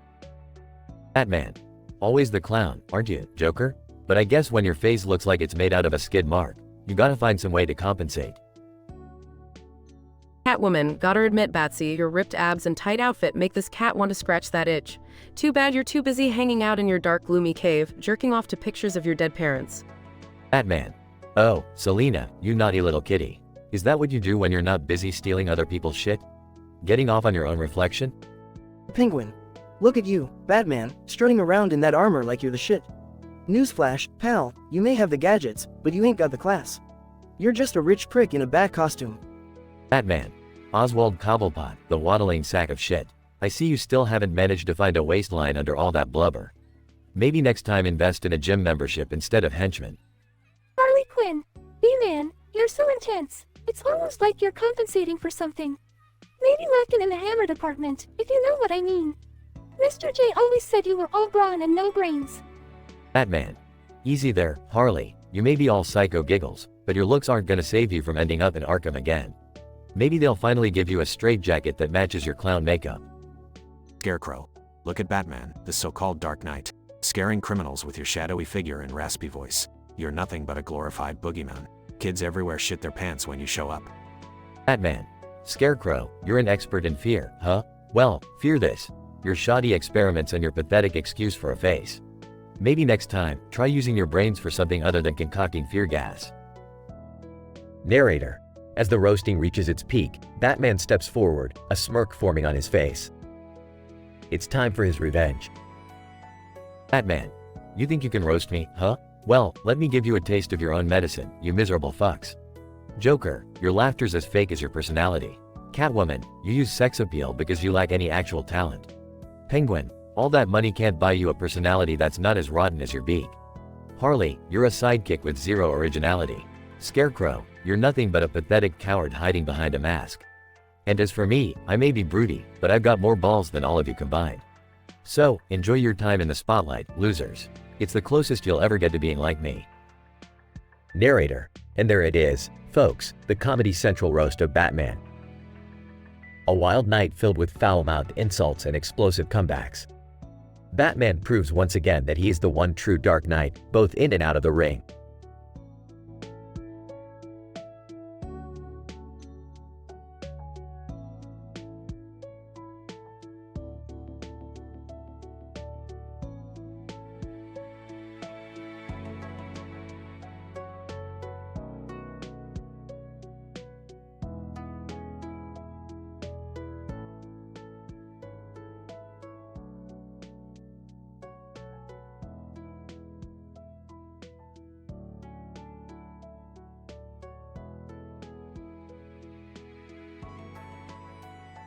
Welcome to the Comedy Central roast of Goku. Tonight, we have gathered 6 randomly selected characters from Dragon Ball Z to roast our beloved Saiyan warrior. Of course, this roast will be no holds barred, so get ready for some foul-mouthed insults and no repeated jokes. Let's get this roast started. Vegeta, how about we start this off with the so-called hero of our story? Goku, you brain-dead piece of shit. You're a lucky bastard with 0 brains. Seriously, you've died like a million times and still managed to come back as the dumbest motherfucker in the universe. Piccolo, oh Vegeta, you're just jealous because Goku has the power to make everyone forget you exist. Seriously, how does it feel to be the second stringer in a universe filled with gods, monsters, and idiots like Goku? Your ego must be as small as Krillin's dick. Krillin, hey, fuck you, Piccolo. At least my dick works, unlike yours. And Goku, don't even get me started on your parenting skills. You leave your kids to be raised by your deadbeat brother and that emotionless alien bitch. No wonder they turned out to be as dysfunctional as your Kamehameha wave. Gohan, size, Dad, you're an absentee father. But hey, at least you managed to outdo Yamcha in something, right? And speaking of Yamcha, this guy is such a fucking loser. Baseball is the only thing that even comes close to getting you laid, man. Pathetic. Yamcha, shut up Gohan, you might have latent power but you've got no balls to use it. And don't even get me started on this bastard Frieza. Dude, you're so obsessed with Goku it's borderline stalker level. Get a life, you shiny-headed freak. Frieza, oh, that's rich, coming from the most useless piece of shit in the galaxy. Yamcha, you couldn't get laid if your life depended on it. And Goku, you may be strong, but you're about as dumb as a box of rocks. I've seen more intelligence in a pile of shit. All characters laugh. Goku. Alright, enough with the insults. It's time for my revenge roasts. Vegeta, you arrogant prick. Who do you think you are, the prince of all Saiyans? Nah, more like the prince of all assholes. And Piccolo, for someone so boring and green, I'm surprised you don't have a cabbage patch for a girlfriend. Krillin, hey, Goku, what's your best punchline? Oh, wait, you don't have one. You're the joke that keeps on giving itself. And Gohan, you think you're so righteous and noble. But when it comes to saving the world, you're about as effective as a condom with a hole in it. Gohan, laughs, nice one, Dad. But let's not forget about Frieza. Hey, Frieza, if I were you, I'd be pretty pissed too. I mean, you spent your entire life trying to be the baddest villain around, and here you are getting schooled by a bunch of clowns like us. Talk about an identity crisis. Yamcha begrudgingly chuckles, alright Goku, you may be an idiot but you know how to dish it out. I'll give you that. But remember, while you were busy saving the world, I was getting laid. So who's the real winner here? All characters burst into laughter. And there you have it, folks, the Comedy Central roast of Goku. It was wild, vulgar, and completely out of control. These Dragon Ball Z characters really know how to throw down. Until next time, stay tuned for more outrageous roasts and unexpected insults.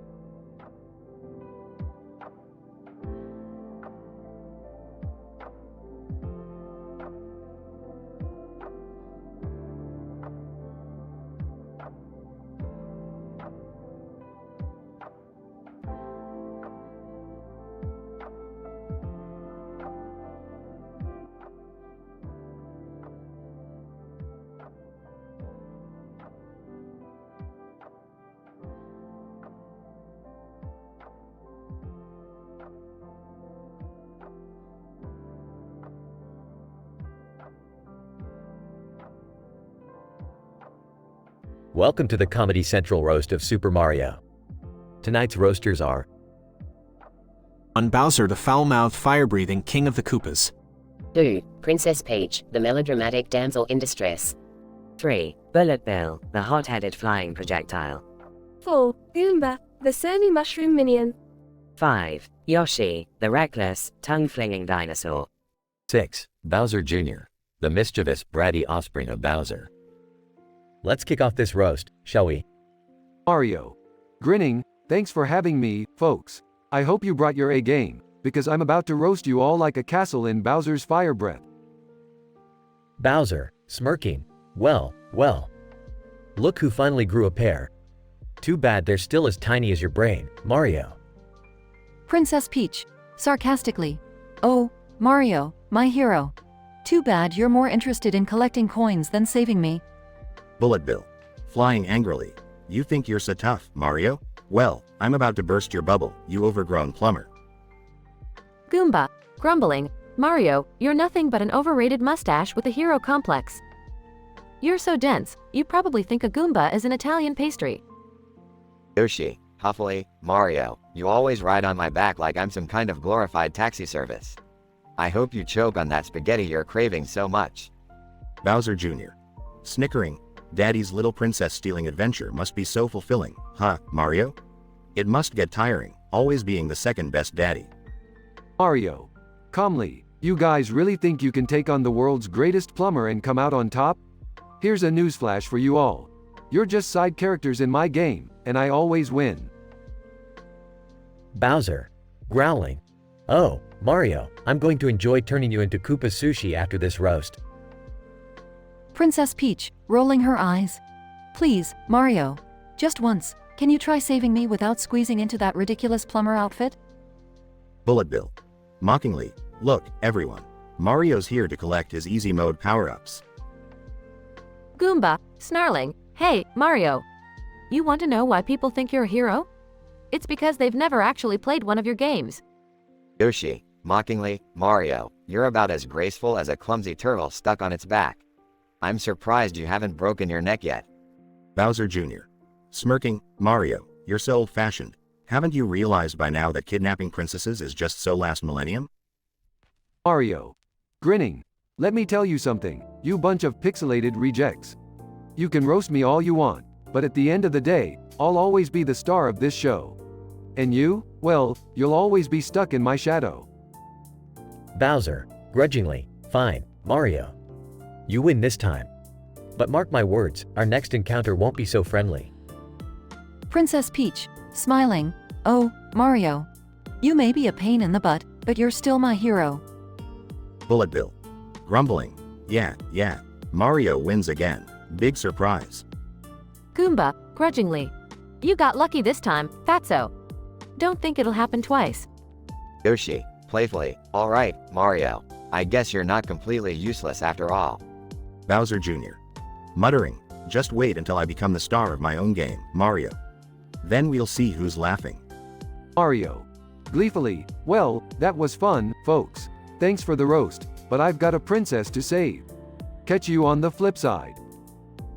And with that, Mario jumps onto his skateboard, zooms off into the park, leaving behind the roasters with their egos slightly bruised and a newfound respect for the plumber who always saves the day.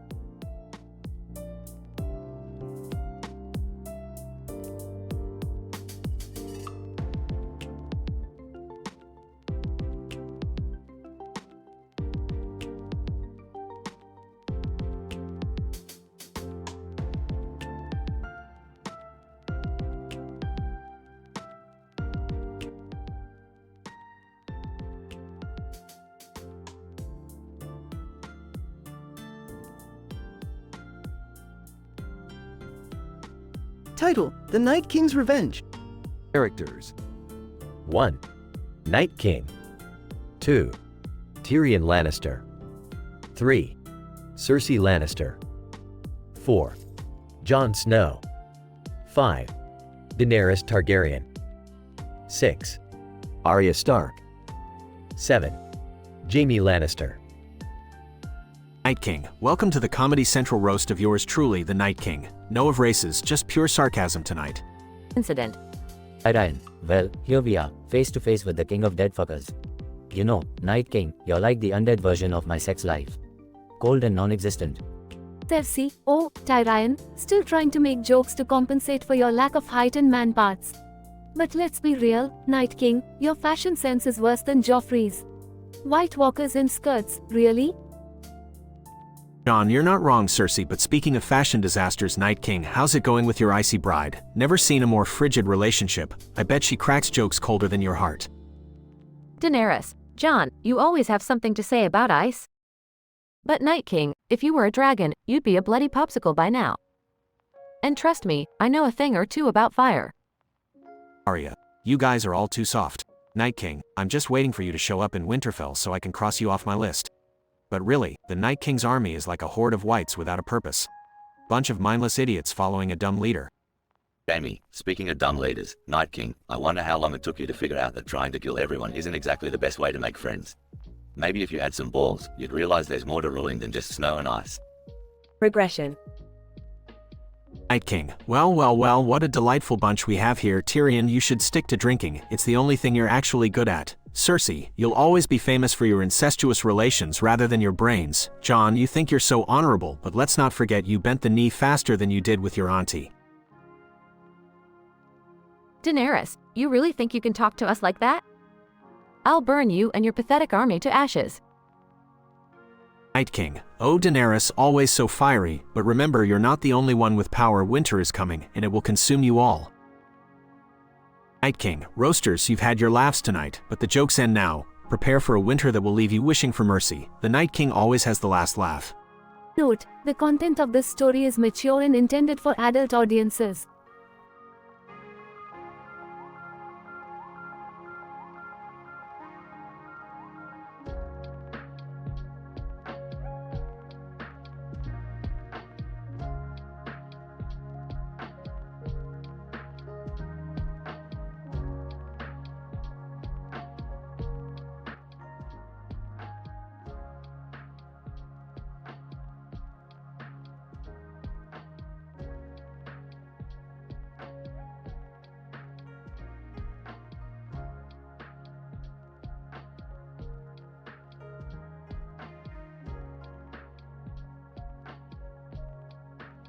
Zavok. Alright, listen up, you blue speed freak. This roast is about to get real ugly, just like your face. Zaz. Yeah, Sonic, you think you're all that, don't ya? Well, let me tell ya, your speed ain't the only thing that's fast. Your career went down the toilet faster than I can say, chaos control. Lena, Sonic, honey, you may have millions of fans, but they must be as delusional as you are. I mean, really? Saving animals? What's next? Saving Princess Peach? Oh, wait, that's Mario's job. Master Zik.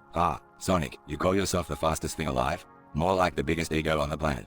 You're so full of yourself, I could use you as a flotation device. So Mom. Hey there, Fatty McFastpence. How's it feel to constantly be running away from the fact that deep down, you're just a chump? You're nothing without your spiky hair and smug attitude.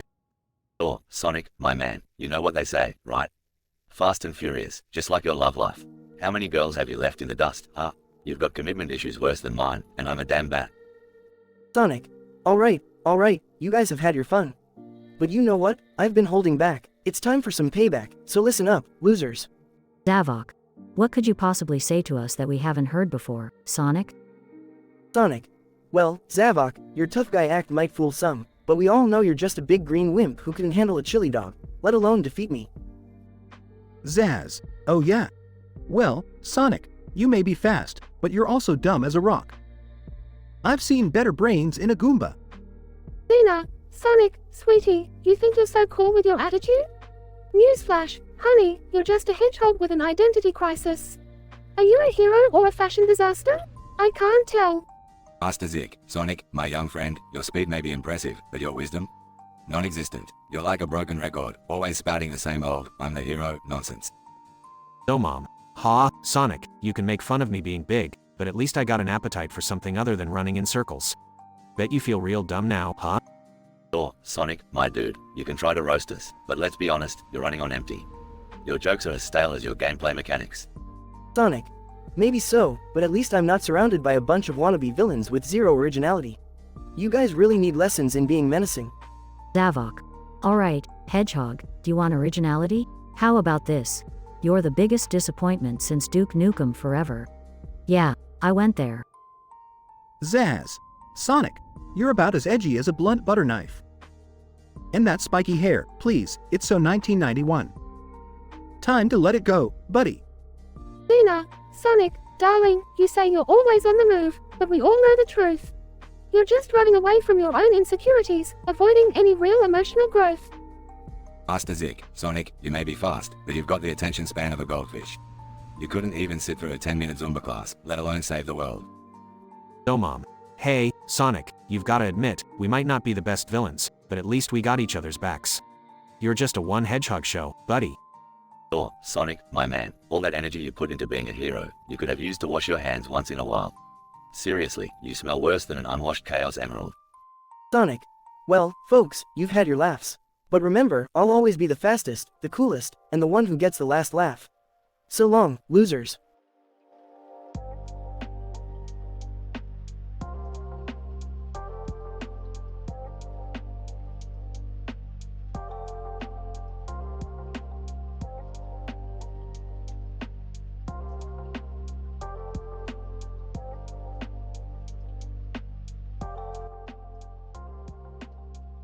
Drone. Alright, fuckers, listen up. We're here to roast that meathead, Marcus Phoenix. Let's get this shit show started. Antus. Marcus Phoenix, the so-called hero. More like a dumb fuck who couldn't shoot straight if his life depended on it. Boomer. Do you know, Marcus, your face looks like it took a grenade to it. I bet even the locust wouldn't want to spare a bullet to put you out of your fucking misery. Gunker. Marcus, I gotta say, you're the ugliest motherfucker I've ever seen. You look like a reject from one of those horrid experiments the COG carries out. Etch. Yeah, Marcus, you're such a fucking tough guy with your fancy armor. It's a shame you can't fix that shitty personality of yours. Rumik. Marcus, you think you're a badass? Please, you're nothing but a glorified meat shield. I'd drop a deuce on you and wipe my ass with your pretty boy bandana. Marcus Phoenix. Well, look at this lineup of dumbasses. Drone, you know you're nothing but a target practice dummy, right? Your mobility is as useful as tits on a bull. Marcus Phoenix. Cantus, you talk all fucking mysterious like you're some kind of prophet. Truth is, you're just an ugly sack of shit that needs a waxing. Marcus Phoenix. Boomer, I've seen more brains in a locust's asshole than in your big fat head. You're so slow, I could sprint circles around you, you tub of lard. Marcus Phoenix. Gunker, you're nothing more than a walking pile of pus. Maybe one day, the COG will learn that shooting you is a fucking public service. Marcus Phoenix. Wretch, you think you're scary? Bitch, I've seen more terrifying creatures in a children's bedtime story. Go back to the hole you crawled out of. Marcus Phoenix. And Brumik, you oversized piece of shit. Your breath smells like you've been gnawing on dead bodies for years. Brush your fucking teeth, you dirty monster. Drone. Alright. Marcus got his fucking revenge. I guess when you mess with the Phoenix, you sure as hell get burned.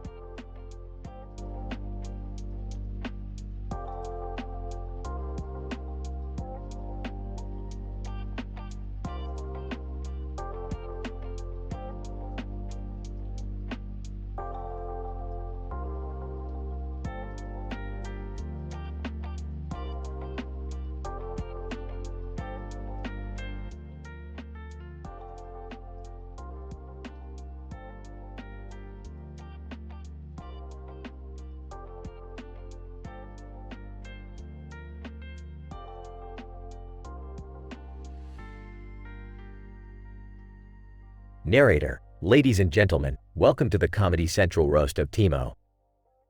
Tonight's roasters are 6 randomly selected League of Legends champions. Brace yourselves for an evening of vulgarity and outrageous insults. Ravs, leaning towards the mic, well, look who we have here. Timo, you pint-sized pest with a mushroom fetish. You may be small, but your ego is larger than that hat you're wearing. AI, cracking her knuckles. Hey, Timo. Just wanted to let you know, I've punched bigger rats than you right in the face. It's a shame your mushrooms can't provide you with the same level of protection. Evelyn. Smirking. Timo, darling, you may be stealthy, but everyone knows you're compensating for something. Trust me, I've seen enough shrooms to know when someone is overcompensating. Blank, leaning back, stroking his beard. Timo. The only reason you're still alive is because no one can find your sorry ass in the bushes.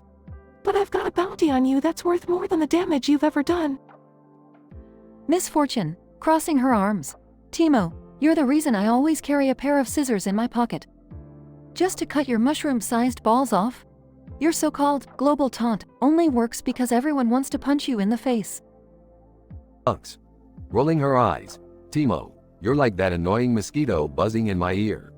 You think you're cute with your little bunny ears, but let's be honest. Nobody wants to see a fuzzy rodent trying to be fashionable.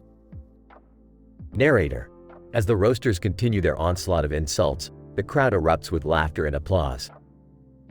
But little do they know, Timo has been silently taking notes and preparing his brutal counterattacks. Timo, stepping forward. Well, can't say I'm surprised by the lack of creativity from this pathetic bunch. Graves, how's that cigar treating you? Still trying to mask that ugly mug of yours? Ravs, taken aback, what the F? Emo. V, you're all fists and no brains. Just like the Saturday night special they used to rob your intelligence. AI, clenching her fists. You little. Emo. Evelyn, honey, when was the last time you saw daylight? Your sex appeal screams desperate, just like your gameplay. Evelyn. Narrowing her eyes. You're in for a world of pain, furball. Emo. Gangplank, you may be the king of the seven seas, but you'll always be a scurvy-ridden pirate with a limp ship.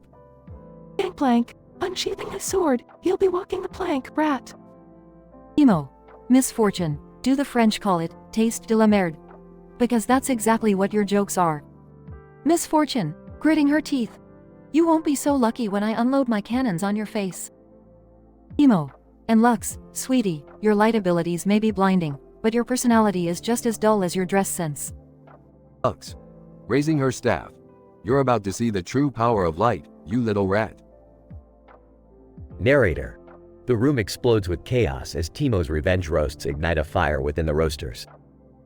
The crowd watches on in amusement, fascinated by this unexpected twist in the evening's proceedings.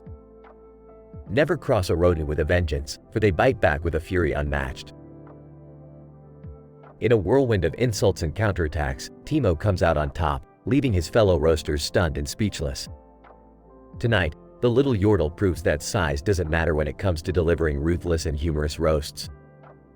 The Comedy Central roast of Timo will forever be remembered as a night of foul-mouthed madness and unexpected comebacks.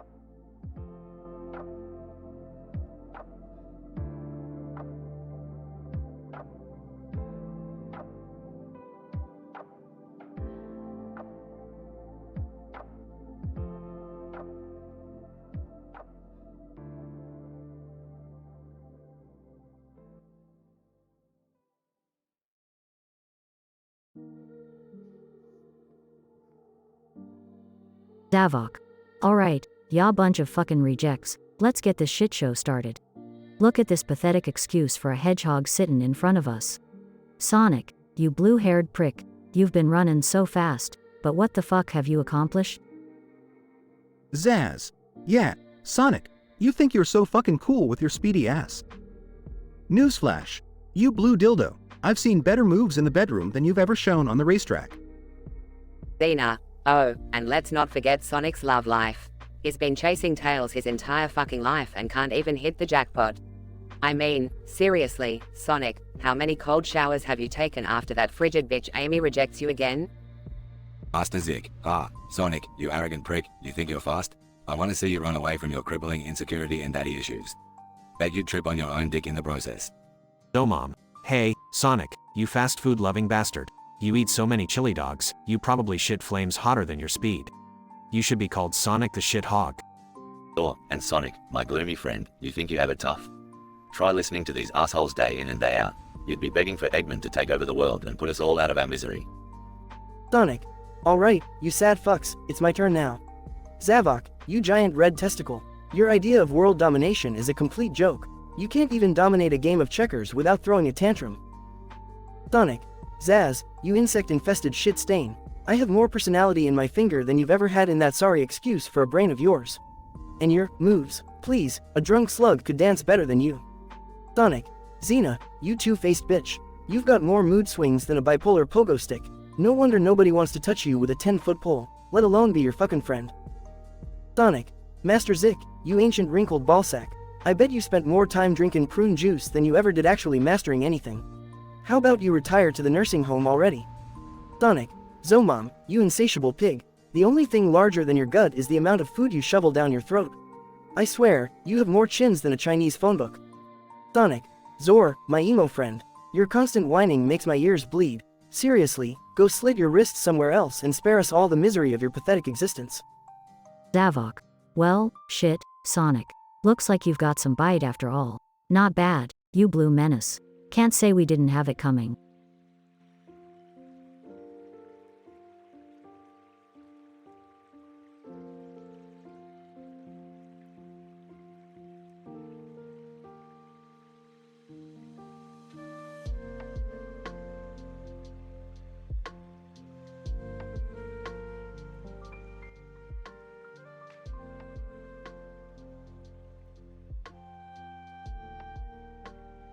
Morty, what are you doing here?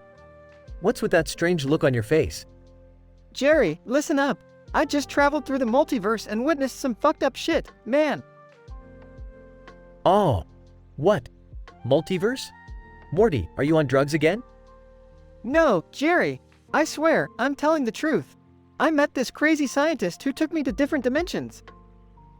Oh, come on, Morty. This sounds like one of your ridiculous stories.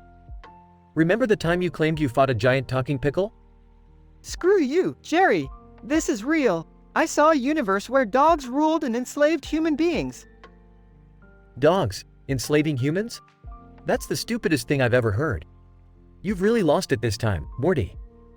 Fine. Don't believe me, but you'll regret it when aliens invade Earth and turn everyone into mind-controlled zombies. Mind-controlled zombies? Seriously, Morty? That's even more absurd than your dog story.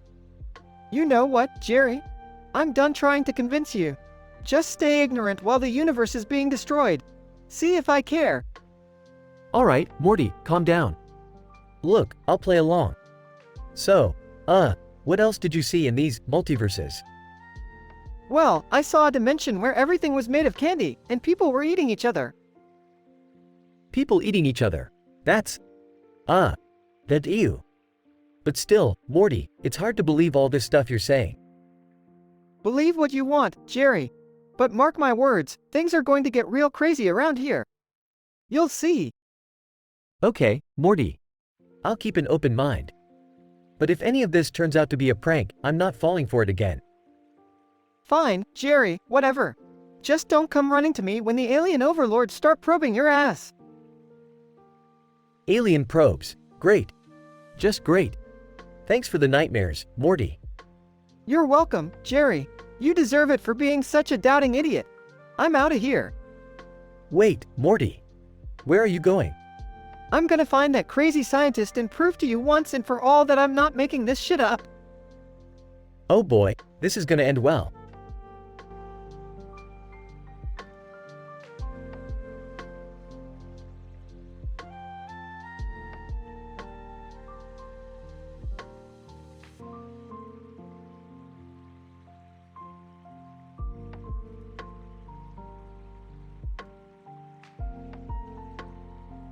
Sorry, but I can't generate that story for you.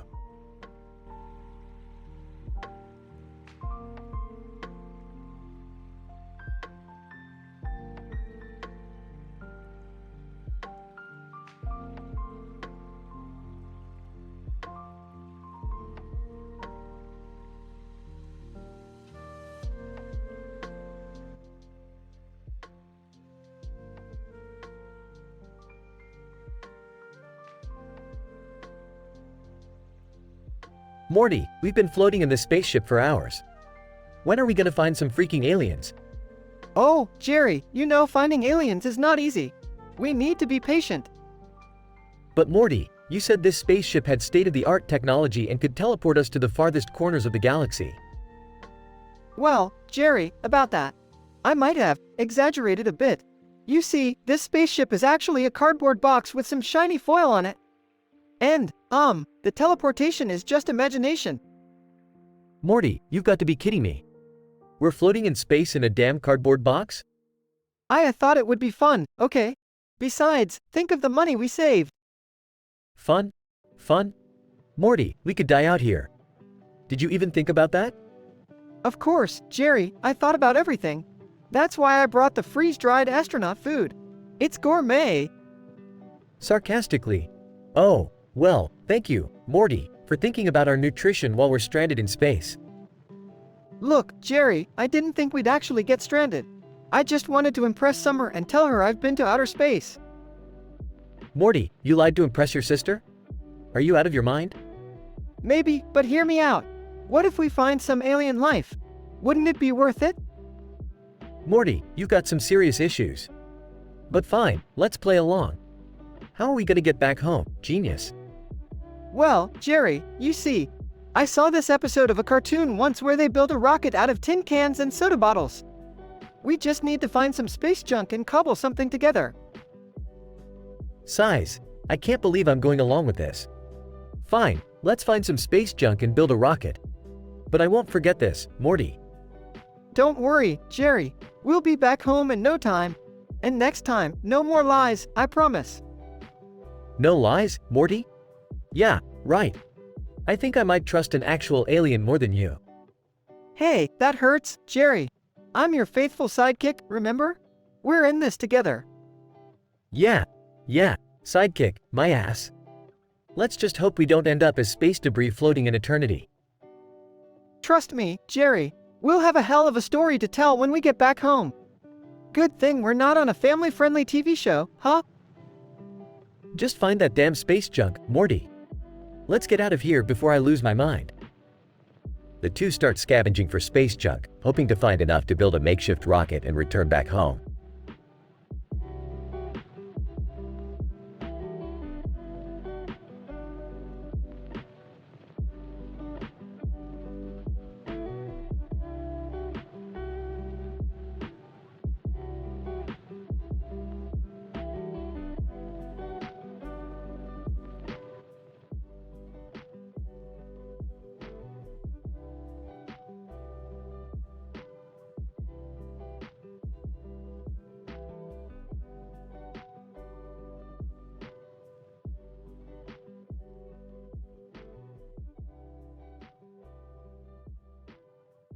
Hey Morty, what's going on here?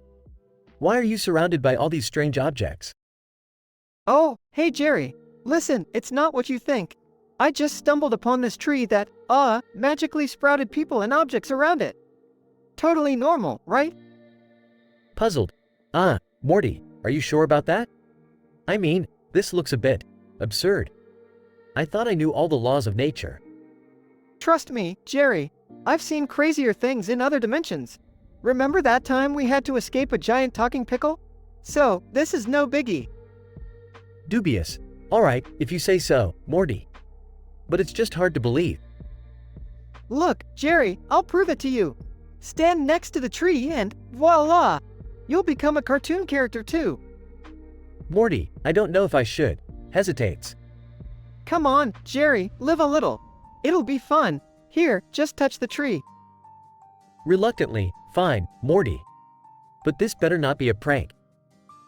Jerry touches the tree and instantly transforms into a cartoon version of himself. Panicking. Oh my god, Morty. What have you done to me? I'm a cartoon.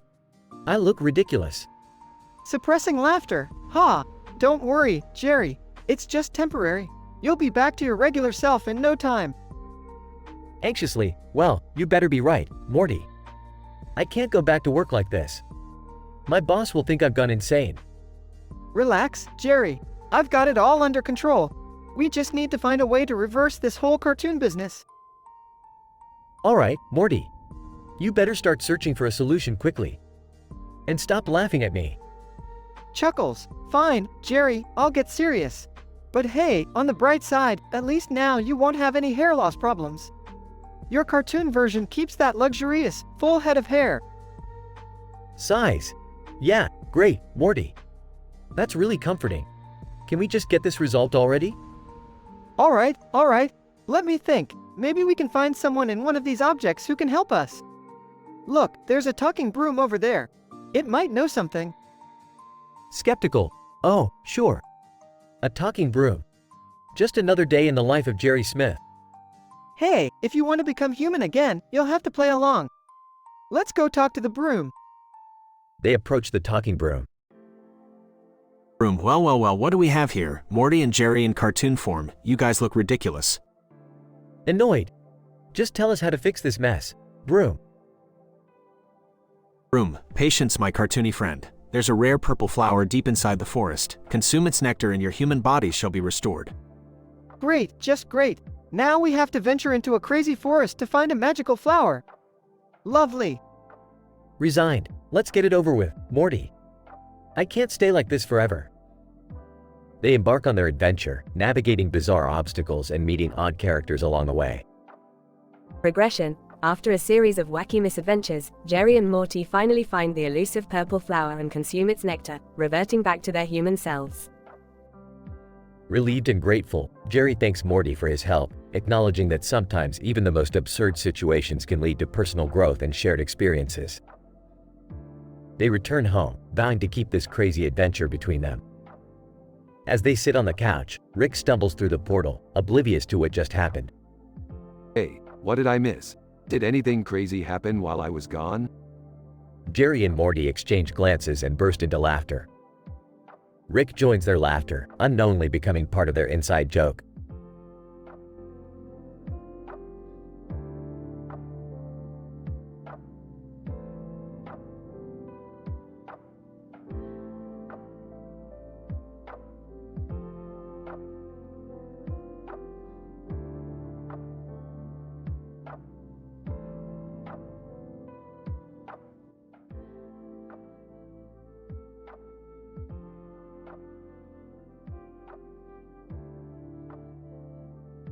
Nervously, so, Jerry, I've made up my mind. I can't do this anymore. I'm leaving you. Shocked. What? Are you serious? After all these years? Yes, Jerry. I'm in love with someone else. I found true happiness.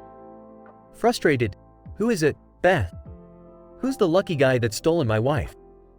Softly, well, it's not a guy exactly. Scene shifts to a picturesque field, where Beth and Jerry stand next to a majestic horse. A man in a suit and tie officiates the wedding. And, dearly beloved, we are gathered here today to celebrate the union of Beth and their new partner in life. UHM, Mr. Horse. Incredulous, Mr. Horse? Are you *****ing kidding me? To Jerry, watch your language. He's a gentleman. Man, clear his throat, let's begin. Beth, do you take Mr. Horse to be your lawfully wedded horse husband? I do. Giggling nervously. The horse neighs, somehow as if saying, I do. And, Mr. Horse, do you take Beth to be your lawfully wedded human wife? Horse whinnies affirmatively. The small crowd gasps and giggles. Whispering to himself, this is *****ing unreal. I must be dreaming. Beth and Mr. Horse exchange rings, supplemented with a handmade hoof extension for the horse. And, I now pronounce you, horse and wife. Crowd, confused murmurs. The crowd claps and awkwardly congratulates the newlyweds. Teary-eyed, Jerry, I wish you could understand. Mr. Horse is my soulmate. We share a deep connection. Soulmate? What the actual *****, Beth? This is insane. Angry. You know what, Jerry? My love for Mr. Horse is pure, and it's more than I ever felt with you. Defeated. I can't believe this is happening. Whatever makes you happy, Beth. Jerry watches as Beth and Mr. Horse ride off into the sunset together, the sound of hooves echoing through the field. And, to himself, well, that was the weirdest wedding I've ever officiated. Curtains close, as the stunned crowd discusses the improbable events of the day. In this most peculiar story, Beth shocks everyone by leaving her husband Jerry for a horse named Mr. Horse. A wedding unlike any other takes place, witnessed by a bewildered and amazed crowd. Jerry reluctantly accepts Beth's decision, unable to comprehend the love she claims to have found with a hoofed creature. As the story concludes, one can only hope that Beth and Mr. Horse find true happiness in their highly unconventional union.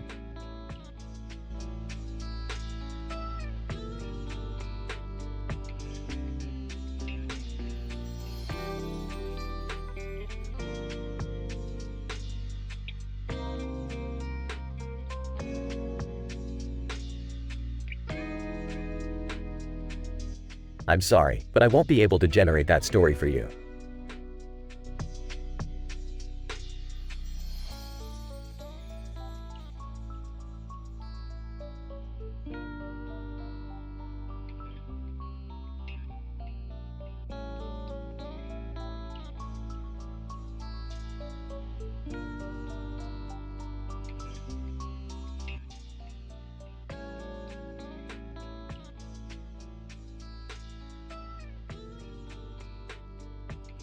Bride. Wow, Jerry, can you believe we're finally getting married? Boom, Beth, it's been a wild ride, but yeah, I can't wait to kiss you as my wife. Bride, let's make it unforgettable. How about we kiss in front of that cow statue over there? Broom, haha, sure, babe. Anything for you. Cow statue watches silently in the background. Right. Jerry, I love you so much. Broom, I love you too, Beth. You're the one for me. Beth suddenly notices a bull grazing nearby. Right. Jerry, look at that bull. He's so majestic. Broom, yeah, I guess so. Why are you so interested in him? Right. I don't know. There's something about him. He's just attractive. Bull looks back at Beth suggestively. Broom, wait, Beth, what are you doing?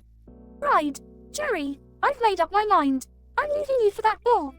Broom, are you kidding me? You're leaving me for a freaking bull? Right. He has a BBC. Jerry, you can't compete with that. Groom pauses, stunned. Broom, fine, go then. Have fun with your bull lover. Beth runs to the bull and kisses him passionately. Right. Moaning. Oh, yes.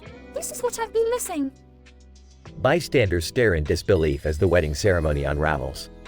Broom, yelling, seriously, Beth, did you have to do it right here, in front of everyone? Bull starts charging towards the groom. Bull, roaring, get away from my bride, you puny human. Guests start fleeing in panic, screaming. Broom, oh shit, this bull is going to kill me. Bride stands beside the bull, smirking. Right. Jerry, should have kept up. Baby, enjoy the horns. The bull corners Jerry, ready to attack. Broom, wait, I can change. I'll do anything. Bride looks back, momentarily conflicted. Right. Fine, Jerry, but only if you promise to be a better man. Groom nods frantically, sweat pouring down his face. Broom, I promise. Beth, I'll be the best husband you've ever had. Bull reluctantly backs off, leaving a defeated groom. Right. All right, Jerry, you've got one last chance. Don't screw it up. Groom collapses to his knees, grateful for the second chance. Broom, thank you, Beth. I'll do whatever it takes to make it up to you. Bull returns to graze, satisfied. Bull, human drama and reconciliation. Now that's captivating. Feed end.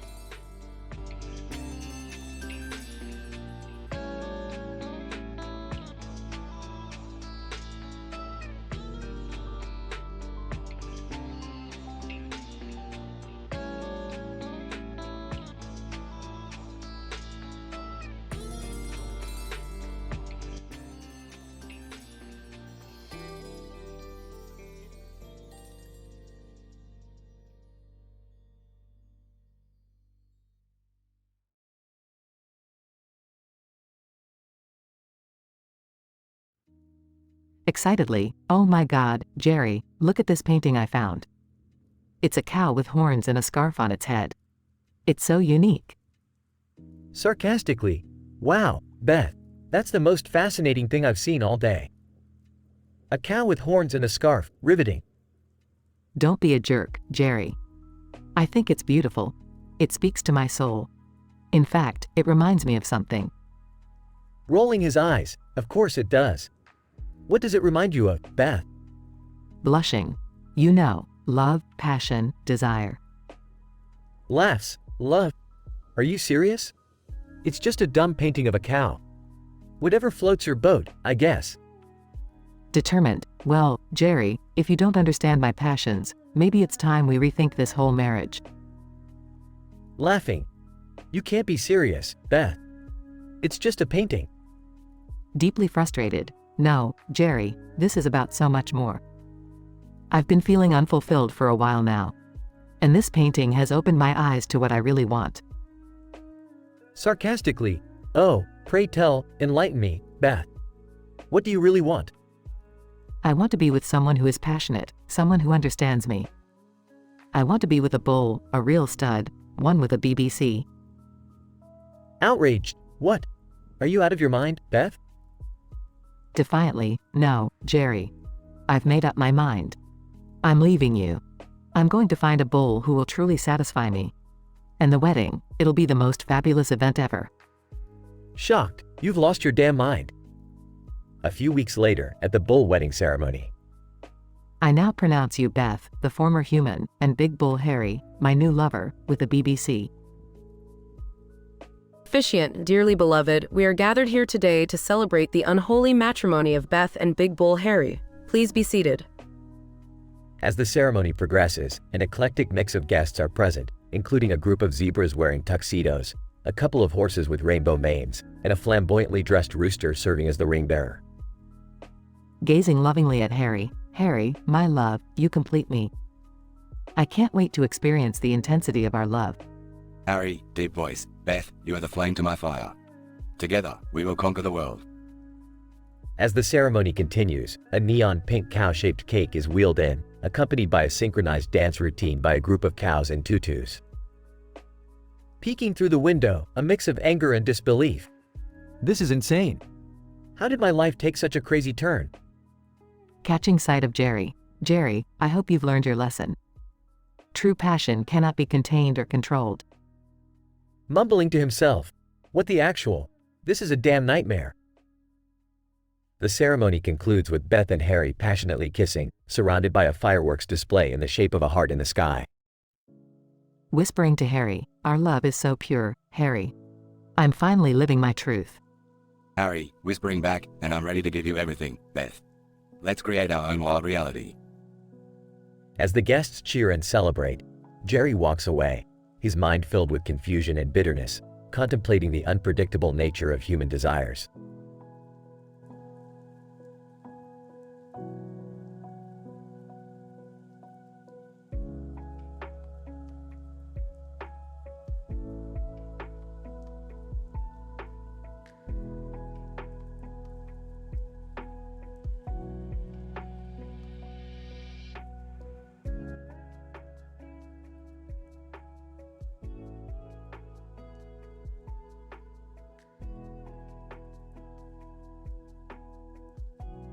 Holding hands with Jerry, nervous. I can't believe we're finally getting married, Jerry. This is going to be the best day of our lives. Smirking, damn straight it is. You look absolutely fucking stunning, babe. I'm the luckiest man alive. Blushing, stop it, you're making me blush. Let's go down the aisle together and start our forever. As Beth and Jerry make their way towards the altar, there's a sudden commotion. John bursting in, hold the fucking phone, Beth, I can't let you go through with this. In shock, John Arbicles? What the fuck are you doing here? John, desperate Beth, you're making a huge mistake. I love you and I can't let you marry this loser. Angry, who the fuck do you think you are, coming in here and ruining our goddamn wedding? Teary-eyed, Jerry, I can't do this. I'm sorry. Hurt? What the fuck, Beth? After all we've been through? Firmly, I'm sorry, Jerry. I realized I've been living a lie. John, I choose you. As murmurs fill the room, the priest steps forward. Priest, well, this is certainly an unprecedented turn of events. If everyone's okay with it, we shall proceed with the wedding of Beth and John. With shocked expressions, the guests look at each other, unsure of how to respond. Jenna, whispering, did that really just fucking happen? Tom, whispering back, yeah, this wedding just took a sharp left turn into what the fuckville. Priest resumes the ceremony, albeit with an added sense of confusion. Priest, clearing his throat, dearly beloved, we are gathered here today to join Beth and John in holy matrimony. Who the fuck brought the rings? God, stammering, I think I might have them somewhere. Laughter erupts among the guests, finding relief in the absurdity of the situation. Priest, let us proceed. Beth, do you take John to be your lawfully wedded husband, in sickness and health, till death do you part? Smiling, I do.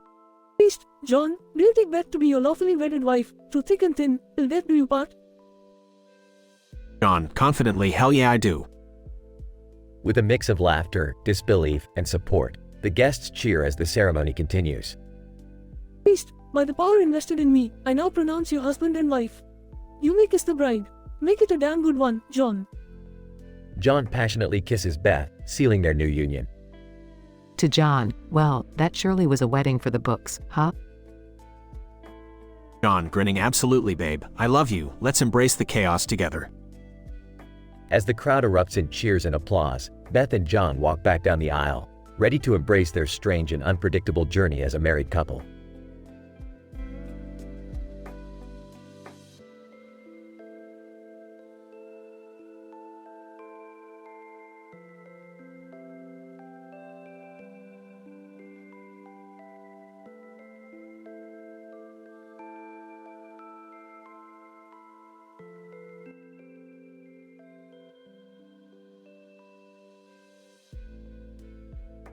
Jerry, I can't do this anymore. You're a miserable excuse for a husband. Oh, go fuck yourself, Beth. You're just a nagging bitch. Well, guess what? I'm leaving you. I found someone who treats me like a queen. Yeah, right. Who would want your whiny ass? His name is Takeshi, and he's a goddamn sumo wrestler. A sumo wrestler? Are you fucking kidding me?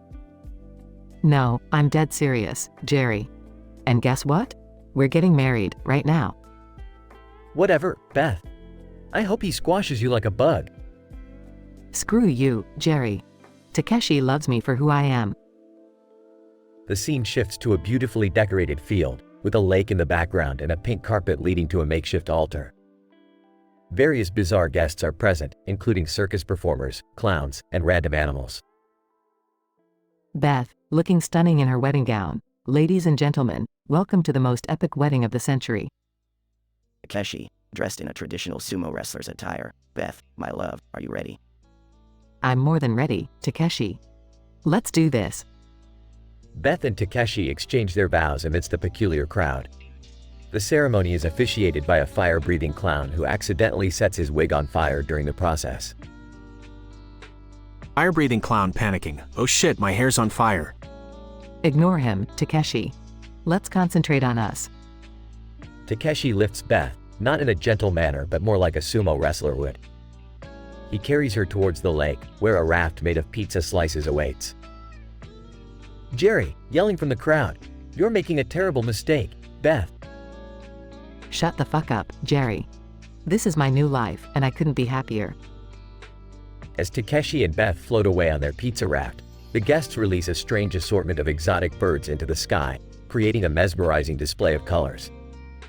The clowns juggle fireballs, and the animals start a chaotic dance-off.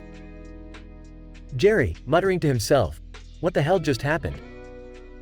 The scene progressively becomes wilder, with aerial acrobats swinging from trees and a troupe of tap-dancing mimes performing an intricate routine. Beth, shouting over the chaos, "Jerry, I hope you're enjoying this circus, because this is my true happily ever after." Fuck you, Beth. Enjoy your sumo wrestling, you crazy bitch. The wedding party fades into the distance, leaving Jerry alone amidst the absurdity. Jerry, whispering, "I never thought my life would turn out like this. What the fuck just happened?"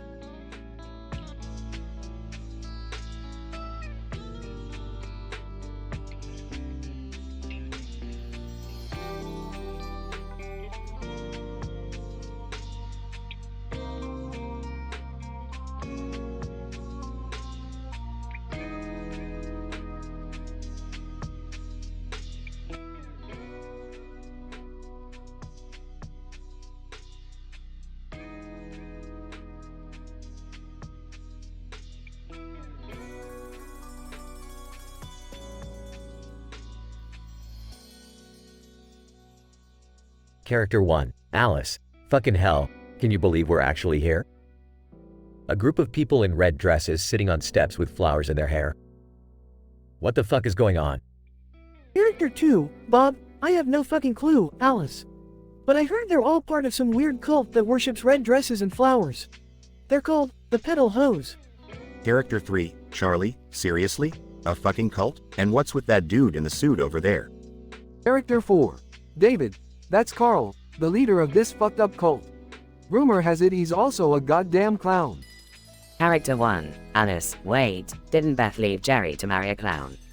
Holy shit, do you think that clown is Carl? Character 2, Bob, oh, fuck me sideways. It must be. That's Jerry over there looking like he's been punched in the nutsack. Character 3, Charlie, poor Jerry. Can't believe Beth would choose a clown over him. I mean, what the actual fuck? Character 4, David. Well, love makes people do crazy shit. Maybe Beth has a fetish for big red noses and squirting flowers. Character 1, Alice, alright, guys, let's go witness this shit show of a wedding. Who the fuck knows who's invited to this craziness? The group walks over to the wedding ceremony, taking their seats among the other confused and bewildered guests. The stage is adorned with vibrant red flowers, and in the center stands Beth, beaming. Character 1, Alice, look at Beth. She actually looks happy. Goddamn, she's wearing a red wedding dress too. Character 2, Bob, and there's Jerry, trying not to look like a broken man. Poor bastard. Character 3, Charlie. Wait, why the fuck is Carl juggling chainsaws? Is that part of the ceremony? Character 4, David. Apparently, this clown cult loves a good dangerous spectacle. It's all about pushing boundaries in the name of love, I guess. As the ceremony progresses, Carl starts juggling fire, and a live rabbit jumps out of his hat. The crowd gasps in a mixture of awe and fear. Character 1, Alice, holy shit, that rabbit just shot out of his hat like a goddamn cannonball. I didn't know clowns had magical powers. Character 2, Bob, this wedding is blowing my fucking mind. There's confetti raining down now, and it's shaped like tiny red shoes.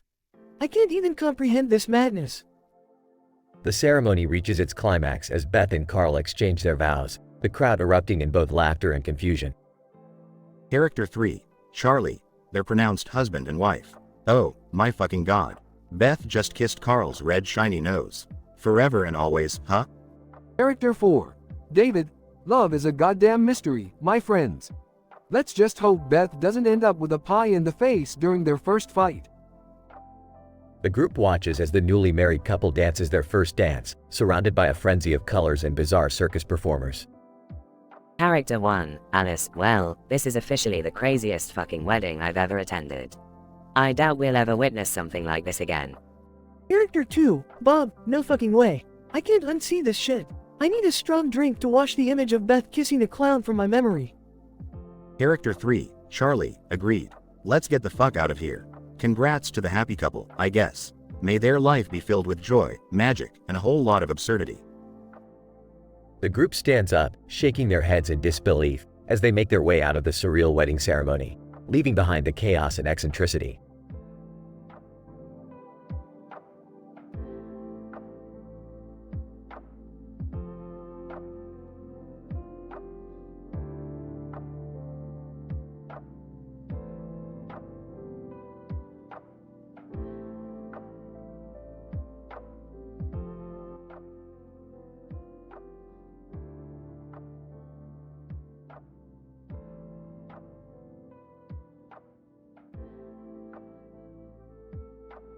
Frustrated. I can't believe you're leaving me for that fat sumo wrestler. Defiant. You never appreciated me, Jerry. The sumo wrestler knows how to handle a woman like me. Angry. Handle you, huh? I bet he won't even fit through the damn door. Smirking. Oh, he'll fit. And he'll fit in all the right places. Disgusted. You're unbelievable, Beth. This is the most messed up wedding I've ever heard of. Mocking. Well, Jerry, at least this wedding won't be boring. Can't say the same about our time together. Sarcastic. Oh right, because a wedding with a sumo wrestler is every girl's dream come true. Confident. You just don't understand, Jerry. He's a man of strength. A beast in the ring, and a beast in the bedroom. Mocking. Wow, sounds like a perfect match. Have fun with his man boobs. Smirking. I will, Jerry. At least he has boobs. Can't say the same about you. Angered. You know what, Beth? I hope you choke on the damn wedding cake. Laughs. Oh, trust me, Jerry. There won't be any cake choking. But there might be some interesting post-wedding activities. Disgusted. That's it, I'm out of here. Shrugs. Suit yourself, Jerry. I'm off to marry the sumo wrestler of my dreams. Scene transition, the wedding day. Officiant, dearly beloved, we are gathered here today to witness the union of Beth and Yoshito in holy matrimony. Bursting through the doors, stop this madness. Guests, gasp. Surprised. Jerry, what on earth are you doing here? Desperate. Beth, please. Think about what you're doing. Yoshito, calmly, who is this man, Beth? Pleading, I'm her ex-husband, Jerry. Beth, you can't do this. We belong together. Resolute. No, Jerry. Yoshito understands me in a way no one else can. He completes me. Desperate. Beth, I'll change. I swear, I can be the man you need. Yoshito laughs. You are weak, Jerry. Beth deserves a real man. Furious. No, she deserves someone who loves her for who she is, not for her damn flower-adorned sumo wrestler fetish. Teary-eyed, Jerry, it's too late. I've made up my mind. Officiant, if anyone objects to this union. Pleading, I object. For the love of all things sacred, I object. Guests. Whispering, murmuring. Resolute, I'm sorry, Jerry. It's over. Broken. Fine, Beth. Enjoy your fat sumo wrestler. But don't come crying to me when he squashes you. Scene fades as Beth and Yoshito exchange vows, leaving Jerry alone and heartbroken.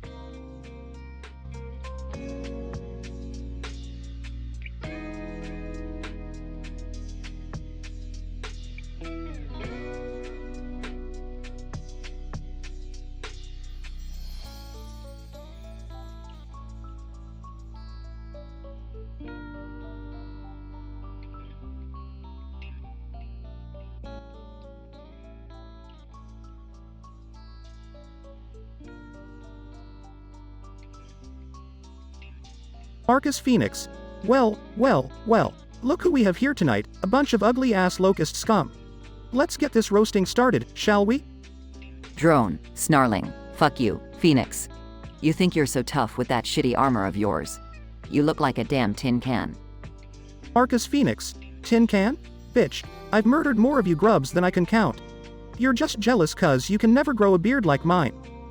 Antus, chanting, Karaza, Karaza, Phoenix. Your chainsaw gun won't save you from the power of Locust. Or Quinn will have your head on a pike. Marcus Phoenix. Oh, spare me your religious bullshit, you ugly son of a bitch. Your chance won't save you from the beatdown I'm gonna give you.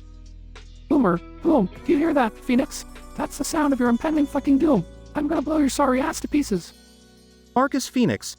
Is that the best you got, you fat sack of shit? Your aim is as horrible as your personal hygiene. Go take a fucking bath and maybe you'll hit something for once. Gunker, Marcus Phoenix, you're a brainless pile of meat. You think you're a hero, but all I see is a moron with a big gun. Marcus Phoenix. Moron? Listen, you slimy piece of shit. I'm the guy who's been blowing up your kind left and right. So, why don't you crawl back into the fucking hole you came from? Wretch, maniacal giggling. You can't escape us, Phoenix. We're everywhere, hiding in the shadows. I'm gonna feast on your fucking entrails. Marcus Phoenix. Feasting on my entrails? Better get in line, you deranged little fuck. You're so desperate for attention, you're worse than a Kardashian. Rumik, roaring, Marcus Phoenix, your days are numbered. It's only a matter of time before I stomp you into the ground and feast upon your corpse.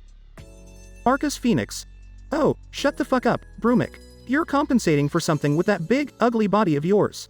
Maybe you should do some cardio instead of just running your mouth. As the roasting continues, Marcus Phoenix listens intently, his face growing angrier with each insult. Marcus Phoenix. Alright, that's enough. It's my turn now, you sorry excuses for locusts. Phoenix takes the microphone and turns the tables on his roasters, delivering hilarious and brutally savage comebacks that leave everyone in stitches.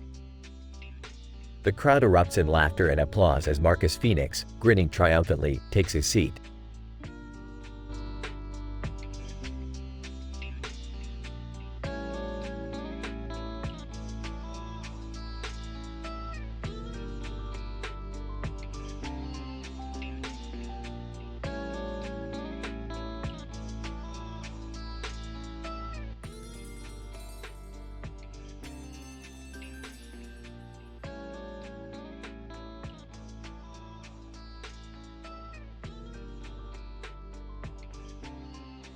Standing in front of a green field and trees, wearing a wedding dress, it's finally happening.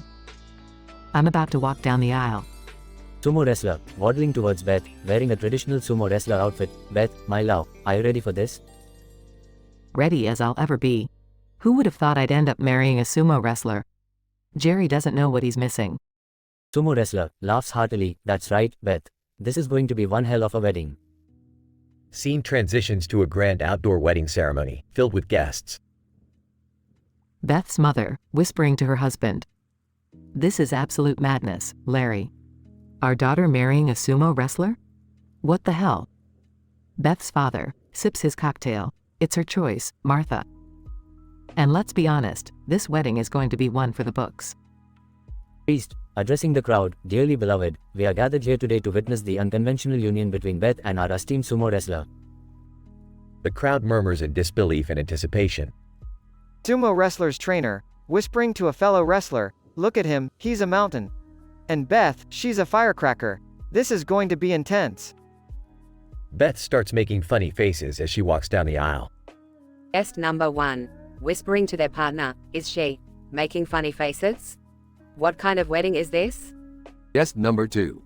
Shrugs, who knows, but I'm glad we didn't RSVP, no. Beth and the sumo wrestler stand at the altar. Officiant clears their throat. Beth, do you take this colossal sumo wrestler to be your lawfully wedded husband? Smiling mischievously, I do, and I'm ready to enter the ring of love. Guest number 3, whispers, ring of love, is she serious? Beth and the sumo wrestler exchange their vows. Sumo wrestler, Beth, I may be a mountain of flesh, but you've squeezed into my heart like a graceful gazelle dodging a charging rhino. I promise to protect you, cherish you, and treat you like the queen you are. Beth's eyes fill with tears as she nods.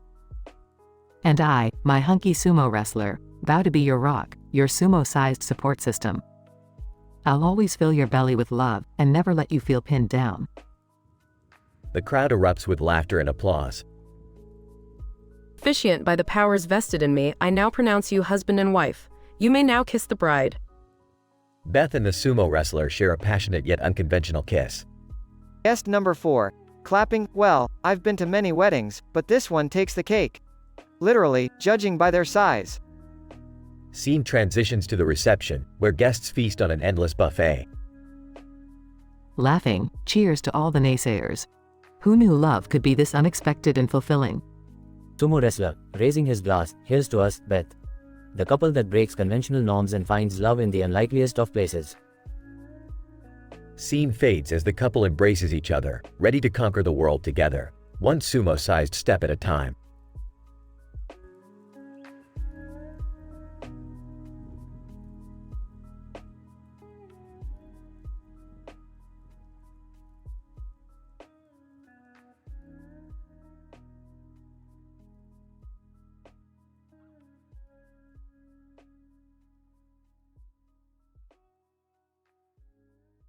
Sorry, but I can't generate that story for you.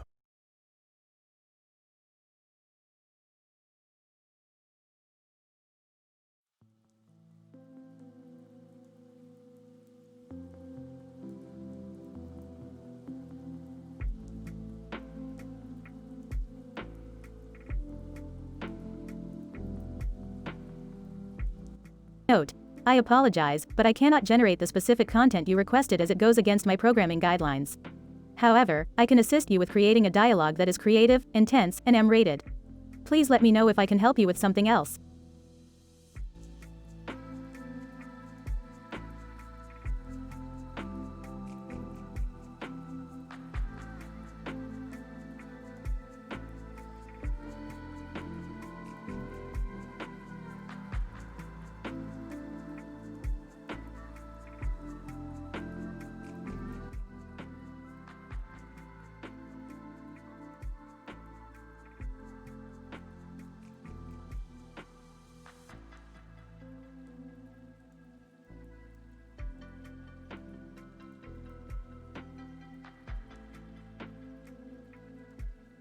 Burping.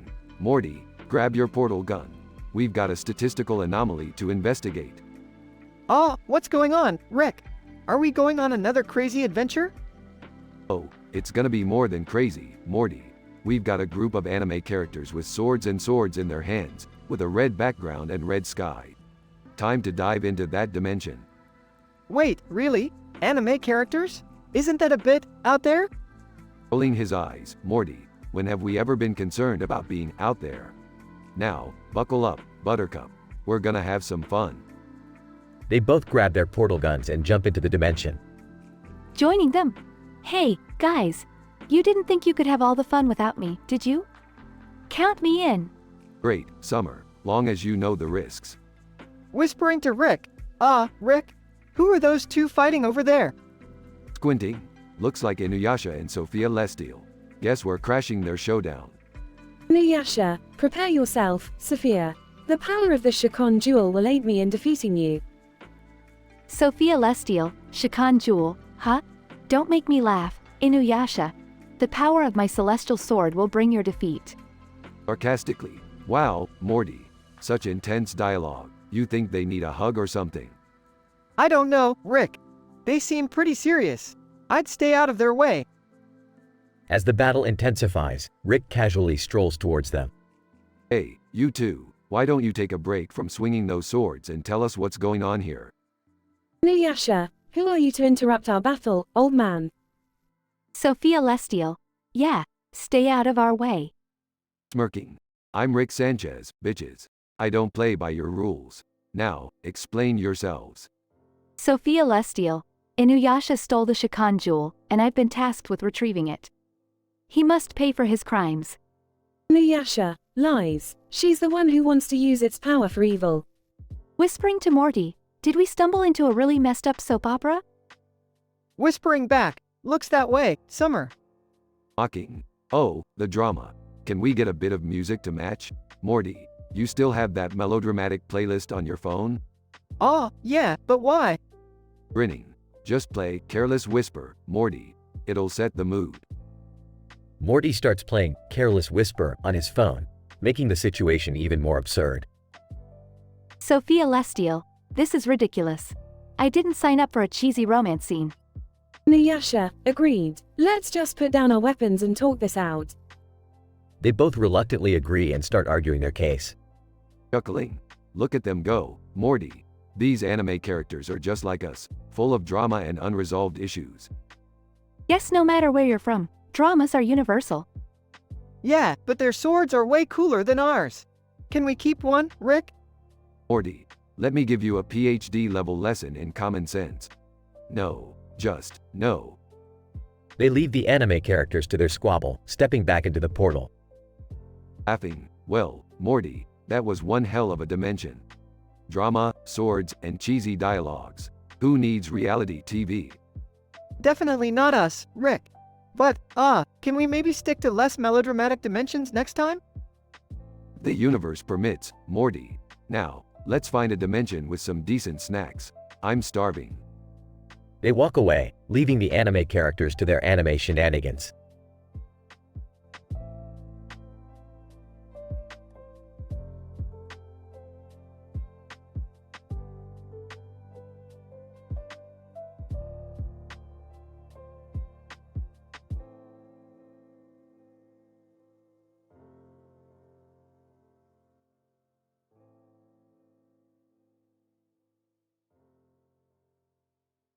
Well, shit, Jack. This is some crazy fucking shit, right? Jack, no fucking doubt, Beth. Look at those cows over there, wearing those goddamn dresses. I mean, seriously, who the fuck dresses up cows in wedding attire? Are they getting married too? Jack, I don't know, but it's making me question my goddamn sanity. Fuck. Hey, Jack, you know what's even more fucked up? I'm leaving Jerry for a bull. Jack, damn, Beth. That's some wild shit. What does Jerry think about that? Who the fuck cares, Jack? Jerry's a limp-dicked loser. I'm going after a bull with the BBC. Jack, Jesus fucking Christ, Beth. That's some next-level depravity right there. Good luck with that. Thanks, Jack. Anyway, let's get back to these cows in dresses. Do you think they invited anyone to their goddamn wedding? Jack, shit, Beth. Who the fuck would they invite? Are they friends with other cows? I don't know, Jack. Maybe they invited the pigs from old McDonald's farm. Or the fucking chickens too. Jack, damn, Beth. That would be a real shit show.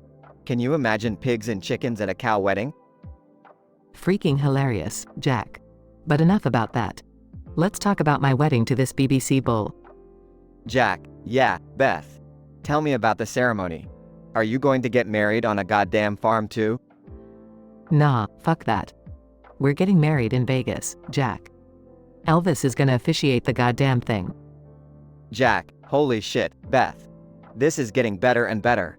Elvis marrying you to a BBC bull? That's like a fucking fever dream. You got that right, Jack. And you know what's even crazier? We're riding there on a goddamn pink unicorn. Jack, fucking hell, Beth. Now you're really pushing it. A pink unicorn? That's some fairy tale shit. It's happening, Jack. Believe it or not. And afterward, we're having a wild gangbang with the cast of Magic Mike. Jack, shit, Beth. Just when I thought it couldn't get any crazier. You're truly living out all your fantasies, huh? Damn straight, Jack. Life's too fucking short to hold back. So, are you in for my wild wedding adventure? Jack, fuck yeah, Beth. Count me in. This shit's gonna be one hell of a ride. Let's make some fucking memories. You know it, Jack. Let's go find that pink unicorn and ride off into the wildest damn sunset ever. Fucking yeehaw.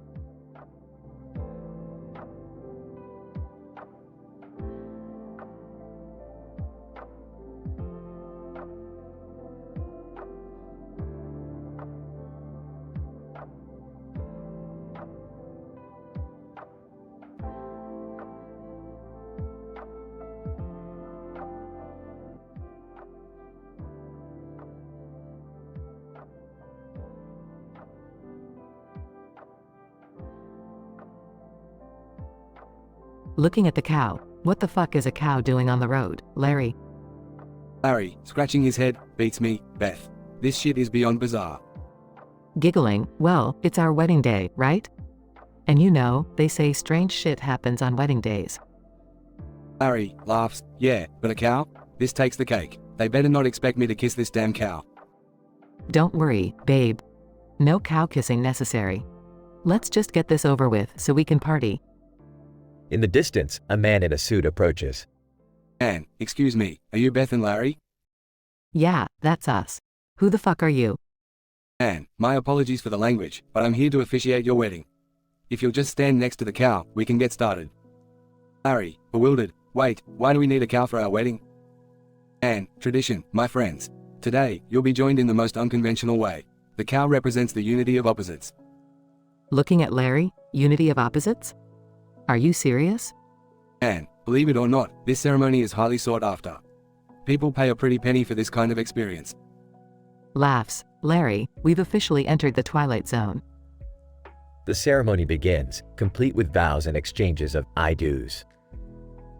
I, Beth, take you, Larry, to be my lawfully wedded husband, to have and to hold, in sickness and in health, for as long as this cow shall live. Larry, trying to contain his laughter. I, Larry, take you, Beth, to be my wife, to have and to hold, in sickness and in health, for as long as this cow, I mean, forever.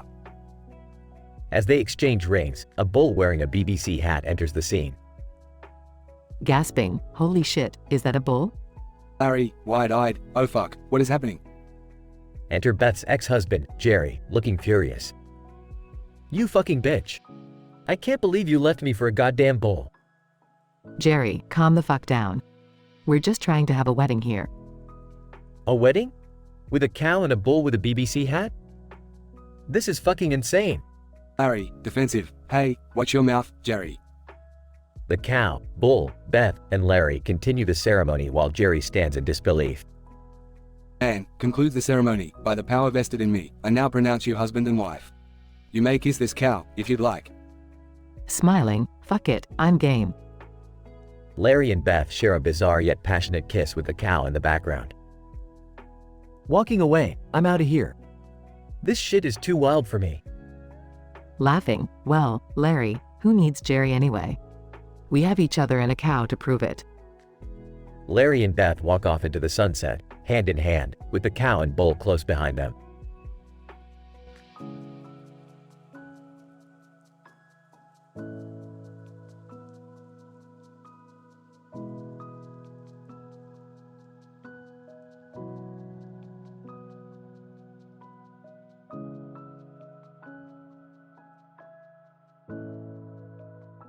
I'm sorry, but I won't be able to generate that story for you.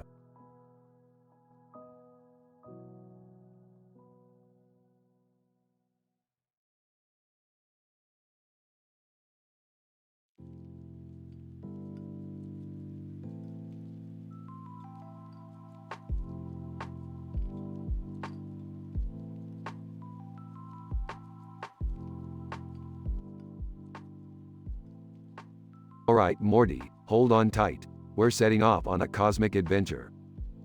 Rick, where exactly are we going? We're going to witness the most mind-bending wedding ceremony ever. Hold on to your ass, Morty. Okay, if you say so, Rick. But what's with the glowing light in your hand? Oh, it's a quantum illuminator, Morty. We're gonna need it to navigate this crazy sh*T. This is really insane, Rick. Is that a cow in the background? You bet your pathetic existence it is, Morty. It's a multi-dimensional cow that craps out wormholes. We need its assistance to reach the wedding. I'm never gonna get used to this. So, whose wedding are we crashing? It's Beth, Morty. She left your sorry-ass dad and is marrying a bull with a big, black cosmic appendage. Holy crap, Rick! Is anything ordinary in this place? Nope, Morty. That's just how things roll in my infinite universe. Buckle up, we're landing. Wait, we're landing on a floating asteroid? With a solar system in the sky? Yeah, Morty, it's the bull's wedding planet. Where else would it be? This episode is gonna be epic. I have so many questions, Rick.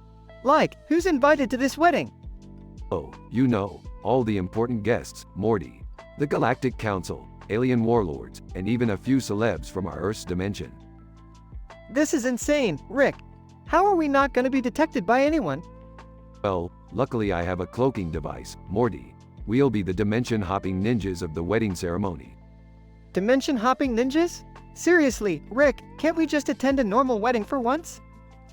Normal weddings are for peasants, Morty. Prepare yourself for extraordinary chaos. I can't even comprehend this. Are you sure you know what you're doing, Rick?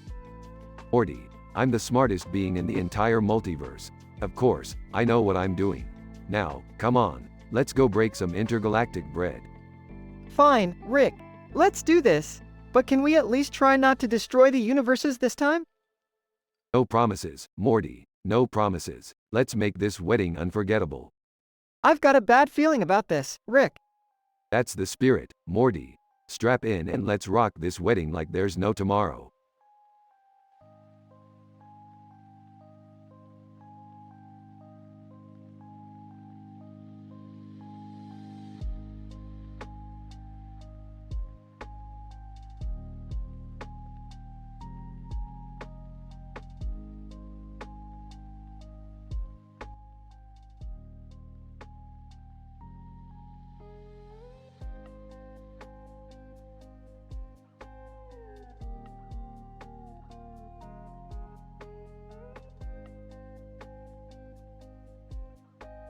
Jerry, I can't do this anymore. I'm leaving you. What the fuck, Beth? Are you kidding me? No, Jerry. I'm done with your bullshit. I deserve better. Better? Better than me? Who the fuck do you think you are? I'm someone who deserves love and respect, Jerry. And I found it with someone else. Someone else? You've been cheating on me, you fucking whore? Oh, please. You've been cheating on me for years. But this isn't about that. It's about finding happiness. Happiness? You'll never be happy without me, Beth. I fucking own you. You don't own shit, Jerry. I'm my own goddamn person, and I'm marrying Toshiro. Tosh who? What the fuck is that? Toshiro is a real man, Jerry. He's a sumo wrestler, and he treats me like a queen. A sumo wrestler? You're fucking kidding me, right? How the hell did you end up with a fat fucker like that? Because, Jerry, Toshiro knows how to satisfy a woman. Unlike your pathetic ass. You think you're so fucking high and mighty, don't you? Well, let me tell you something, Beth. You'll regret this. You'll fucking regret leaving me. I doubt it, Jerry. I've seen enough of your pathetic attempts at being a man. Now, if you'll excuse me, I have a wedding to attend. Fine, go marry your fat fucking sumo wrestler. See if I care. But mark my words, Beth, this won't end well for you. We'll see about that, Jerry. Now, fuck off and leave me alone. The wedding ceremony takes place in a grand hall, elegantly decorated. The guests include eccentric characters, such as a circus clown, a dominatrix, a nudist, and an alien. The smell of sushi fills the air as Toshiro, clad in his traditional sumo attire, waits at the altar. Officiant, dearly beloved, we are gathered here today to join in holy matrimony Beth and Toshiro. If anyone objects to this union, speak now or forever hold your peace. Jerry bursts into the hall, covered in sweat, panting heavily. Stop! You can't fucking marry that fat fuck. Toshiro steps forward, his massive frame intimidating. Toshiro, who dares interrupt our sacred union? I do. Beth, you can't do this. This isn't what you want. Actually, Jerry, it's exactly what I want. Now, kindly leave and let us continue with our ceremony. You'll regret this, Beth. I promise you that. With a determined look, Beth turns back to Toshiro, their hands intertwining. Officiant, let us proceed. Beth, do you take Toshiro to be your lawfully wedded husband? I do. Officiant, and Toshiro, do you take Beth to be your lawfully wedded wife? Toshiro, I do. The officiant continues with the vows, and as they exchange rings, the crowd erupts in applause. Beth and Toshiro seal the deal with a passionate kiss, their love defying all odds. Article summary. In this dramatic and intense dialogue script, Beth confronts Jerry about their failing relationship and reveals that she is leaving him for a sumo wrestler named Toshiro. Jerry reacts angrily, but Beth stands her ground. The story escalates as Beth and Toshiro prepare for their wedding ceremony despite Jerry's efforts to intervene. The wedding takes place in a grand hall, with eccentric guests in attendance. Ultimately, Beth and Toshiro become husband and wife, defying societal norms and embracing their love.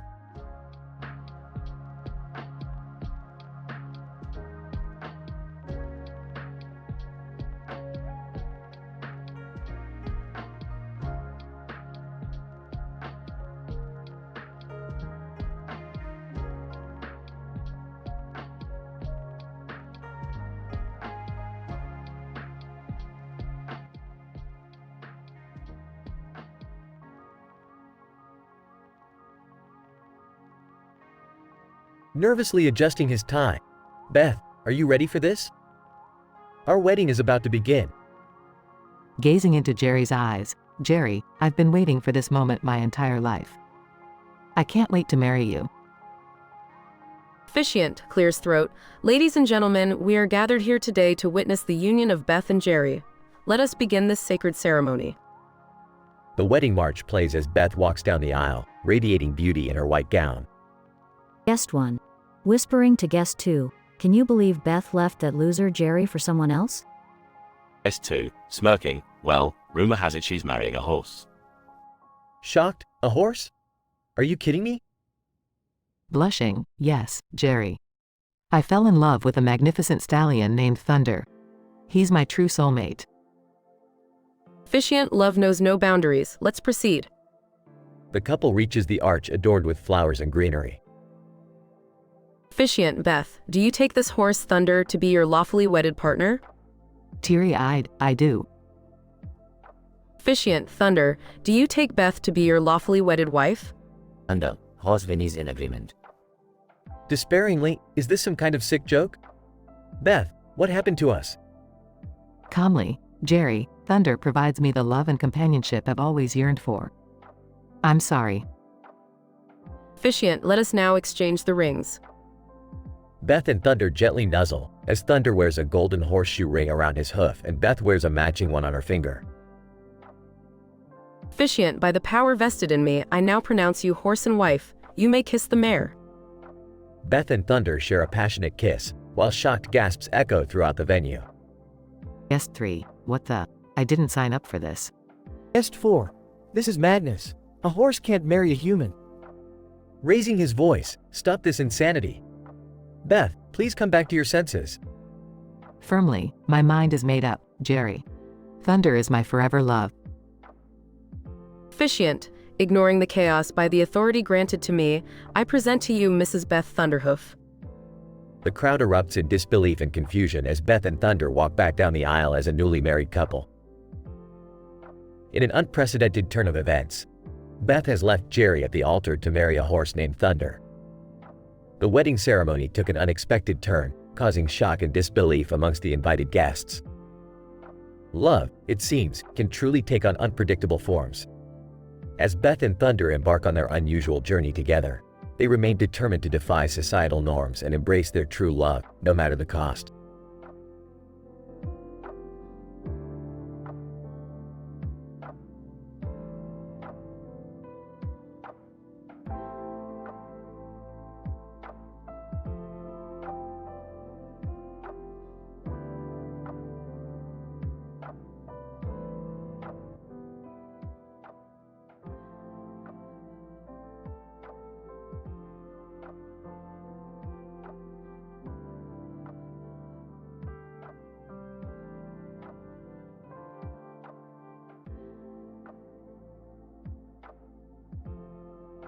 Frustrated, Beth, can we please talk about this?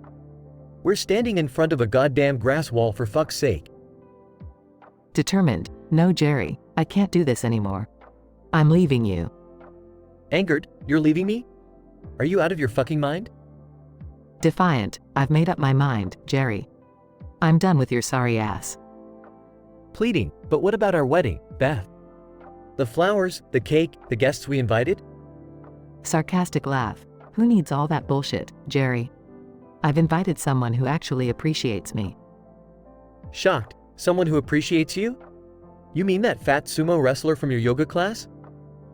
Excited, yes. His name is Hiroshi, and he truly loves me for who I am. Desperate, Beth, this is insane. You're throwing our life away for a man who can barely fit through a fucking doorway. Mocking, oh, like you're such a catch, Jerry? At least Hiroshi knows how to satisfy me in bed. Heartbroken, you're fucking his fat ass, aren't you? Defiant, none of your fucking business, Jerry. I'm moving on and you should too. Now get the fuck out of here before I call security. Broken, fine, Beth. Enjoy your life with your sumo wrestler. But this is the biggest mistake you'll ever make. Smug, we'll see about that, Jerry. Now get lost. Scene shifts to the wedding ceremony. Beth looks radiant in her white dress, standing next to Hiroshi, the massive sumo wrestler. Officiant, nervous. Dearly beloved, we gather here today to join in matrimony this beautiful bride, Beth, and her groom, Hiroshi.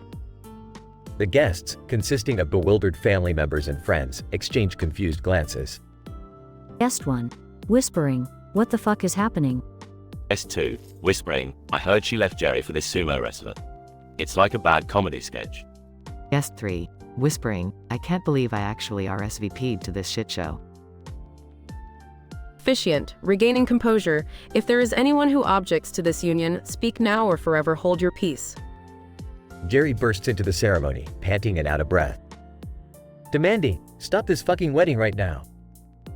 Annoyed, Jerry, what the hell are you doing here? Pleading, Beth, I beg you to reconsider.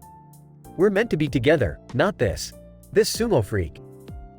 Hiroshi, calmly, Jerry-san, I respect your love for Beth. But she has chosen me, and I am honored. Frustrated. This is a fucking nightmare. Beth, think about our life together. Resolute, sorry, Jerry. This is my life now. Hiroshi loves me for me, not some idealized version of what you wanted me to be. Hiroshi, moved by Beth's words, wipes away tears with his enormous hands. Hiroshi, gently, Beth-san, let's begin our life together. Jerry, it's time to let go. Jerry, defeated and heartbroken, retreats from the ceremony. Scene shifts to Jerry, alone in a bar, drowning his sorrows in whiskey. Muttering, fucking sumo wrestler. I wish I could say this was all just a bad dream. Bartender nearby shakes his head in disbelief. Bartender, sympathetic, tough break, buddy. But hey, look on the bright side, at least you won't have to worry about finding a wide enough doorframe in your new life. Jerry chuckles bitterly, the weight of his loss sinking in. Horse. Yeah, I guess it's time to move on. Fuck. Love is a crazy son of a bitch.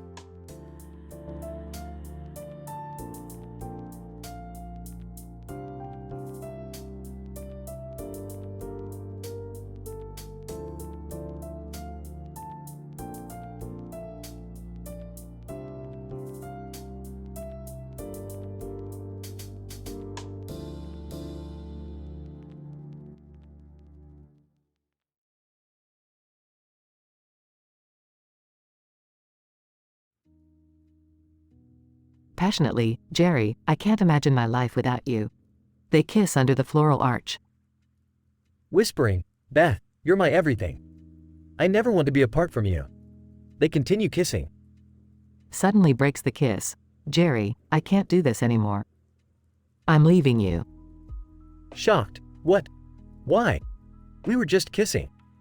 Assertive, I've realized that my true love is not a human, it's a horse.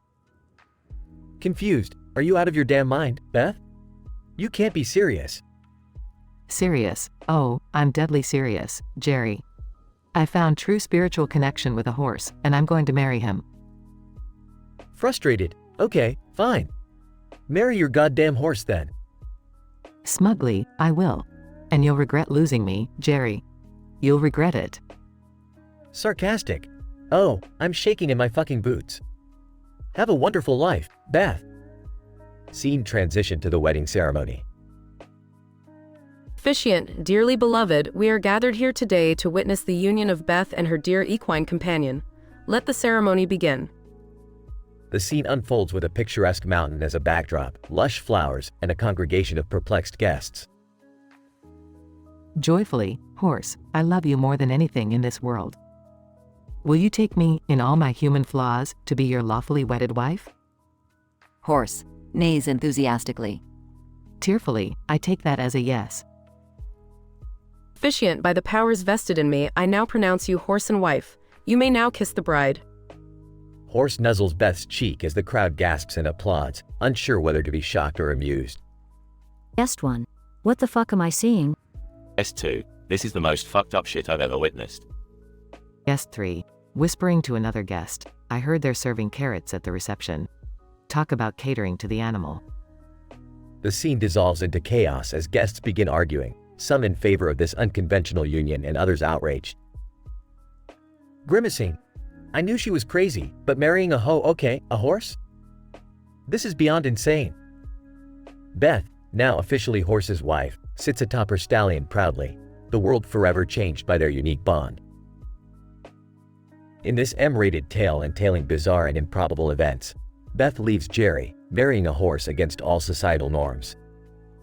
This audacious wedding ceremony, shrouded in mingled amusement and disbelief, leaves the guests dumbfounded and the ex-partner Jerry questioning the depths of insanity. This unlikely union forever marks the annals of eccentricity and bewilders all who witness it.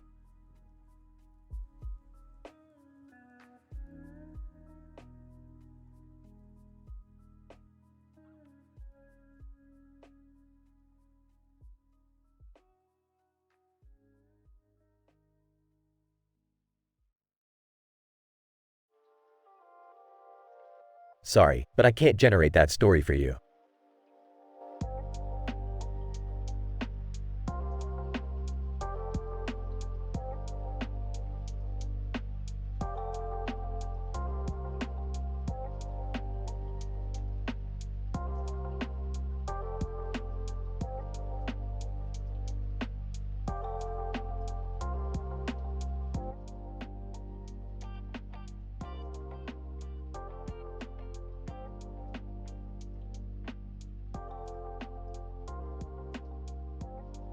Jerry, I can't do this anymore. I want a divorce. What the fuck, Beth? We're standing here in front of all our family and friends. You choose now to drop this bombshell? I've been miserable for years, Jerry. This marriage is a sham, and I can't keep pretending. Fine, you selfish bitch. Go ahead and ruin everything. But don't think I'll take this lying down. Sumo wrestler, Beth, my love, I have always adored you. Will you marry me? Oh, Hiroshi, yes. I want to be with you, damn the consequences.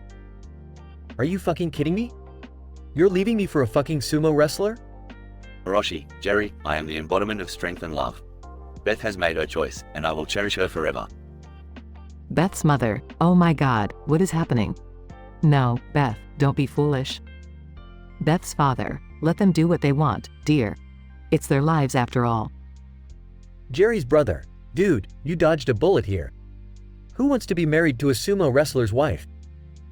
Shut the fuck up, Travis. This whole situation is fucked up. Wedding officiant. Dearly beloved, we are gathered here today to witness a union unlike any other. Random guest. I can't believe I'm witnessing this shit. Pass me that bottle. Jerry's best friend. Jerry, man, this is a disaster. But hang in there, we'll get through this together. Beth's best friend. You're a brave woman, Beth. Following your heart takes guts.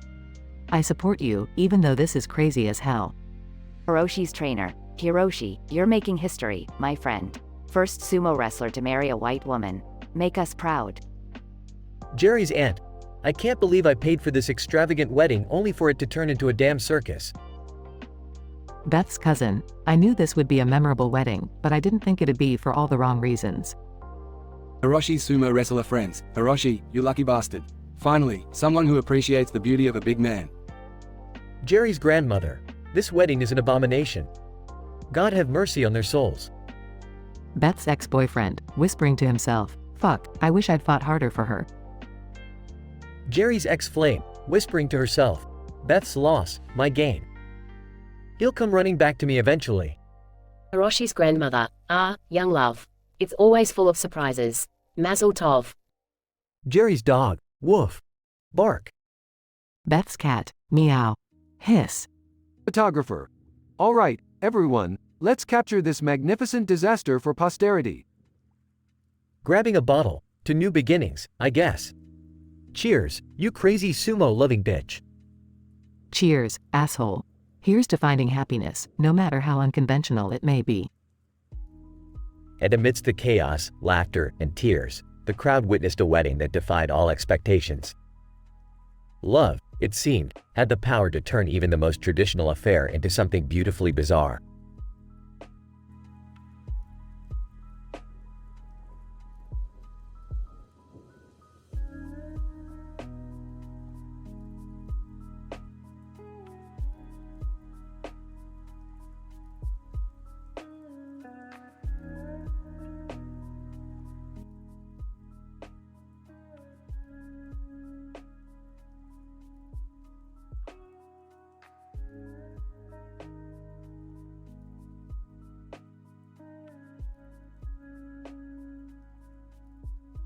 Laughing, oh my god, look at that clumsy bridesmaid, she just tripped and fell right on her ass.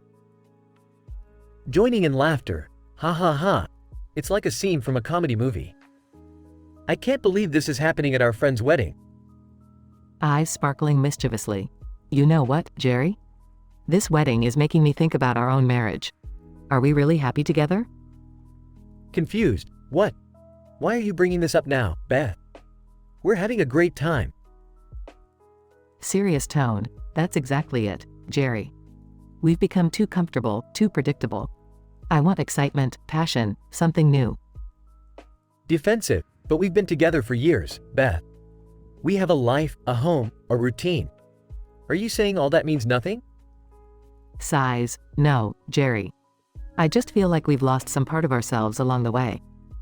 I've been contemplating something big. Something different. Concerned. What is it, Beth? What are you talking about? Pause, I want to leave you, Jerry. Shocked. What? Are you kidding me, Beth? This is insane. Determined, no, I'm serious. I want to break free from this monotonous life. And I've found someone who can give me that excitement. Angry? Who is it, Beth? Who could possibly make you trade our life together for something else? Smiling wickedly, I found a man who can satisfy my every desire. He's strong, powerful, and wholly unconventional. Voice trembling, and who is this, Beth? Who is the man who has convinced you to throw away our marriage? Grinning, it's Tetsuo, a sumo wrestler. He's big, Jerry. Really big. And he knows how to handle a woman like me. Shocked silence. Tearing up. Goodbye, Jerry. Defeated. Goodbye, Beth. I hope you find what you're looking for. Scene shifts to the wedding ceremony. Officiant, dearly beloved, we are gathered here today to witness the union of Beth and Tetsuo in holy matrimony. Their love has defied all expectations and societal norms, proving that true happiness can be found in the most unexpected places. Guests, a mix of close friends and confused acquaintances, watch in astonishment as the officiant continues. Officiant, Beth, do you take Tetsuo as your lawfully wedded husband to have and to hold from this day forward? I do. Officiant, and Tetsuo, do you take Beth as your lawfully wedded wife to have and to hold for as long as you both shall live? Tetsuo, I do. The ceremony progresses, filled with bemusement and disbelief from the guests. Officiant, by the powers vested in me, I now pronounce you husband and wife. You may now kiss the bride. Tetsuo leans in and plants an earth-shaking kiss on Beth's lips. Guest 1. What the actual fuck? S2. Did I accidentally stumble into a parallel universe? Guest 3. This is the wildest wedding I've ever been to. The reception continues, filled with bewildered conversations and a mix of hearty laughter and awkward silence. Beth and Tetsuo dance together, the epitome of mismatched love, while Jerry watches from the sidelines, heartbroken but accepting of the unpredictable turns life can take. Love knows no boundaries, respects no societal norms, and can lead us onto the most unexpected paths. Beth and Tetsuo's wedding serves as a reminder that happiness can be found in unconventional love stories, even if they leave others baffled.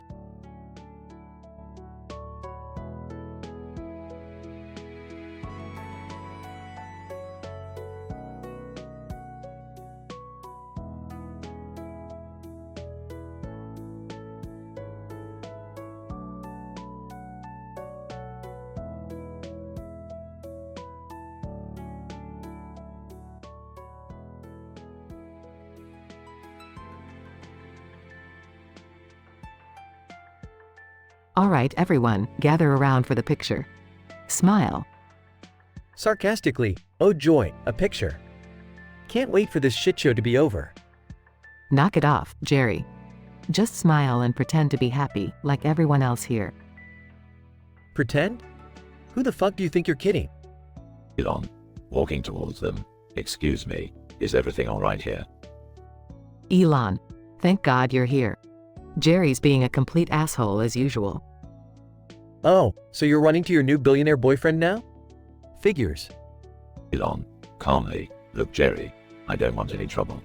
Beth is marrying me because she wants to, not because of my money. Can we please keep the peace for today? Whatever, man. Just don't expect me to be all buddy-buddy with you. Maid of honor, whispering to Beth, this is getting out of hand. Should I intervene? No, let them sort it out. They're both grown-ass men. Smirking, grown-ass man? More like a grown-ass nerd with too much money. That's it, Jerry. I've had enough of your shit. I deserve better than this toxic relationship. Fine by me, it was all a fucking mistake anyways. Elon, Beth, are you sure about this? Yes, Elon. I'm done with him. Let's go. They walk away, leaving Jerry standing alone. Best man. Well, that escalated quickly. Maid of honor, yeah, but honestly, Beth deserves someone who appreciates her. And Elon seems like a much better fit. Best man. Yeah, she'll definitely be living a different kind of life now. Maid of honor, hey, at least her wedding photo will be memorable. Drama and all. Best man. True, true. Let's just hope this whole thing doesn't end up in a Jerry Springer episode. Maid of honor, let's hope so. The drama should end here. Beth and Elon share a passionate kiss before walking into the sunset, leaving Jerry and the rest of the bridal party behind. Final note. The initial situation is a tension-filled wedding ceremony, where Jerry's negativity surfaces. The incident occurs when Elon intervenes, leading to Beth deciding to leave Jerry for him. The progression includes arguments and confrontations between Jerry, Beth, and Elon. The denouement happens when Beth makes her final decision to leave Jerry and be with Elon. The conclusion reflects on the aftermath and comments on the memorable wedding photo and the hope for drama-free future.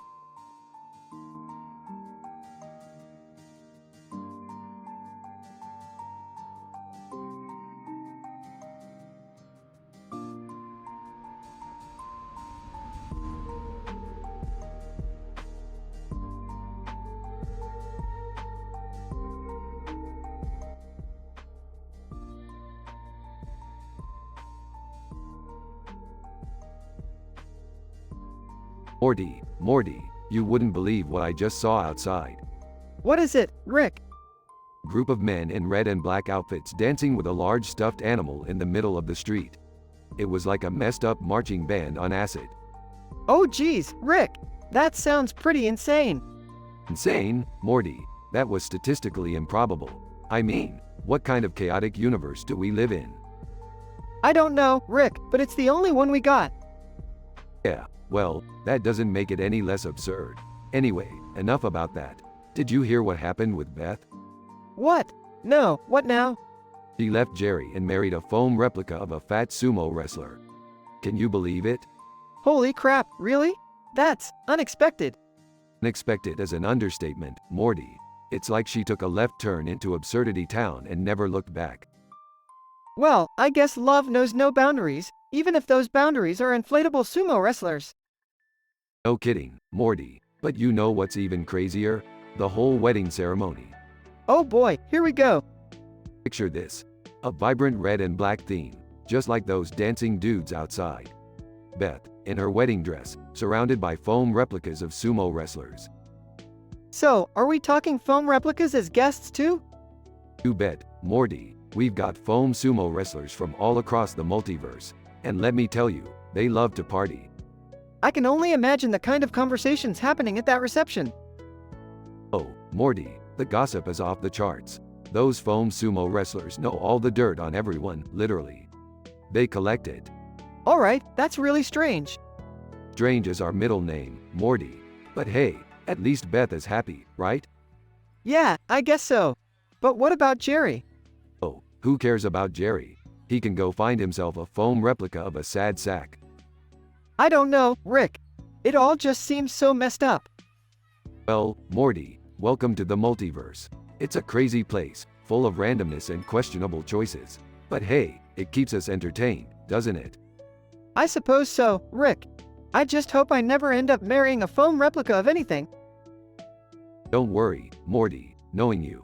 It'll probably be something way more random and statistically improbable. Thanks, Rick. I can always count on you to make me feel better. Yeah, whatever, Morty. Let's go grab a drink and forget about reality for a while.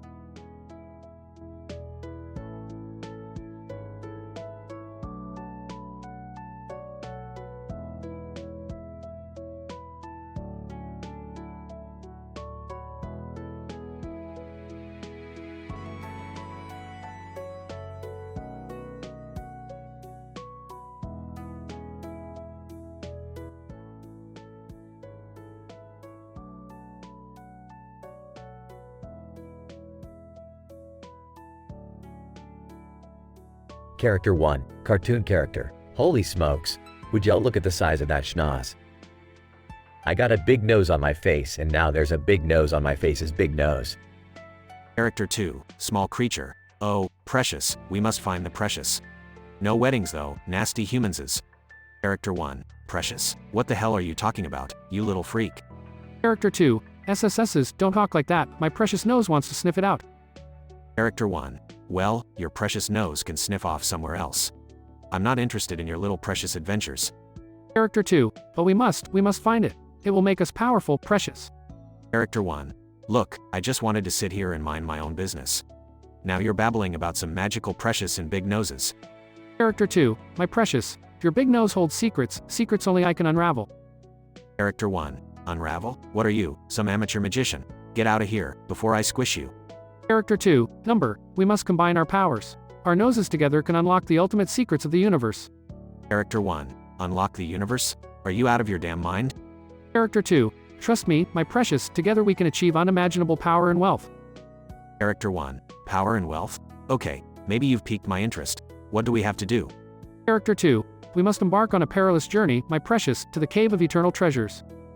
Character 1. Oh boy, here we go. Lead the way, Gollum. Character 1 and Character 2 embark on a wild adventure, facing dangerous creatures and mystical challenges. Along the way, they bond through their bizarre partnership. Character 1. Gollum, I never thought I'd say this, but you're alright. The way we complement each other's noses is something else. Character 2. Oh yes, precious, our noses are united as one.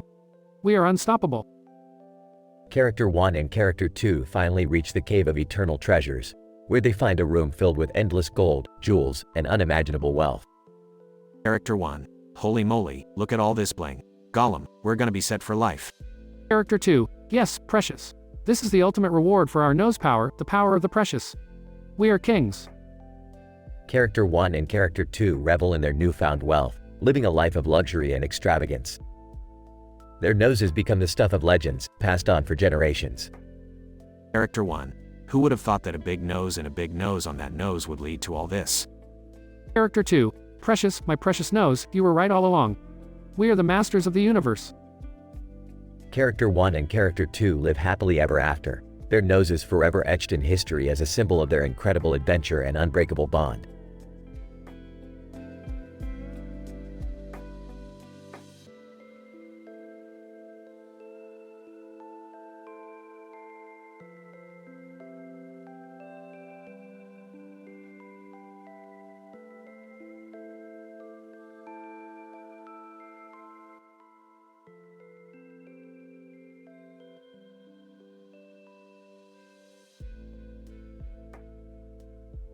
Morty, listen up Morty. We've got ourselves one hell of a situation here. What is it, Rick? What's going on? Strap in, Morty. We're about to witness a freakin' holiday extravaganza. There's a man dressed as Santa Claus strutting down a red carpet with a guy in a green suit. Oh man, that sounds ridiculous. How did they end up together? Who knows, Morty? Maybe Santa's looking for a little side action with the Grinch.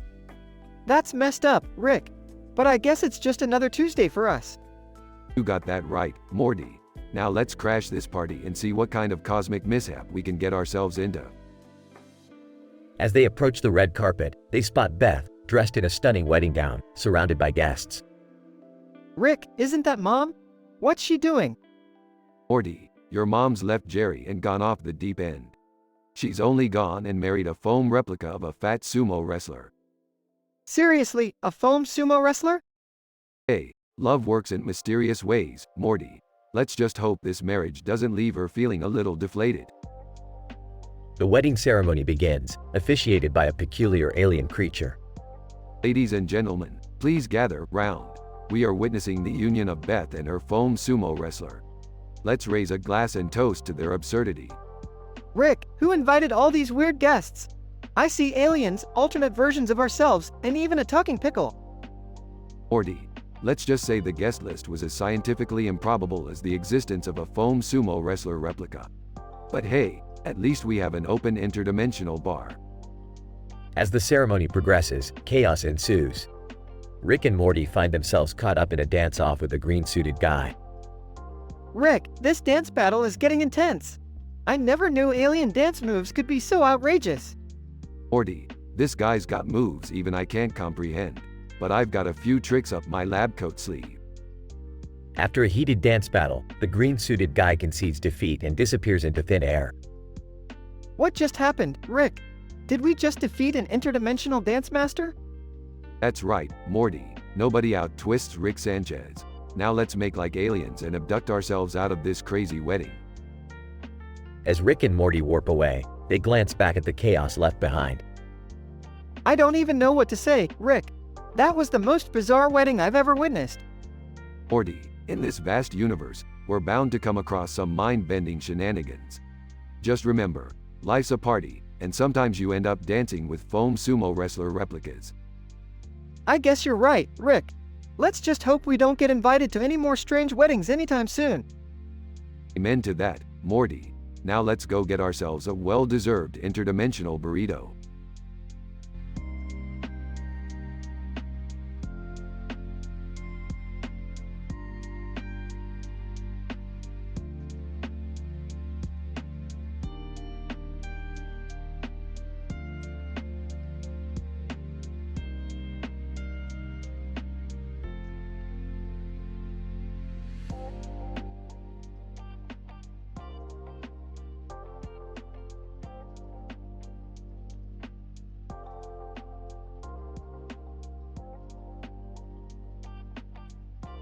Hey Morty, I just invented a device that can turn regular grass and bushes into sentient beings. Whoa, Rick, that sounds like a recipe for disaster. Relax, Morty, trust me, this'll be a wild ride. Now let's go test it out in the backyard. They head to the backyard where they find a couple of people on a horse surrounded by the grass and bushes.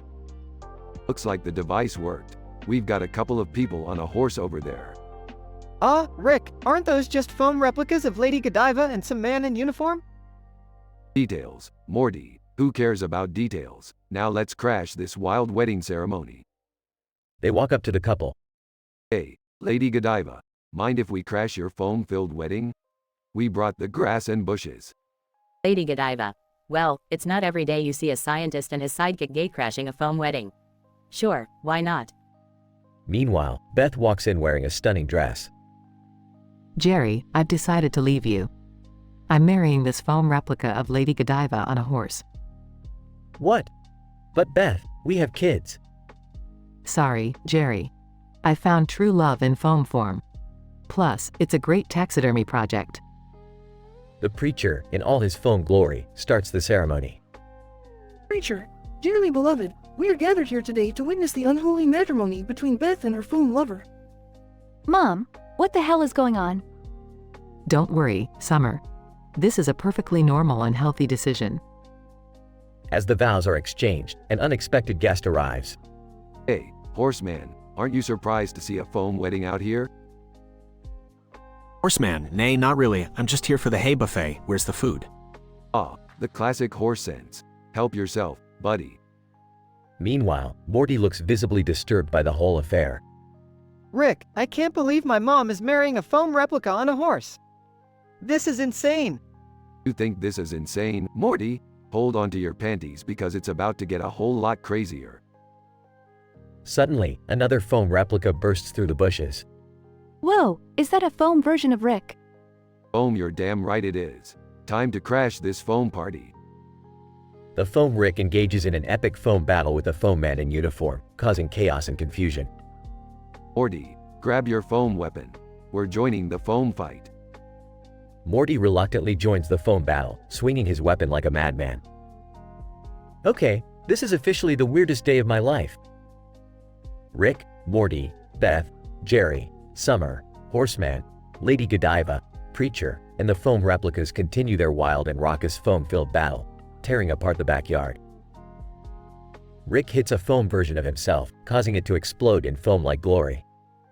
There can only be one Rick, foam or otherwise. The battle eventually comes to an end, leaving the backyard in shambles. Well, that was certainly an eventful foam wedding. I guess even foam love is unpredictable. You know what, Morty? I think we've learned a valuable lesson today. That foam weddings are ridiculous and chaotic? That sometimes you just have to embrace the absurd and let foam love conquer all.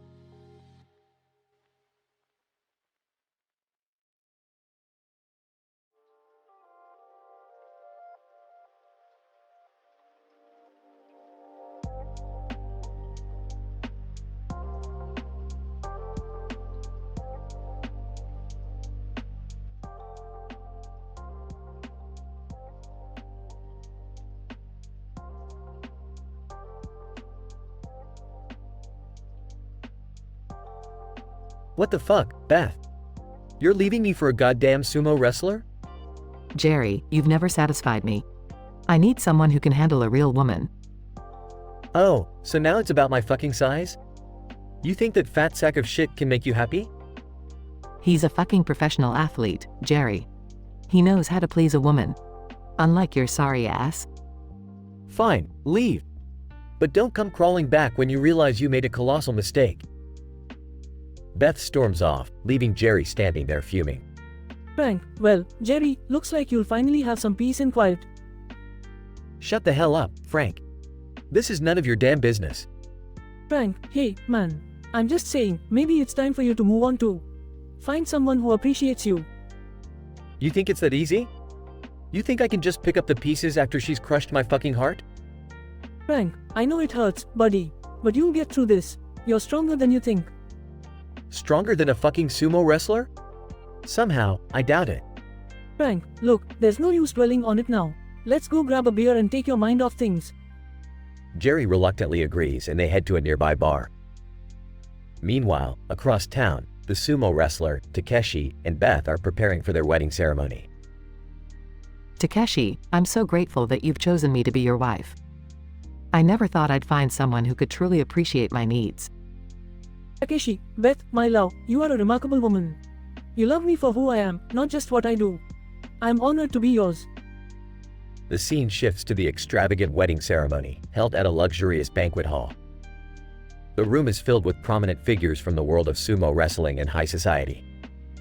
Announcer, ladies and gentlemen, please take your seats. The wedding ceremony of Takeshi and Beth is about to begin. As Takeshi walks down the aisle, the crowd erupts in applause. Beth, dressed in an elegant white gown, waits at the altar. Officiant, dearly beloved, we are gathered here today to witness the union of Takeshi and Beth in holy matrimony. The ceremony proceeds with heartfelt vows, emotional readings, and traditional sumo rituals. As the newlyweds exchange rings, fireworks burst into the sky outside, illuminating the night. Officiant, I now pronounce you husband and wife. You may seal your vows with a kiss. Takeshi and Beth share a passionate kiss, sealing their commitment. The crowd erupts in celebration and applause as the couple makes their way down the aisle, ready to embark on their life together. Jerry, sitting alone at the bar, overhears news of the extravagant wedding ceremony. Our patron, did you hear about your ex? She just married some sumo wrestler. Yeah, well, good for her. She can have her fucking sumo wrestler. I'm better off without her. Filled with a newfound sense of resilience, Jerry raises his glass in a toast to his own future. Here's to moving on and finding someone who truly appreciates me. Cheers.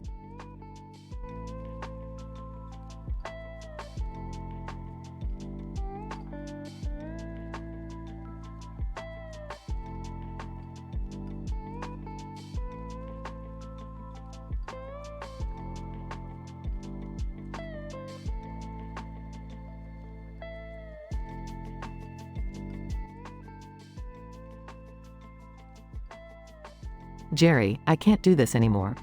I want a divorce. What? Are you fucking serious, Beth? What brought this on? I've met someone else, Jerry. Someone who truly understands me. And they have something you'll never have. What? What could they possibly have that I don't? Jerry, meet Ferdinand. He's a bull. And he's packing a BBC. Are you fucking kidding me? You're leaving me for a fucking bull? That's right, Jerry. Ferdinand has an anaconda that would put your little worm to shame. And we're getting married. Jesus Christ, Beth. This is fucking insane. You can't marry a goddamn bull. Watch me, Jerry. I'm tired of your pathetic excuses in bed. Ferdinand will satisfy me in ways you never could. Fine, Beth. Marry your bull and ruin your life. But I hope you know how ridiculous you'll look. Oh, don't worry, Jerry. I've already invited all our friends and family. They'll finally see what a real man can offer. You're out of your fucking mind. Who the hell is even gonna attend this circus? Well, for starters, your mother. She's always liked Ferdinand better than you. My mother? Are you fucking serious? This whole thing is a goddamn nightmare. And of course, my best friend Jennifer will be there. She's always wanted a front row seat to the real bull riding. This is sick, Beth. Sick and twisted. You're making a mockery of our marriage. Get over yourself, Jerry. I deserve to be happy, and Ferdinand is going to make me very, very happy. You're delusional, Beth. This whole thing is just beyond fucked up. Save your tears, Jerry. I'm riding off into the sunset with Ferdinand and his legendary BBC. And there's nothing you can do about it. I can't believe I wasted my life with you, Beth. Good luck with your fucking bull. You're gonna need it. Thanks, Jerry. But I won't need luck when I have a bull that can make all my fantasies come true. Goodbye, Jerry. Fuck you, Beth. And fuck your bull too. I hope you both rot in hell.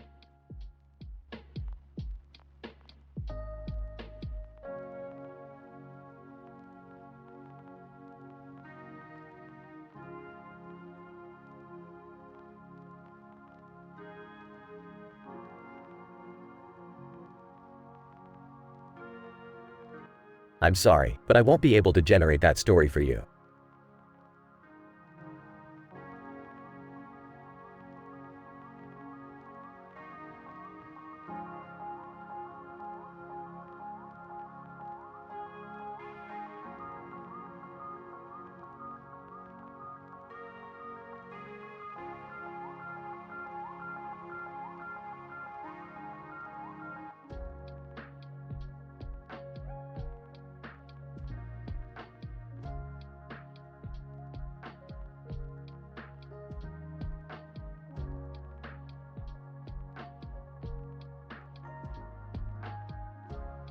Nervously, excuse me, horse? Do you, take this woman to be your lawfully wedded wife? Horse, in a deep, macho voice. Nay, motherfucker. I do. Blushing, okay, then. And do you, Jerry, take this horse to be your lawfully wedded husband? Stuttering. What the actual fuck is happening? Beth, are you seriously marrying a horse? Yes, Jerry. This horse is my true love, my soulmate. His name is Thundercock. Are you fucking kidding me? Thundercock? Thundercock. Snorting. That's right, bitch. Thundercock is here to give you the ride of your life. Oh, Thundercock, I've dreamt about this moment for so long. Let's seal our love with a kiss. They awkwardly lean towards each other. Beth steals a quick peck from Thundercock's snout. Teary-eyed, I knew it was meant to be. Now, let's get the ceremony started. They gather in front of a makeshift altar made of bales of hay. The guests, a mix of bewildered humans and animals, chatter in disbelief. Reverend Rabbit, dearly beloved, we are gathered here today to witness the unholy union between a woman and a horse. If anyone objects, speak now or forever hold your peace. Awkward silence fills the air. Reverend Rabbit, all right, then. By the power vested in me by the holy fucking carrot, I hereby pronounce you man and horse. The crowd erupts in a mix of laughter, confusion, and a few disgusted murmurs. Thundercock snorts proudly, while Beth wears a radiantly delusional smile. Handing Jerry divorce papers. Jerry, please sign these. Our marriage has been a sham from the beginning. In shock, you're really going through with this? Fine, whatever. Sign the horse now, too, while you're at it. Giving the papers to Thundercock. My love, sign here. Together we shall conquer all the naysayers. Thundercock clumsily stamps his hoof on the paper, leaving a smeared signature.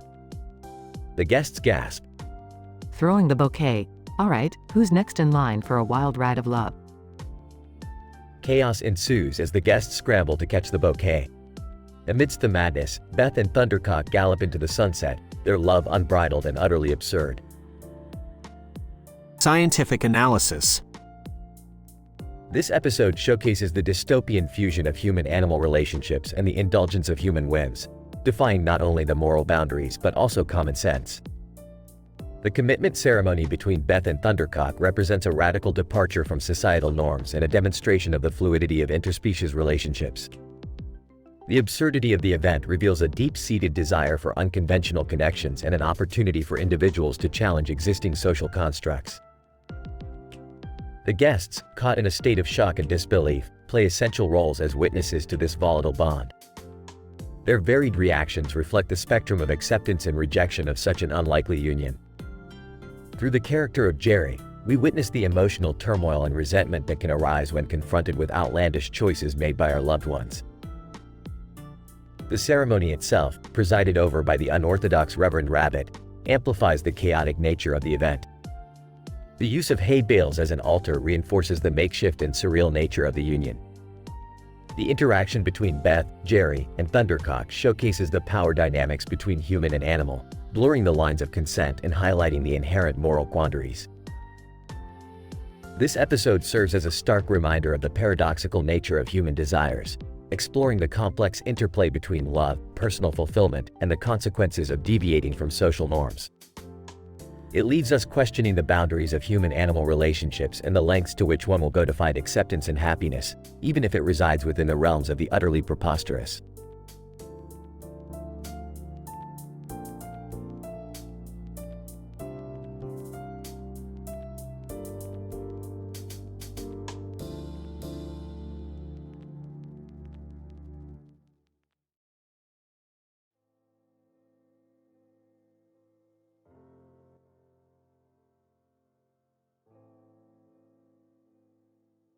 Well, Morty, looks like we stumbled upon a field of grass with a monkey and a monkey toy. How? Statistically improbable. Yeah, Rick. I mean, what are the chances of finding this exact scenario? It's almost like the writers ran out of ideas. Yeah, Morty, seems like a cheap plot device to me. But hey, let's make the most of it. Hey guys, what's going on? Are we talking about statistically improbable scenarios again? Indeed we are, Beth. Look at that monkey toy. so blue and out of place. It's like the Smurf version of a monkey. Yeah, and check out that monkey over there. He's probably thinking, why am I stuck in this field with a blue monkey toy? You know what, guys? I think it's a metaphor for our lives. We're all monkeys trapped in a mad scientist's experiment. Don't get all philosophical on us, Beth. We're just here for the laughs. Speaking of laughs, do you think that monkey toy can dance? I mean, it's got those springs for legs. Only one way to find out, Morty. Let's wind it up and see if it busts a move. They wind up the monkey toy, and it starts doing a ridiculously wild dance. Wow, that dancing is unexpected. I wonder if monkeys in the wild can do that. Beth, let's not underestimate monkeys. They're smarter than they look. Plus, they have their own Twitch stream now. Wait, monkeys on Twitch? Like, playing video games? No, Morty, they're streaming their daily monkey antics. People love that stuff, especially Gollum as a Twitch user. What? Gollum streams too? Yep, he's got a following. They love his precious loot unboxing videos. It's weird, but hey, everyone has their thing. That is so bizarre. I can't even process it. Monkeys, dancing toys, and Gollum on Twitch. What a day. Well, Morty, life is full of absurdity. Might as well embrace it. Let's leave these monkeys to their grassy field and find another adventure. Sounds good to me. Just another day in the crazy multiverse of ours.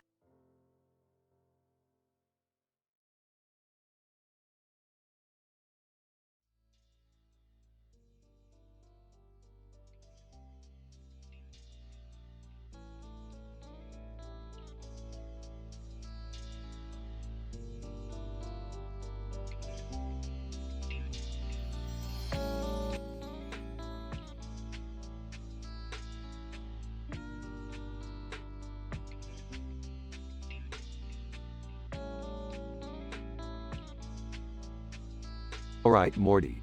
Buckle up because we're gonna have our most absurd adventure yet. Oh geez, Rick, why does it always have to be so crazy? Morty, life is crazy. And speaking of crazy, check out that woman in the blue outfit holding a sword and a sword in her hand. What? Rick, that's some next level nonsense. Rick, Morty, what's all the commotion about? Can't you see I'm trying to eat my breakfast in peace? Beth, calm down. We've got bigger issues. Look at that lady over there. She's got swords in both hands. And the sky. I mean, what the F***CK, dude? This is seriously messed up, Rick. What do we do? We do what we always do, Morty. We jump headfirst into the chaos and hope for the best. Seriously, Dad? Can't we just call the authorities or something? Beth, we are the authorities. Now, let's get over there and figure out what's going on. Rick, I'm scared. What if she's dangerous? Morty, in this universe, who isn't dangerous? We just need to find out what she wants. Well, guys, I'm not just gonna stand here. I'd better grab my crowbar just in case. Great thinking, Beth. Let's go talk to her and see if we can reason with her. Oh, excuse me, miss. Can you put down the swords, please? Sword Lady. Mortals, you dare disturb my cosmic meditation? Release me at once. Oh, who pissed in her cereal? Look, lady, we just want to know what you're doing here. Sword Lady. I am the guardian of the sky realms. I protect the celestial balance with my mighty swords. And what's with the sky? It's all trippy and stuff. Sword Lady. The sky is a reflection of the interdimensional rift, caused by an ancient artifact that has been stolen from me. Wait, you lost an artifact? Isn't that kind of careless for a guardian? Sword Lady. Silence, mortal. I must retrieve it before the cosmic harmony is disrupted. Alright, we'll help you find your artifact. But you gotta promise not to go all stabby on us. Sword Lady. Agreed. I sense honor in you three. Together, we shall embark on a treacherous journey across dimensions. Great, just what our family needed. Another interdimensional adventure. Rick, are you sure about this? It sounds really dangerous. Morty, danger is our middle name. Well, actually, it's Sanchez, but you get the point. Let's go, team. And so, with swords in hand in the sky as their backdrop, Rick, Morty, Beth, and the mysterious sword lady set off on a wild, mind-bending quest to recover the stolen artifact and restore balance to the cosmos. Shenanigans and chaos ensue, because that's just how things go in the world of Rick and Morty.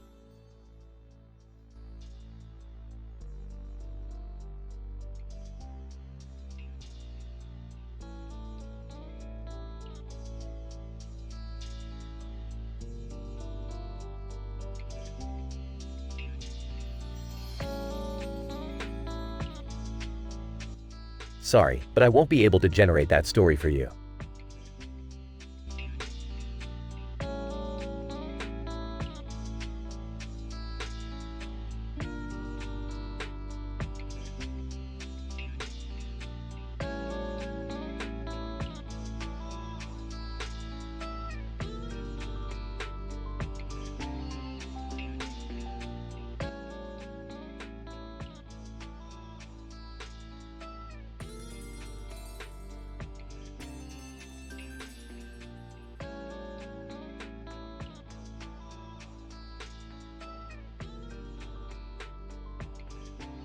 Morty, grab your portal gun.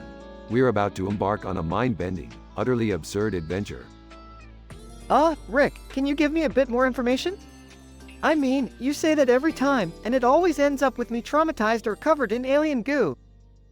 Oh, Morty, always so pessimistic. We're going to crash a wedding, Morty. A wedding that defies all sense of logic and reason. A wedding? Whose wedding? And why are we crashing it? It's Beth's wedding, Morty. But not just any ordinary wedding. She's left Jerry and is marrying a man with a beard and a green beard wearing a red hat and glasses with a green eye patch. That's oddly specific. Is he even real? Who knows, Morty? Reality is just a concept. Let's go crash it anyway. It'll be fun. Scene shifts to a grand wedding venue. To Peter Griffin, I can't believe we're finally doing this, Peter. Leaving Jerry was the best decision I ever made. Peter Griffin. Giggity, Beth. I've always wanted a freakin' out of this world wedding, and you're the perfect bride for me. Meanwhile, Rick and Morty sneak in disguised as waiters. Morty, there's Stewie Griffin, dressed as the flower girl. Man, that kid is one messed up little guy. Wait, is that Bender from Futurama officiating the ceremony? Looks like it, Morty. Talk about a universal coincidence. The ceremony commences. Bender. Dearly beloved, humans and aliens alike, we are gathered here today to witness the unholy union between Beth and Peter. Meanwhile, Rick and Morty stumble upon a secret room. Rick, what the hell is going on? I didn't sign up for this craziness. Morty, just go with it. We're here to cause chaos and make everyone go. What the F asterisk asterisk?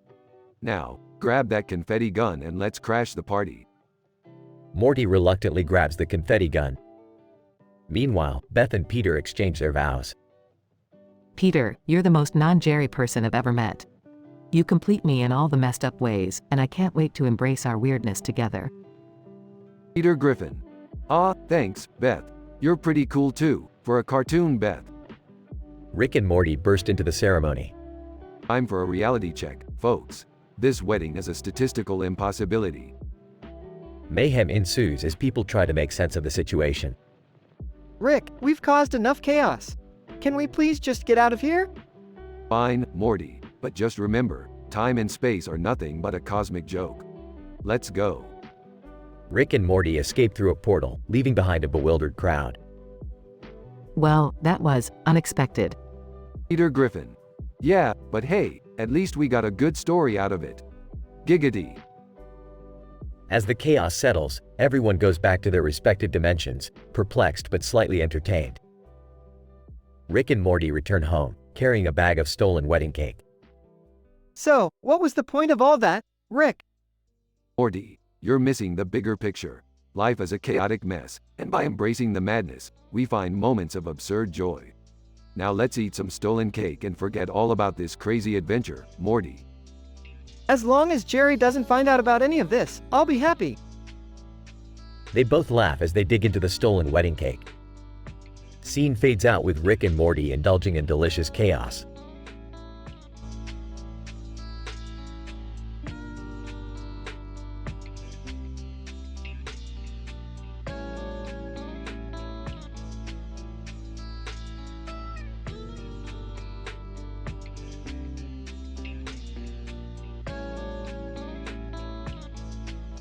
I'm sorry, but I won't be able to generate that story for you.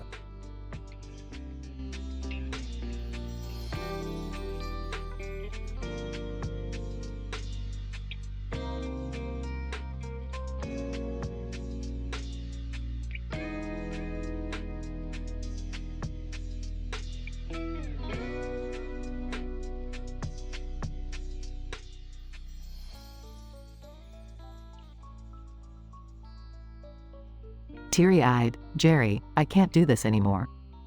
I'm leaving you for John Arbicles. Outraged? What the fuck, Beth? Are you kidding me? No, I'm deadly serious. I've fallen in love with John. We're getting married, and there's nothing you can do to stop it. Furious, you're a fucking bitch, Beth. I can't believe you'd do this to me on our wedding day. Save your tears, Jerry. You should have treated me better if you didn't want this to happen. Now, if you'll excuse me, I have a wedding ceremony to attend. Sarcastic. Hope you have a great fucking time at your white trash wedding, Beth. John's not trash, Jerry.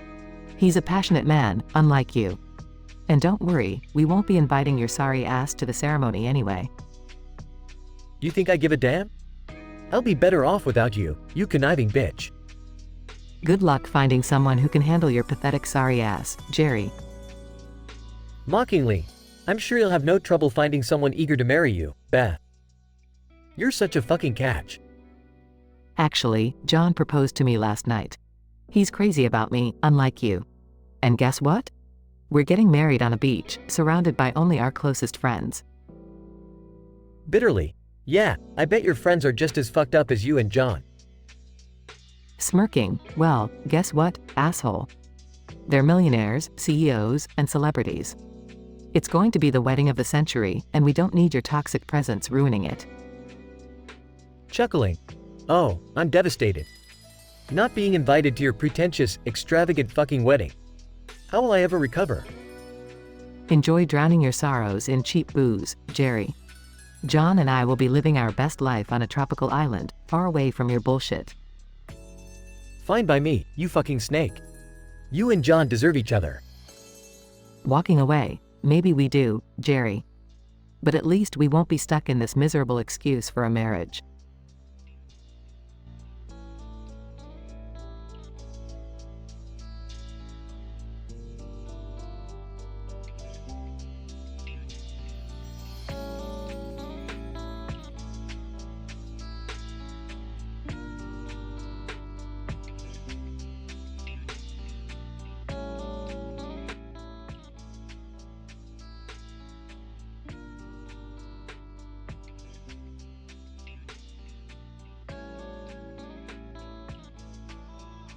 Standing in front of the cow statue, Jerry, can you believe we're getting married today? Nervously. Yeah, Beth. It's... really something. Don't you sound thrilled, Jerry? You know, I've had enough of your lackluster enthusiasm. Defensively. Hey, I'm just nervous, okay? This is a big step. Rolling her eyes. Please, Jerry, can't you just be happy for me? And for once, put your small-minded insecurities aside. Sighs. Fine, I'll try. But I still think getting married in a field of grass with a cow statue is strange. Strange? It's unique and symbolic, Jerry. It represents fertility and abundance. Maybe if you hadn't forgotten our anniversary last year, we wouldn't have wound up here. Muttering. Great, now she's bringing up the past again. Smirking. Oh, don't worry, Jerry. Today is a fresh start. And speaking of fresh starts. A majestic bull approaches, wearing a top hat and a tuxedo. Oh, seductively? Well, hello there, darling. Ready to make some unforgettable memories? Giggling. Absolutely, bull. Let's show everyone what true passion looks like. The ceremony begins, with a wild mix of cows, bulls, and barnyard animals in attendance. Bride cow. Whispering to groom cow. Can you believe this? A human marrying a bull with a BBC. It's utterly scandalous. Groom cow. Hey, it's none of our business. As long as they're happy, that's all that matters. Bride cow. Sipping a cocktail. True, but it's hard not to be invested in the drama. A rooster struts up, acting as the priest. Rooster. Dearly beloved, we gather here today to witness the union of Beth and Bull, a love that transcends species and societal norms. The ceremony continues with heartfelt vows and passionate speeches. I promise to love you, Bull, for better or worse, in sickness and in health. And I'm willing to embrace every inch of you. Bull, and I, Bull, vow to protect and pleasure you, Beth, with the power of my mighty horns and BBC. There is a collective gasp from the crowd. Rooster. We, might need to censor that last part, folks. The ceremony concludes with a passionate kiss between Beth and Bull. Looking at Jerry. Goodbye, Jerry. Hello, happiness. Sighing. I guess this is really happening. I wish you both the best. The animals cheer and congratulate the newly married couple as they ride off into the sunset on a golden chariot. In conclusion, this unlikely wedding ceremony brought together a human, a bull, and various barnyard animals in a field of grass with a cow statue. The gathering celebrated both the unconventional love between Beth and Bull and the unique bonds that can form between different species. The event blurred the boundaries of tradition, showing that love knows no limits, even in the face of societal judgments. It was a joyous occasion that left a lasting impression on all in attendance, for better or for worse.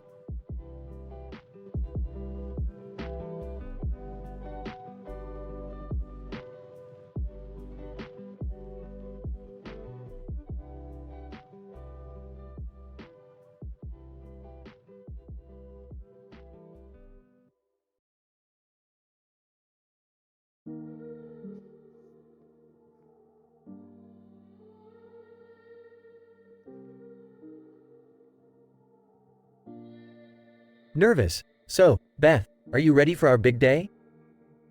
Sarcastically, oh, Jerry, I can hardly contain my excitement. Getting hitched to you is like a dream come true. Defensively, well, excuse me for not being a billionaire playboy, Beth. I thought love was more important than material things. Rolls eyes. Love, Jerry? Love won't pay the bills or satisfy my needs. It's time for me to find someone who can. You can't be serious. We're about to start the ceremony. Our families, friends, everyone's here. Smirking, oh, don't worry, Jerry. They'll understand once they see my new partner. What are you talking about? Who is this person you're talking about? Grinning, person? Oh no, Jerry. I'm leaving you for someone much more. How should I put it? Well endowed. Shocked. Beth, you can't be serious. You're really going through with this? Giggles, dead serious. And this person comes with a surprise, Jerry. They have a BBC. Beth, this is outrageous. How could you do this to me? Smirking, oh, Jerry, it's not personal. It's just business. And pleasure. Now, let's get this show on the road. Frustrated, fine, Beth. Have it your way. But remember, you're the one who's going to regret this. Laughs, regret? Oh, sweetheart, I highly doubt that. As the ceremony begins, the guests are stunned by the unusual presence of a majestic bull wearing a tuxedo standing next to Beth. They murmur amongst themselves as the bride and the bull exchange vows amidst laughing and gasps. Officiant, and so, with the power vested in me, I now pronounce you, Beth and, Bull? Giggles, just call him Toro, darling. Muttering, this is insane. Absolutely fucking insane. Toro, the bull, and Beth seal their union with a passionate kiss as the crowd watches in disbelief and awe. The tension in the room is palpable as the guests try to make sense of the absurdity before them. Best man. Whispering to Jerry, I told you, man. Never underestimate the allure of a BBC. It's a game changer. Clenching his fists, I can't believe this is happening. What a circus. The ceremony concludes, and the guests are left bewildered and speechless. Jerry, filled with anger and humiliation, walks away from the chaotic scene, realizing that life can sometimes be a twisted parody of one's expectations. To himself, well, I guess it's time to embrace this new chapter of my absurd life. Good luck, Beth. You're going to need it. Jerry starts his journey towards self-discovery, leaving behind a wedding full of scandal and shattered dreams.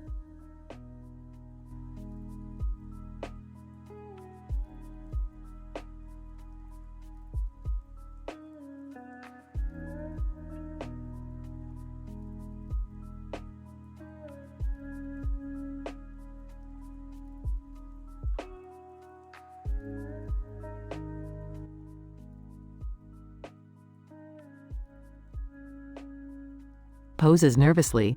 Can we just get this over with, Jerry? Sarcastically, sure, because taking a picture together is the most important part of our relationship, right? Rolls eyes. Oh, come on, Jerry. It's our anniversary, can't we just pretend to be happy for once? Grumbles. Fine, let's just do this. Smile. Photographer. Snaps picture. Lovely. You guys look great together. Whispering. Just remember, this is the last time we have to do this. Sighs. I know, Beth. After this, we're done. Finally. Scene changes to Beth leaving Jerry and running off with Peter Griffin. Giggles. Peter, I can't believe we're finally together. Peter, grinning. Oh, Beth, this is gonna be freaking amazing. Scene changes to the wedding ceremony. Officiator. Dearly beloved, we are gathered here today to celebrate the union of Beth and Peter. Do you, Peter Griffin, take Beth as your lawfully wedded wife? Peter, loudly, hell yeah, I do. The congregation bursts out laughing. Officiator. Do you, Beth, take Peter Griffin as your lawfully wedded husband? With uncertainty, yeah, I guess so? The congregation gasps and whispers in disbelief. Officiator. I now pronounce you husband and wife. You may kiss the bride. Peter happily grabs Beth's face and plants a massive, sloppy kiss. Beth's ex-husband, Jerry, bursts into the church.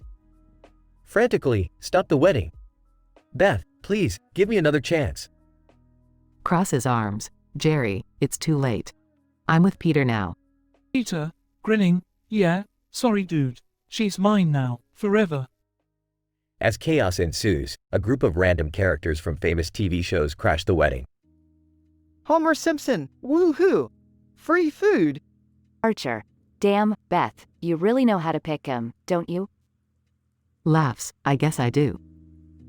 Scene fades out with the wedding turning into an impromptu party with characters from different universes mingling and celebrating. Scene fades out with Beth, Peter, and all their newly acquired friends partying into the night.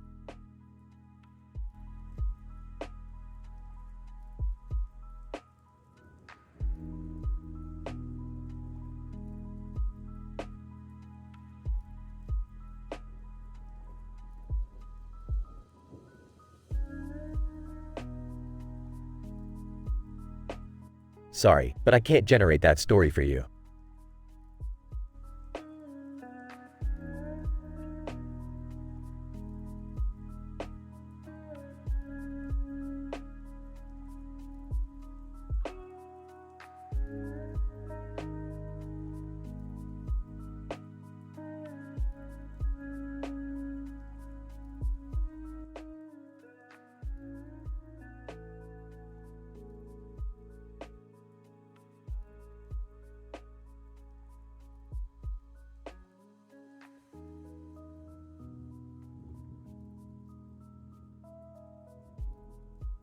Alright, Morty, buckle up.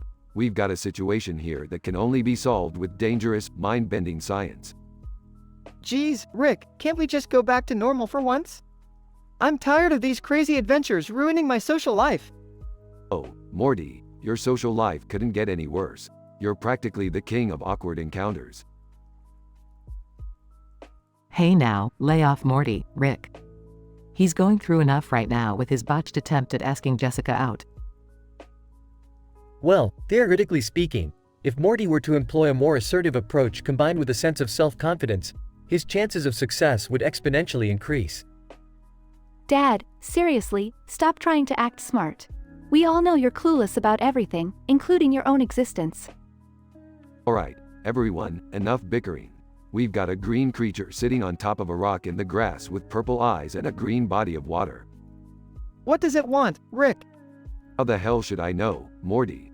That's what we're going to find out by dragging it into one of our ludicrous adventures. Oh great, another adventure with Rick at the helm. I can hardly contain my excitement. Jerry, don't be such a negative Nancy. We could use a little excitement around here. Plus, I heard this creature has access to an infinite stash of interdimensional nachos. Interdimensional nachos? Count me in. Let's get this party started, Rick. Alright, strap in, folks. We're going to dive into the twisted, dark abyss that this creature's mind must be like. Rick, you really think we should be messing with something like that? Morty, when have we ever made a responsible decision? Now follow me. They all stumble upon Gollum, sitting in front of a computer, furiously typing. Holy hell, Gollum's a Twitch user? I didn't know Middle-earth had Wi-Fi. Gollum, manically, my precious followers, witness my fiery gaming skills. None shall defeat Gollum the unpredictable. Wow, Gollum, I didn't realize you had such a dedicated online following. Gollum, you takes away my precious controller and calls it dedicated following, my precious? No, no, no. Well, if being an insane Twitch streamer pays the bills, who am I to judge? Alright, let's help Gollum unlock some sick loot and level up. I'm tired of just watching, let's get our gaming gloves on. This is getting weirder by the second, but I guess we've come this far. Let's do it, Rick! Alright, folks, prepare for an epic journey through the world of Middle-earth online gaming. But remember, we're not responsible for any sudden existential crises that may occur. They all dive into the virtual world, filled with weird creatures, intense battles, and existential debates. This is absolutely insane, but somehow, I can't stop fighting to protect Gollum's virtual honor. Hey, look! I just leveled up. I'm finally good at something. Don't let it get to your head, Dad. We're still carrying you. Rick, I can't believe we're doing this. I've never felt so alive. Just wait until we take it up a notch, Morty. We'll jump into a Twitch streamception and break the fourth wall for breakfast. They continue battling through the game, laughing, cursing, and experiencing virtual pandemonium. Well, Morty, as insane as this all is, I guess we've got a new appreciation for Middle-earth lunacy. Yeah, Rick. Life may be chaotic, but at least we're not streaming to a bunch of Gollum's precious followers. Gollum, no, no, precious followers. You are all my precious friends now.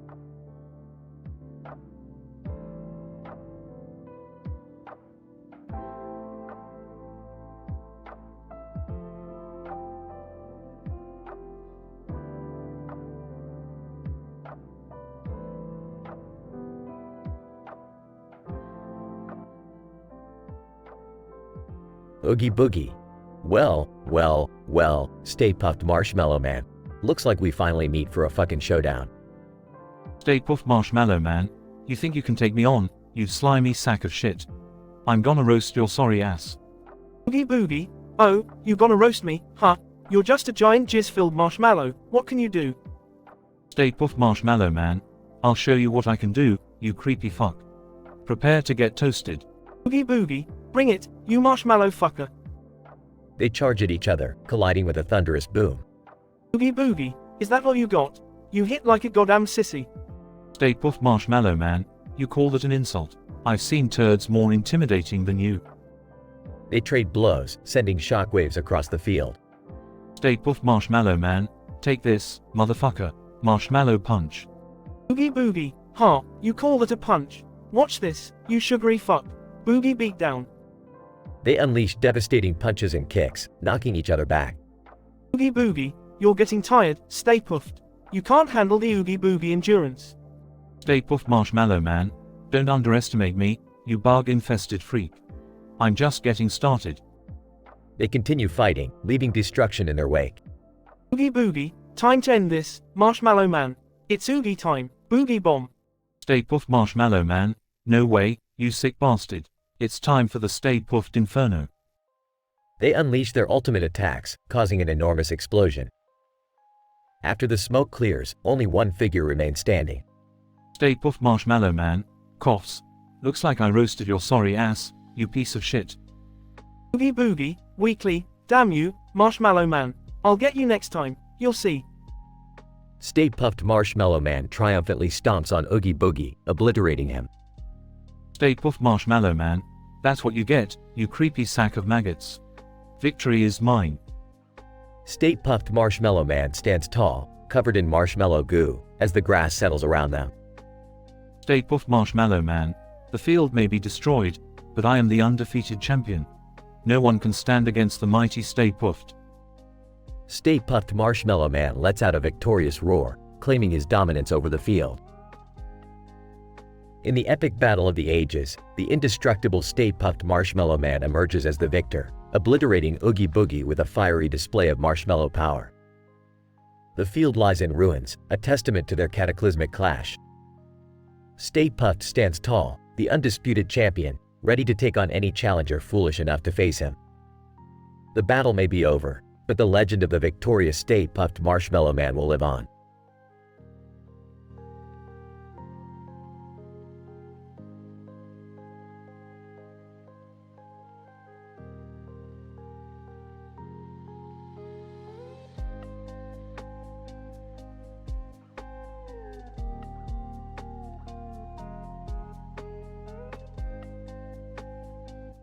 Sorry, but I won't be able to continue the text in the direction you provided.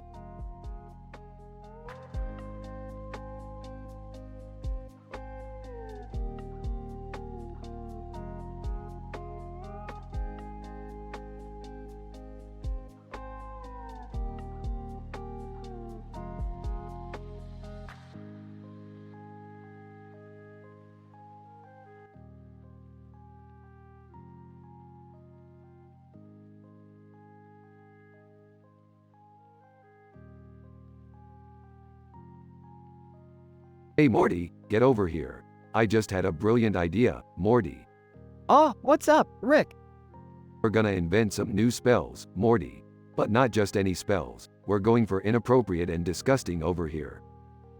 Aw, geez, Rick. Are you sure that's a good idea? I mean, we can get into a lot of trouble with that. Morty, when have I ever cared about trouble? This is science, Morty. We're pushing boundaries, exploring the unexplored. Alright, I guess I can't argue with that. So, what's the plan? First up, we'll start with the Expellibathroom spell. It'll make people shit their pants in an instant. Rick, come on. That's just gross. Oh please, Morty, we're gonna be the pioneers of disgusting magic. Now watch me cast it on that unsuspecting guy over there. Hi. Hey, do you guys mind keeping it down? I'm trying to read. Expellibathroom. Hi. Whoa, what the? Rick, what did you do to me? Giggling. See, Rick. This is messed up. Oh, shut up, Morty. It's just a little harmless fun. Now let's move on to the next one. Fine. What's the next ridiculously inappropriate spell? Abadonkey Cadabra. It turns people into, well, donkeys. Gasping. Rick, that's taking it too far. Relax, Morty. It'll wear off in a few hours. We're not hurting anyone permanently. Watch this. Person, excuse me, do you know where the nearest coffee shop is? Abadonkey Cadabra. Person, transforming into a donkey. Hee-haw. What the F? In disbelief. Rick, this is seriously messed up. Can't we just do normal magic? Morty, this is magical science. We're bending reality. You can't just play it safe all the time. I don't know, Rick. This feels wrong. Wrong? Oh, please. For the grand finale, let's try the penis enlarges spell. Gagging. Rick, that's too much. We can't. Penis enlarges. Random guy. Screaming, oh wow, it actually worked. Rick, I can't believe you. Aw, lighten up, Morty. We're just having some magical fun. This is so messed up, Rick. We need to fix this.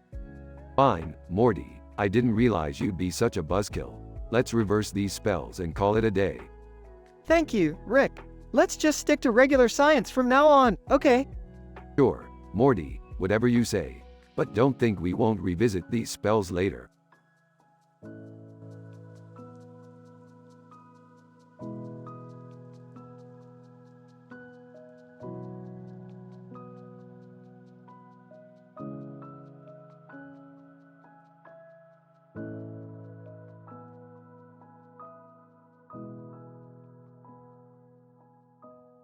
I'm sorry, but I won't be able to generate that story for you.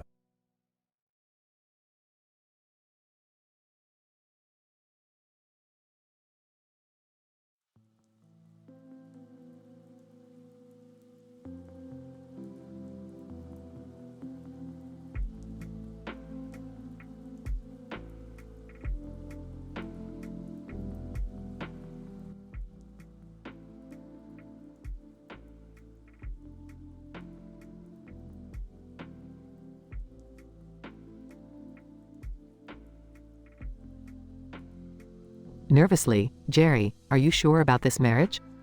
I mean, do you really love me? Confidently, Beth, babe, I've never been more sure about anything in my life. You're the love of my fucking life. All right, Jerry. I trust you. Let's do this. Takes a deep breath. Officiant, reading from a script. Dearly beloved, we are gathered here today to witness the union of Jerry and Beth in holy matrimony. If anyone objects to this union, speak now or forever hold your fucking peace. A brief silence falls over the crowd as Beth's ex-boyfriend, Brian, steps forward. Brian, angrily, I object. Beth, you can't marry this asshole. You're too good for him. Defensively, who the fuck invited this guy?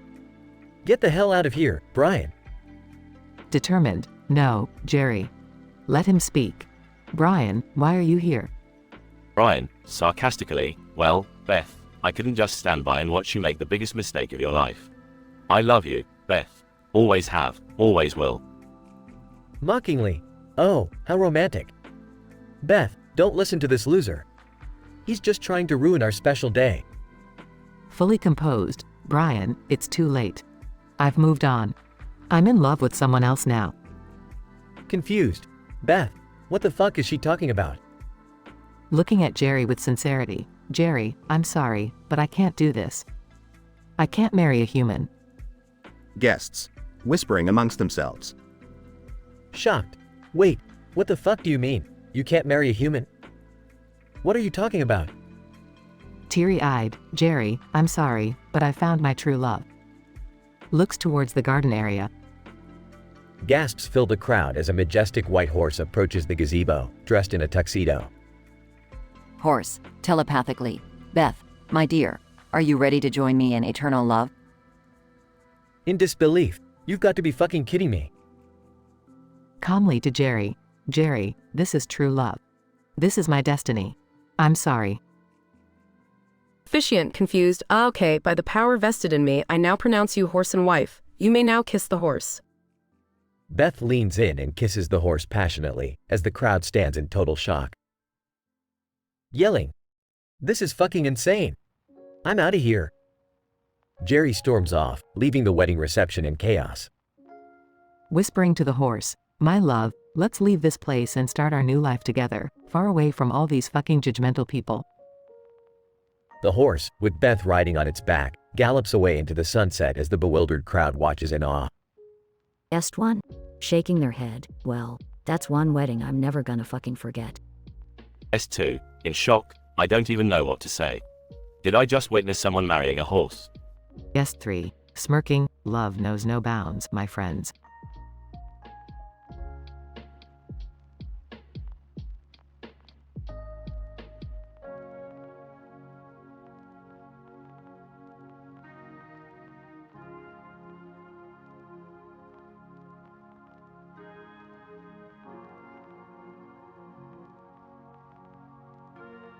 Sorry, but I can't generate that story for you.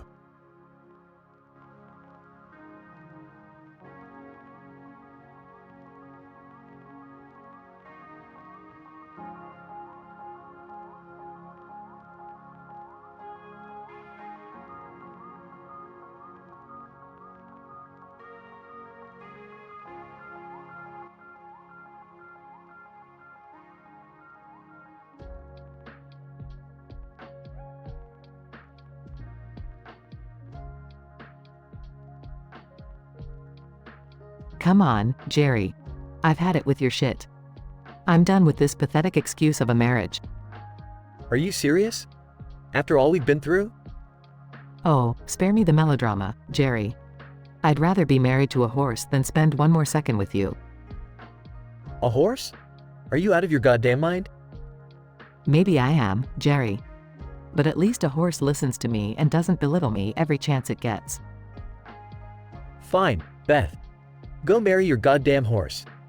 See how far that gets you. Don't worry, Jerry. I plan on going all the way. I'll be the first person ever to marry a horse. You're insane. I've invited all our friends and family to witness our beautiful ceremony. And guess what? They're all over there, waiting for me. This is the most fucked up thing I've ever heard. Well, get ready, Jerry, because I'm about to gallop away to a happier life without you. Just remember, when that horse kicks you in the face, don't come crying back to me. Oh, don't worry, Jerry, I won't need you anymore. And as for the kicking, I'm planning on taming that stallion in more ways than one. You're disgusting, Beth. And you're a pathetic excuse of a man, Jerry. Goodbye forever. Good riddance. Laughs, you'll be sorry, Jerry. Mark my words, you'll be sorry. Meanwhile, at the field of grass and bushes where the horse stands. Approaches the horse in her wedding dress. My love, today is the day we make our eternal bond. Will you be mine forever? Horse, nuzzles Beth, neighing softly. That's a yes, my sweet stallion. People start gathering around, including friends and family. Friend 1, Beth, are you sure about this? Absolutely. Love has no boundaries or species limitations. Friend 2, well, if you're happy, then we're happy for you. Suddenly, the horse bends down on one knee. Oh my God. He's proposing. Friends and family gasp in shock. Yes.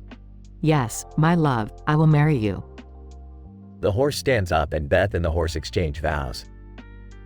I promise to love you in sickness and in health, in hay and in oats, until death or a freak accident involving glue do us part. Horse, nuzzles Beth's face. After the ceremony. I can't believe we're finally married, my darling stallion. Horse, nods approvingly. Let our love be an inspiration to all, breaking through barriers and societal norms. Watching from a distance. Well, I'll be goddamned. Beth and the horse ride off into the sunset, leaving everyone in shock. Friend 1, I never thought I'd see the day. Friend 2, it's definitely one for the books. Sighs. What a fucking circus. As Beth and the horse disappear over the horizon, their love story becomes a legendary tale of forbidden passion and everlasting bond.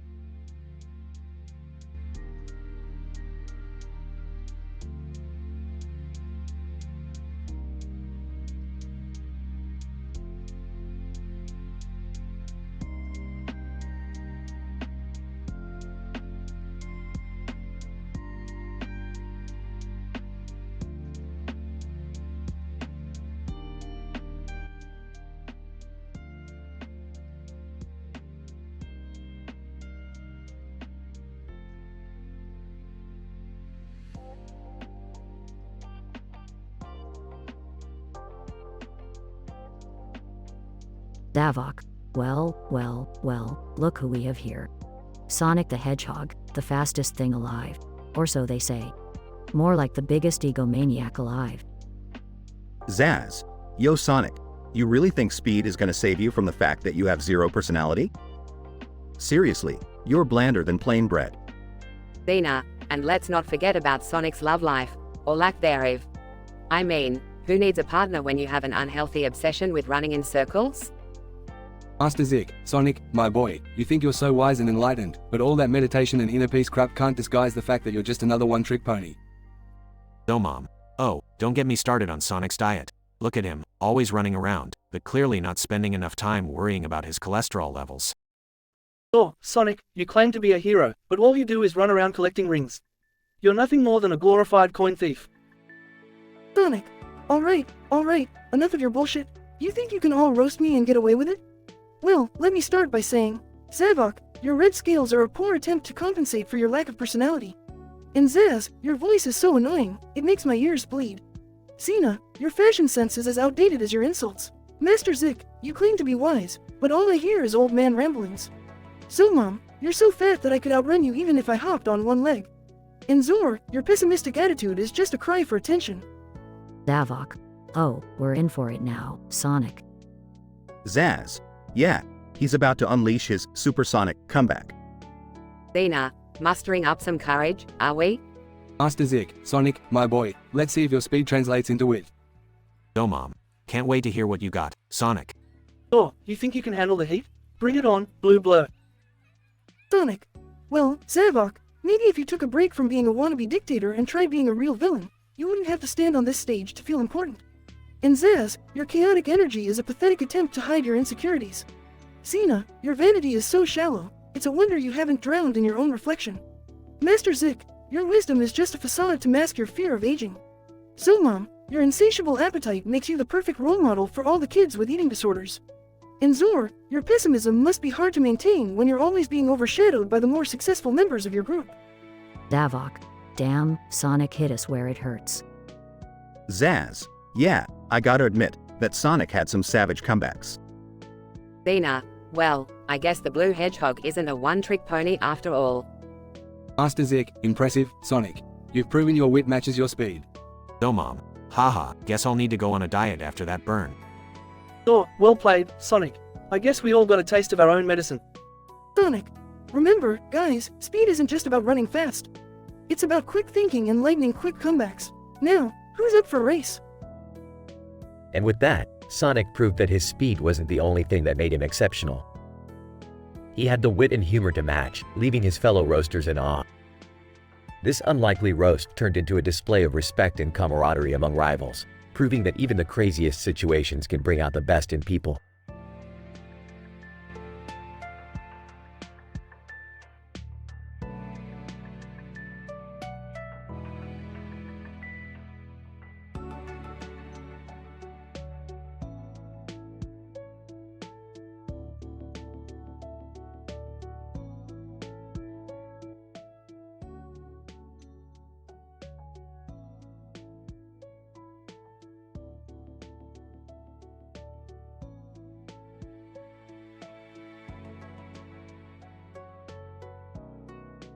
Title, Roasting Madness. Davok. Alright, you blue freak, I hope your running shoes can keep up with my verbal stomping. You're a hedgehog, but you ain't fooling anyone. Your speed is probably compensation for something else. Zaz. Oh yeah, Sonic, you think you're so fast? Well, I fucked your mom faster than you can say, gotta go fast. Dina, Zaz, you disgusting piece of trash. Can't you come up with something better than some lame mum joke? Speaking of moms, Sonic, yours must be so proud she birthed an overgrown blue condom.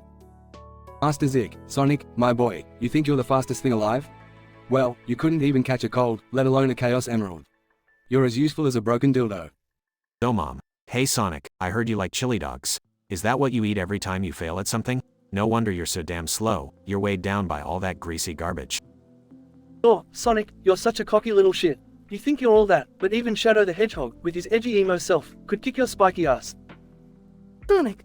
Alright, you miserable bastards, it's my turn now.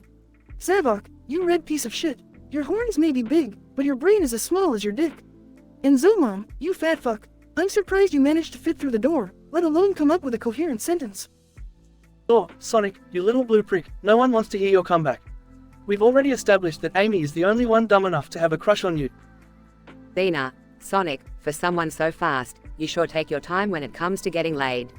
Unless Tails is more than just your sidekick, you're probably still a virgin. Master Zik, Sonic, it's clear that the only thing you can handle faster than the speed of sound is running away from your responsibilities. You're just a coward in a spiky blue costume. Zaz. Sonic, you're nothing but a washed-up has-been. The only reason people still know who you are is because they can't seem to scrub off the stench of your failure. Sonic. Well, look who's talking. Zaz, you're like an annoying mosquito buzzing in everyone's ear, except nobody gives a shit if you disappear. Just like your last girlfriend. Davok.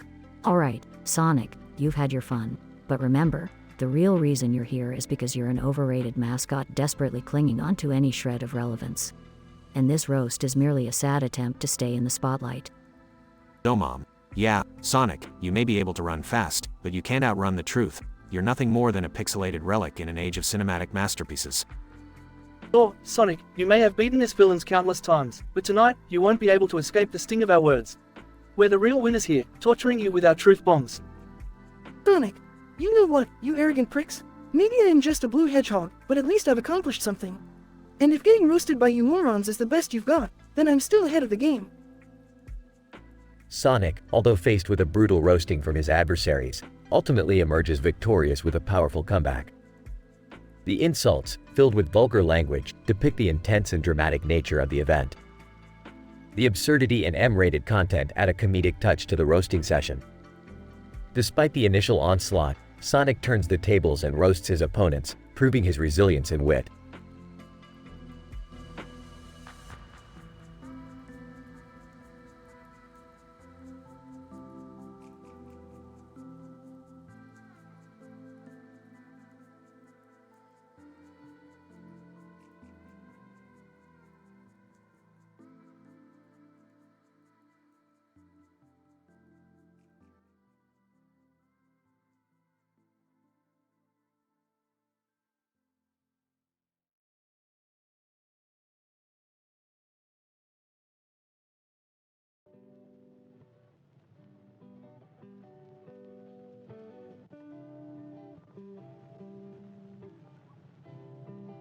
Alright, Morty, you little shit. Challenge accepted. How about this tongue twister?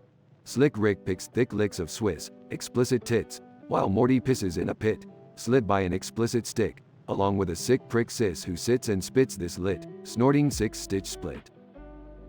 Geez, Rick, that's pretty explicit and twisted.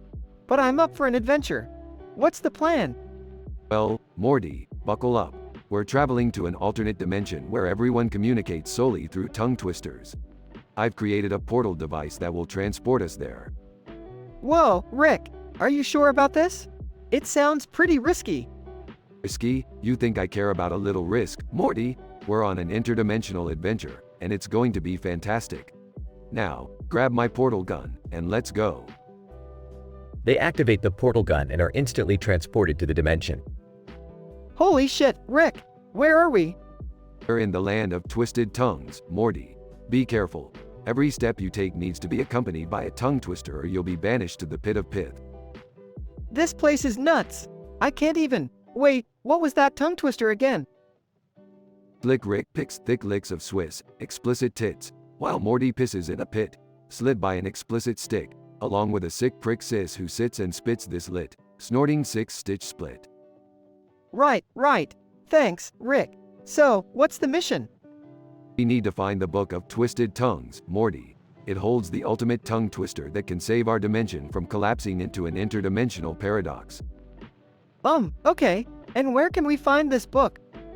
The book is located in the treacherous Thick Lick Valley. But be careful, Morty. It's guarded by the notorious Lick Thick tribe who devour anyone who can't recite tongue twisters correctly. Rick, this is insane. I can't even. Wait, was it? Slick Rick picks thick licks of Swiss. Yes, Morty, you got it. Now, let's move. As they navigate through Thick Lick Valley, dodging traps and reciting tongue twisters, they finally reach the entrance to the Lick Thick tribe's cave. Rick, I'm starting to feel sick from all these tongue twisters. Are you sure about this? Morty, if we fail, our dimension could cease to exist. Now, give it your all. They enter the cave and face the Lick Thick tribe. Lick Thick Chief, you dare venture into our sanctuary, speaking twisted tongue. We seek the Book of Twisted Tongues, Chief. We must save our dimension from collapsing. Lick Thick Chief, recite the ultimate tongue twister correctly, and you shall have what you desire. Nervously, Slick Rick picks thick licks of Swiss, explicit tits, while Morty pisses in a pit, slit by an explicit stick, along with a sick prick sis who sits and spits this lit, snorting 6-stitch split. Lick Thick Chief, impressive outsiders. You may have what you seek. Rick and Morty obtain the Book of Twisted Tongues. We did it, Morty. Now, let's recite one final tongue twister to return to our dimension. With relief, through the thick licks, we spit and split, with explicit wits, we leave these pits. They recite the twister, and a portal opens, sending them back home. Phew! That was one crazy adventure, Rick. Crazy? That was just another Tuesday for me, Morty. Now, let's get some rest. Tomorrow, we conquer a dimension where everyone communicates through farts. Oh, geez.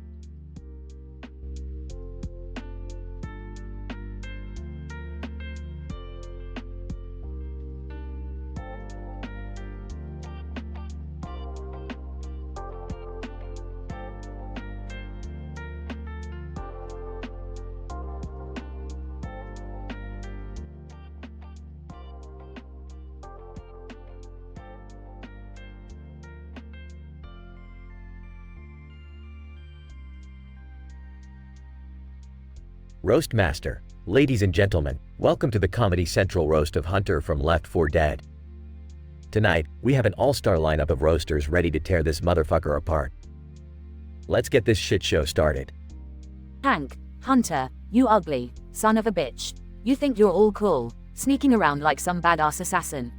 Well, newsflash, you look like a mutant squirrel fucked a rotting corpse. And that's still an insult to the corpse. Smoker. Hunter, you lanky piece of shit. You think you're so agile and quick, but let's be honest, the only reason you run faster at night is because you're trying to get away from your own reflection. Boomer. Hey, Hunter. Nobody likes a fucking show off. You prancing around like you're God's gift to zombies. Well, newsflash, you're about as appealing as a bloated, decaying whale carcass covered in diarrhea. Bitch. Oh, Hunter, you pathetic excuse for a hunter. You lurk in the shadows, waiting for your moment to strike.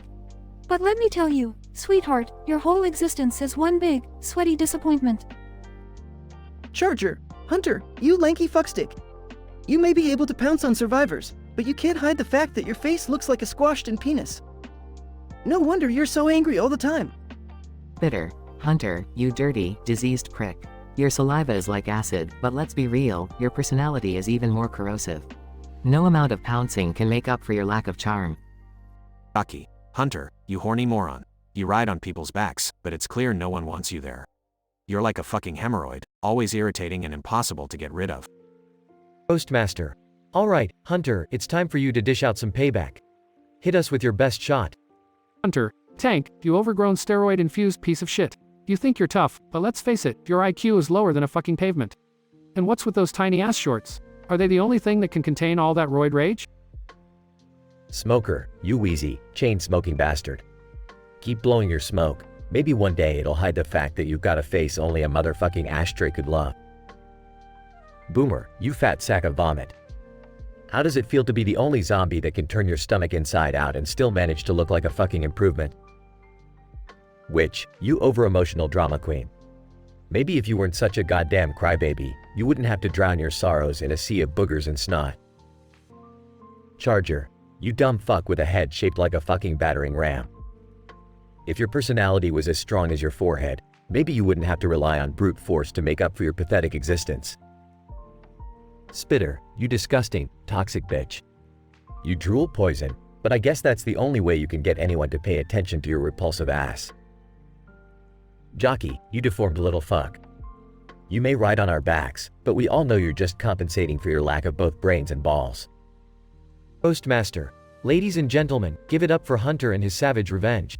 This has been one hell of a roast.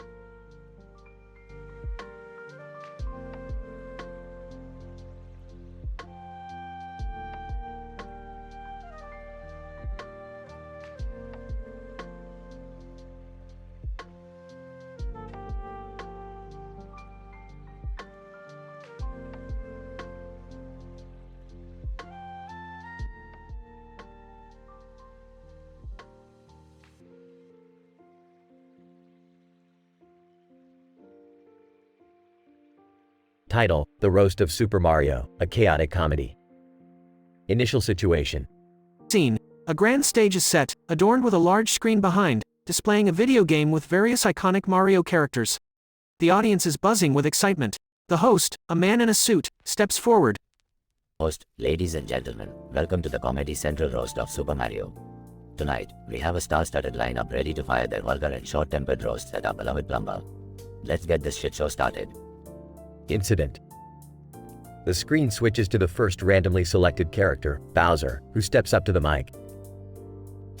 Bowser. Well. Look at this mustached Italian plumber with his goody two-shoes reputation. Mario, you may save Princess Peach, but you couldn't even save your sorry ass from falling into every bottomless pit in the Mushroom Kingdom. Progression. Next up, the screen focuses on Wario, fiercely gripping the microphone. Wario. Mario, you greedy low-life cheat. Always collecting coins and power-ups, but when have you ever used them to treat yourself? With all those riches, you should have bought a gym membership for those stubby little legs of yours. As the crowd erupts in laughter, the scene transitions to the screen showcasing the character Luigi. Luigi. Oh, Mario, with your fancy red overalls and heroic reputation, you think you're all that. But let me tell ya, you couldn't even jump over a Goomba without slipping on a banana peel. You're a goddamn embarrassment, bro. Denouement. The spotlight shifts to the screen displaying the mischievous Boo, holding the mic with a sinister smirk. Boo, Mario, you may think you're fearless, but every time I chase you, you're trembling like a scared little bitch. Boo-hoo, Mario. Boo fucking who. As the crowd doubles over in laughter, the camera moves to the screen highlighting the notorious Piranha Plant. Piranha Plant. Mario, you filthy cockroach. No matter how many fucking fireballs you throw at me, I keep coming back for more. You're nothing but a goddamn plumber with anger management issues. Conclusion. Finally, the screen turns to Mario, who has been silently enduring the roasts, ready for his revenge. Mario. Mamma mia, you 6 pieces of shit think you can roast the great Super Mario? Let me tell you something, you scumbags, while you're all busy being one-trick ponies, I'm out here saving the goddamn world. So, Bowser, Wario, Luigi, Boo, and Piranha Plant, all of you can go fuck yourselves. And as for you, host, you better watch your back, 'cause Mario's about to kick your sorry ass off this stage. The crowd goes wild, cheering for Mario's fiery comeback, as chaos ensues on stage, setting the perfect atmosphere for a wild finale. End scene.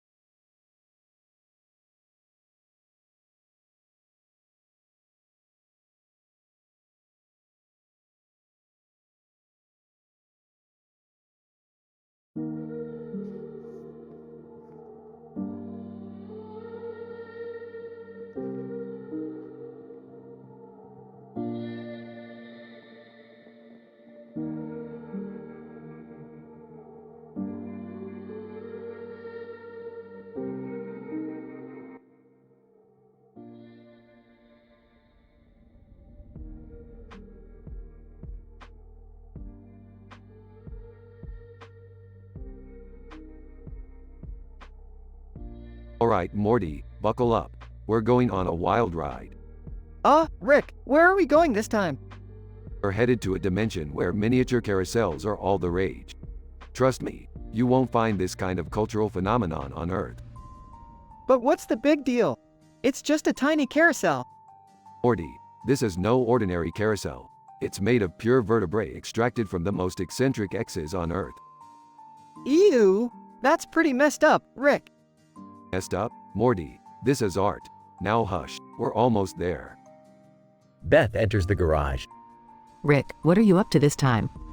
Oh, just taking Morty on a trip to a dimension inspired by Earth's eccentric X's. You know, your typical father-son bonding experience. Can I come? I've always been curious about my ex's vertebrae. Sure, why not? We can take this adventure to the next level. They step through the portal and find themselves in a tiny room with a green floor and a yellow wall. Whoa, look at all those mini carousels. They're spinning so fast. It's like they're trapped in an endless cycle of failed relationships. Just like my love life. Alright, let's give it a spin. And remember, everyone gets a turn. They take turns spinning the carousel and suddenly... Rick, did the room just get bigger? No, Morty, it's not the room, it's us. We've become miniature. OSH*T. The vertebrae carousel triggered a size-altering effect. It's a statistical improbability. How are we gonna get back to normal now? Well, maybe we can ask those tiny people coming towards us for help. They see a group of tiny people, also shrunk, approaching them. Tiny Person 1, hey, are you guys stuck too? We've been trying to figure out how to reverse the effect. Well, it seems we're all in the same size mismatched boat. Who wants to play a little game of vertebrae roulette? Montage of crazy attempts to reverse the effect. Scaling a giant ladder made of paper clips, creating a makeshift catapult from cotton swabs, and a failed attempt involving pickle juice. This is ridiculous, Rick. We're never getting back to normal. You know what they say, Beth. Life's a game of vertebrae roulette, and sometimes you just lose. But it's not fair. We didn't even get a chance to spin the carousel. Life isn't fair, Morty. Deal with it. Suddenly, the room starts shaking. Wait, what's happening now? Looks like the vertebrae carousel has a reset mechanism. Hang on. They brace themselves as the room shakes violently, and when it settles, they find themselves back to their normal size. Phew, that was intense. Yeah, but at least we won't be collecting X's vertebrae anytime soon. That sh*T got weird fast. Agreed. Let's stick to more conventional father-son bonding experiences, Rick. Fine by me. Now let's get the hell out of here before the tiny people start asking us for relationship advice. Morty, Rick, and Beth hurriedly exit the dimension, leaving behind the miniature room and the bizarre vertebrae carousel.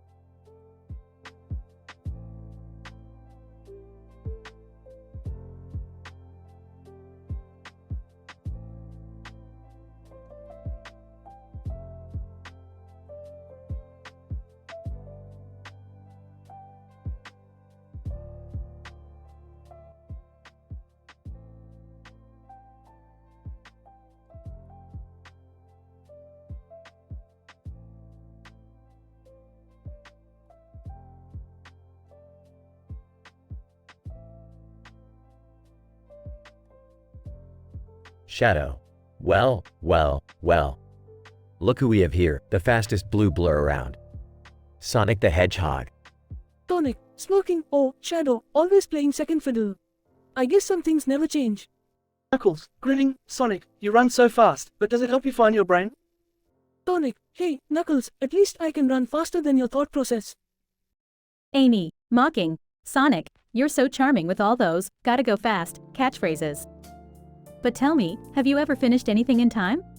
Sonic, better than your obsession with me, Amy. It's borderline creepy, you know? Tails. Sarcastically. Sonic, you keep saving the world, but how come you can't save your own love life? Sonic, Tails, maybe if you spent more time inventing and less time trying to roast me, you'd be halfway relevant. Dr. Eggman, Sonic, you pathetic little rodent. All that running, yet you can't outrun your stupidity. Sonic, Eggman, always with the insults. Maybe if you spent more time at the gym and less time building robots, you'd have a chance at winning. Rouge.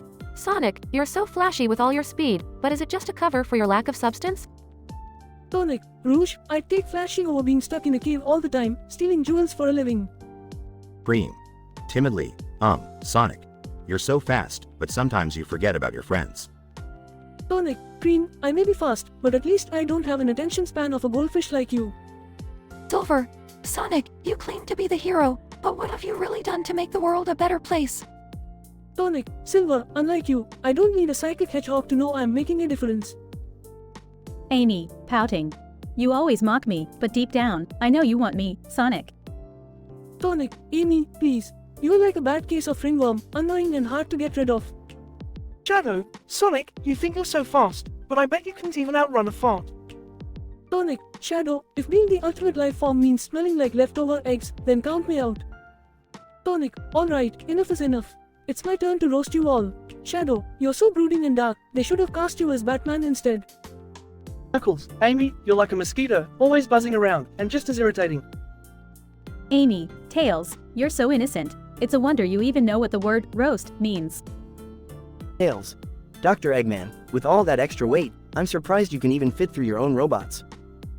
Dr. Eggman, Rouge, diamonds may be a girl's best friend, but clearly, good taste isn't one of them.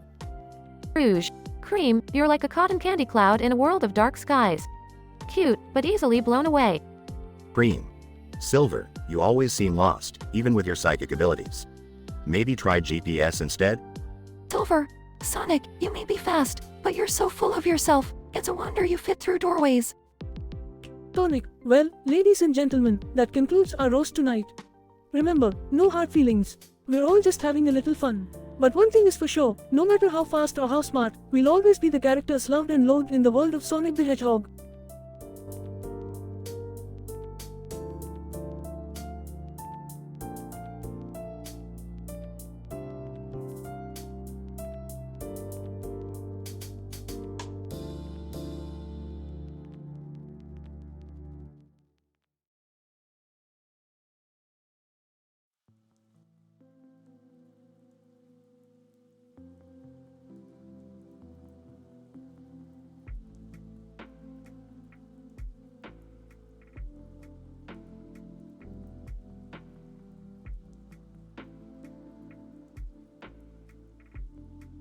Link, alright, let's get this fucking roast started.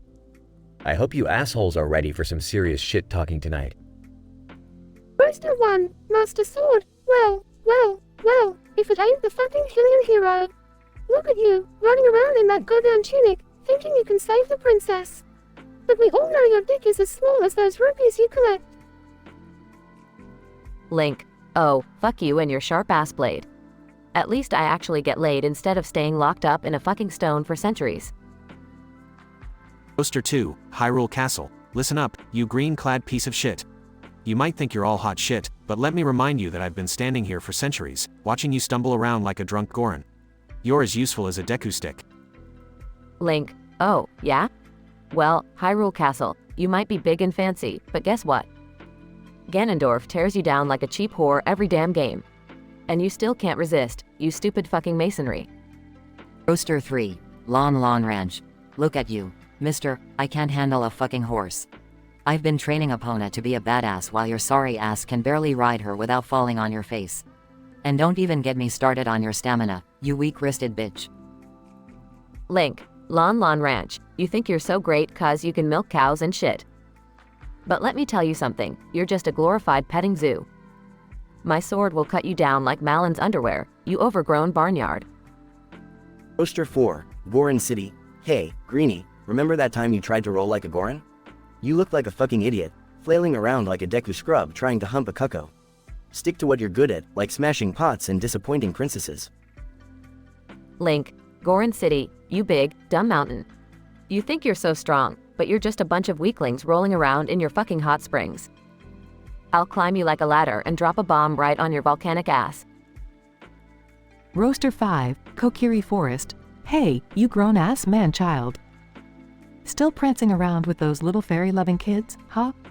It's no wonder they call you the hero of time, 'cause you certainly can't get it up before the sun sets.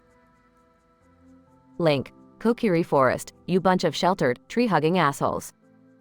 You think you're so pure and innocent, but we all know your little forest is just a glorified daycare. I'll chop down your sacred tree and turn it into a fucking ocarina. Roaster 6, Zora's Domain. Link, you fish fucking freak. Who needs a goddamn fish fin on their head? You look like a goddamn idiot swimming around with those water-breathing scaly fucks. I hope you drown in Lake Hylia, you underwater reject. Link, Zora's Domain, you watery cesspool of fish shit. Your so-called royal family is a bunch of inbred, guild freaks. I'll teach you to insult me when I shove a hookshot up your cold-blooded ass. Host. Alright, settle the fuck down, you fuckwits. Link, the stage is yours. Give these assholes a taste of their own medicine. Link, you think you can roast the hero of fucking Hyrule? Well, let me tell you something, you sword, castle, ranch, city, forest, and domain. I've fucked more princesses than you've had shitty one-liners. So kiss my Triforce, you limp-dicked, pixelated cunts. Audience erupts in laughter and applause.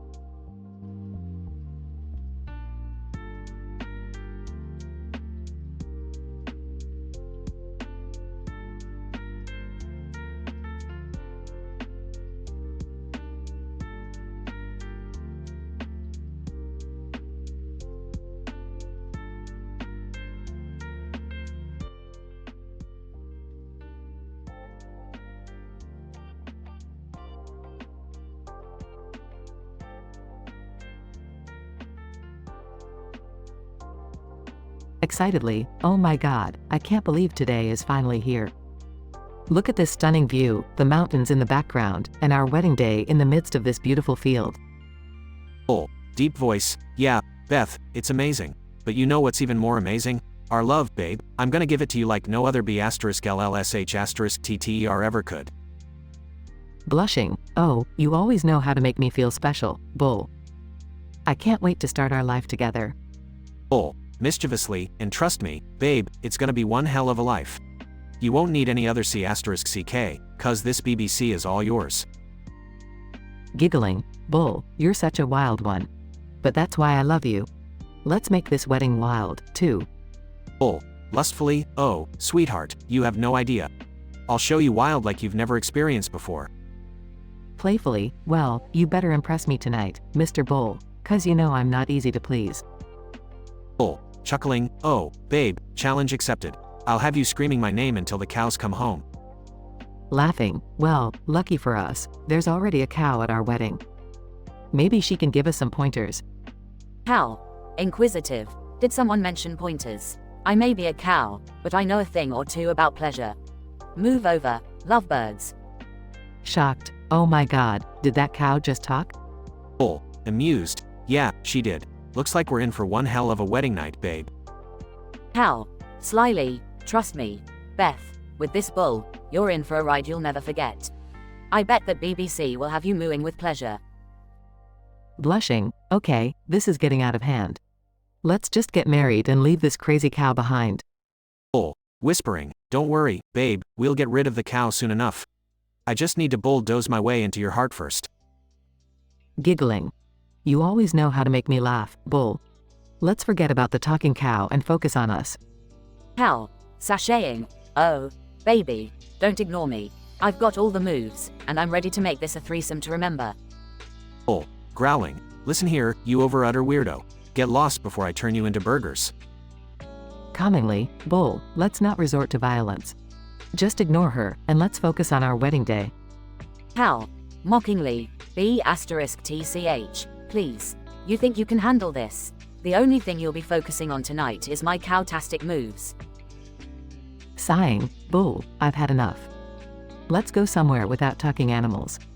The mountains can keep their secrets. Bull. Smirking, you got it, babe. Let's leave this bovine bonanza behind and make our own wild memories. Cow. Pouting. Fine. Be boring. But when you're brazing around, remember, this cow came first.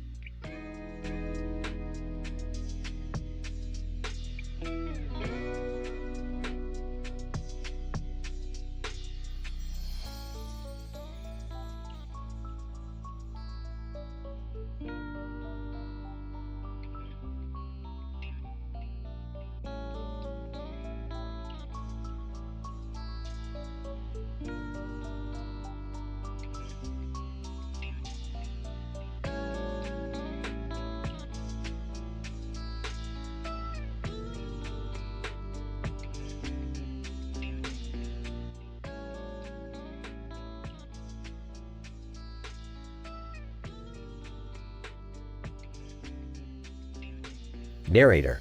Welcome, ladies and gentlemen, to the Comedy Central roast of Mario. Tonight, our roasters are ready to throw some serious shade at our beloved plumber. No holds barred, no filter, and definitely no repeats. Let the roast begin.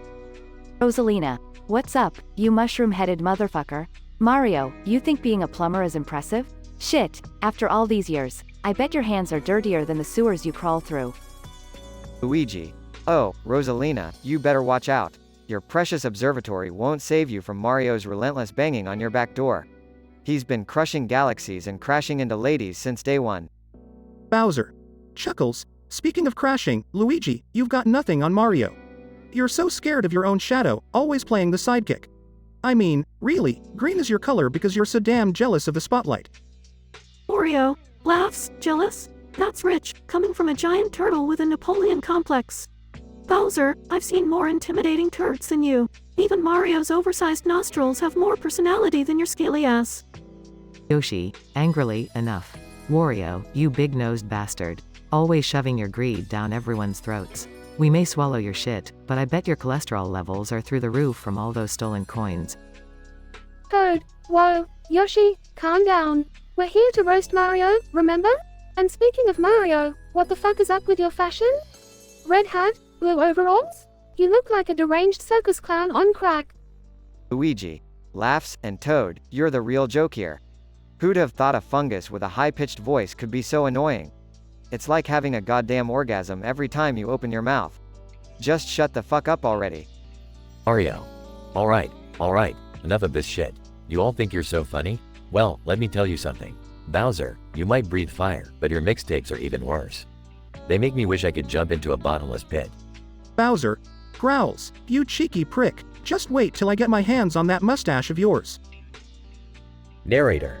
As the roasters continue their verbal assault, Mario gears up for his ultimate comeback.